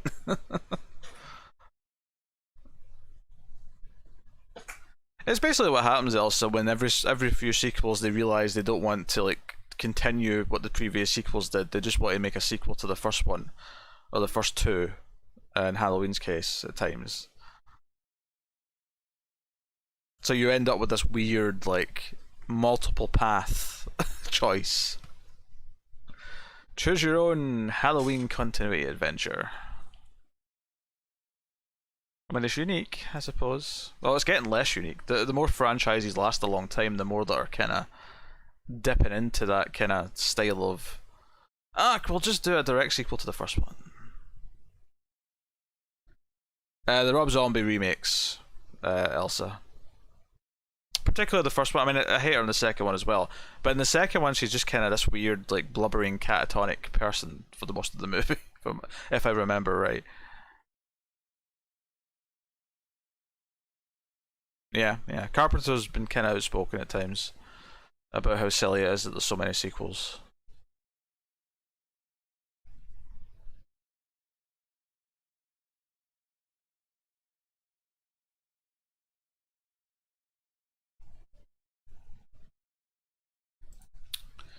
But hey, 8 movies down, 23 to go.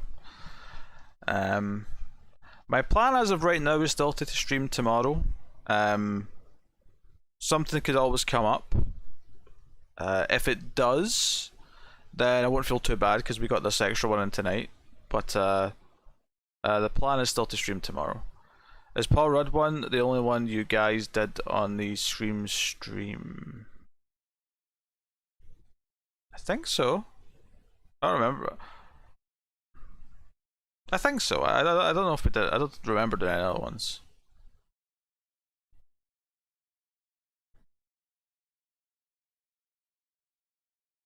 Of course, Paul Rudd was introduced to the world in Halloween 6: The Curse of Michael Myers.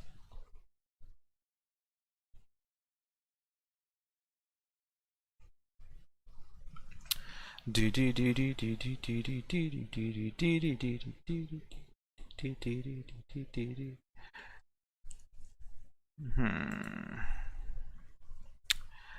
getting a touch on the hungry side here, I think.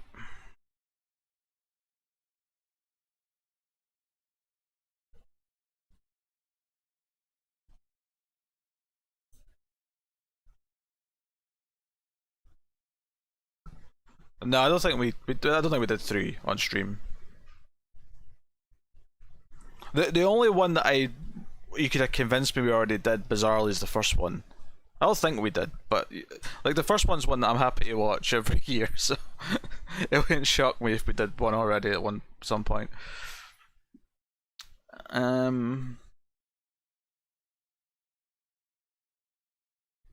so 8 down, 23 to go. That's just 1 behind the date, which ain't too bad. Especially since you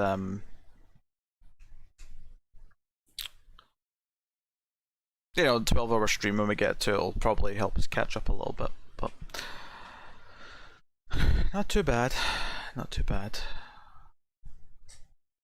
Oh no, there's a moth in here or something. What was that? I have to jump around and try to kill it later.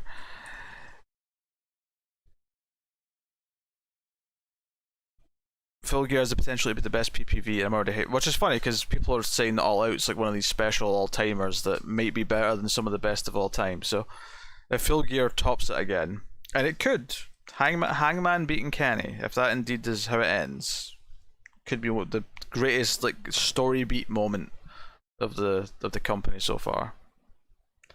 Oh, Firefly's not going to try and he'll just stare at it a bit.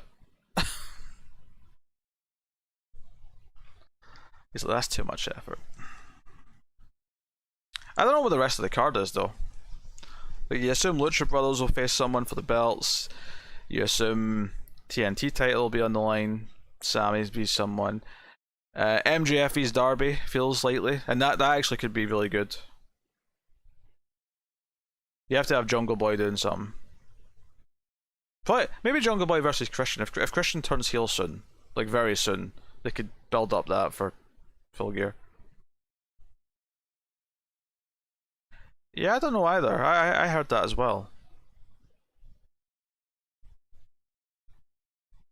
And I was watching it at the time when they had the first one. So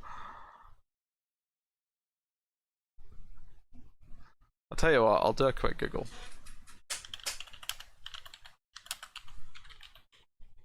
Full Gear named after Hangman.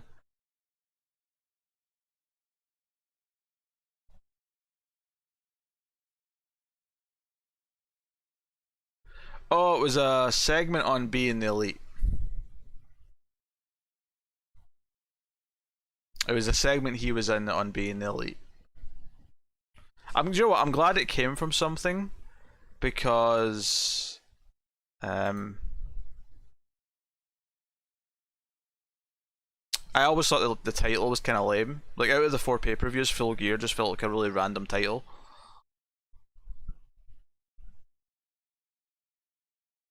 The joke was that Page was always in his full ring gear. Okay. Okay. Yeah, it didn't make any sense to me. He's meant to be a cowboy. Cowboys ride horses. There's no gears.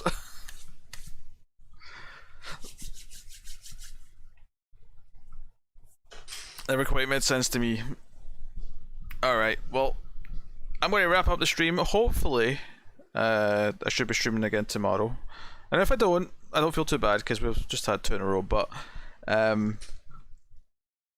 if I do, I should have my new shock mount and I'll be back on the good mic.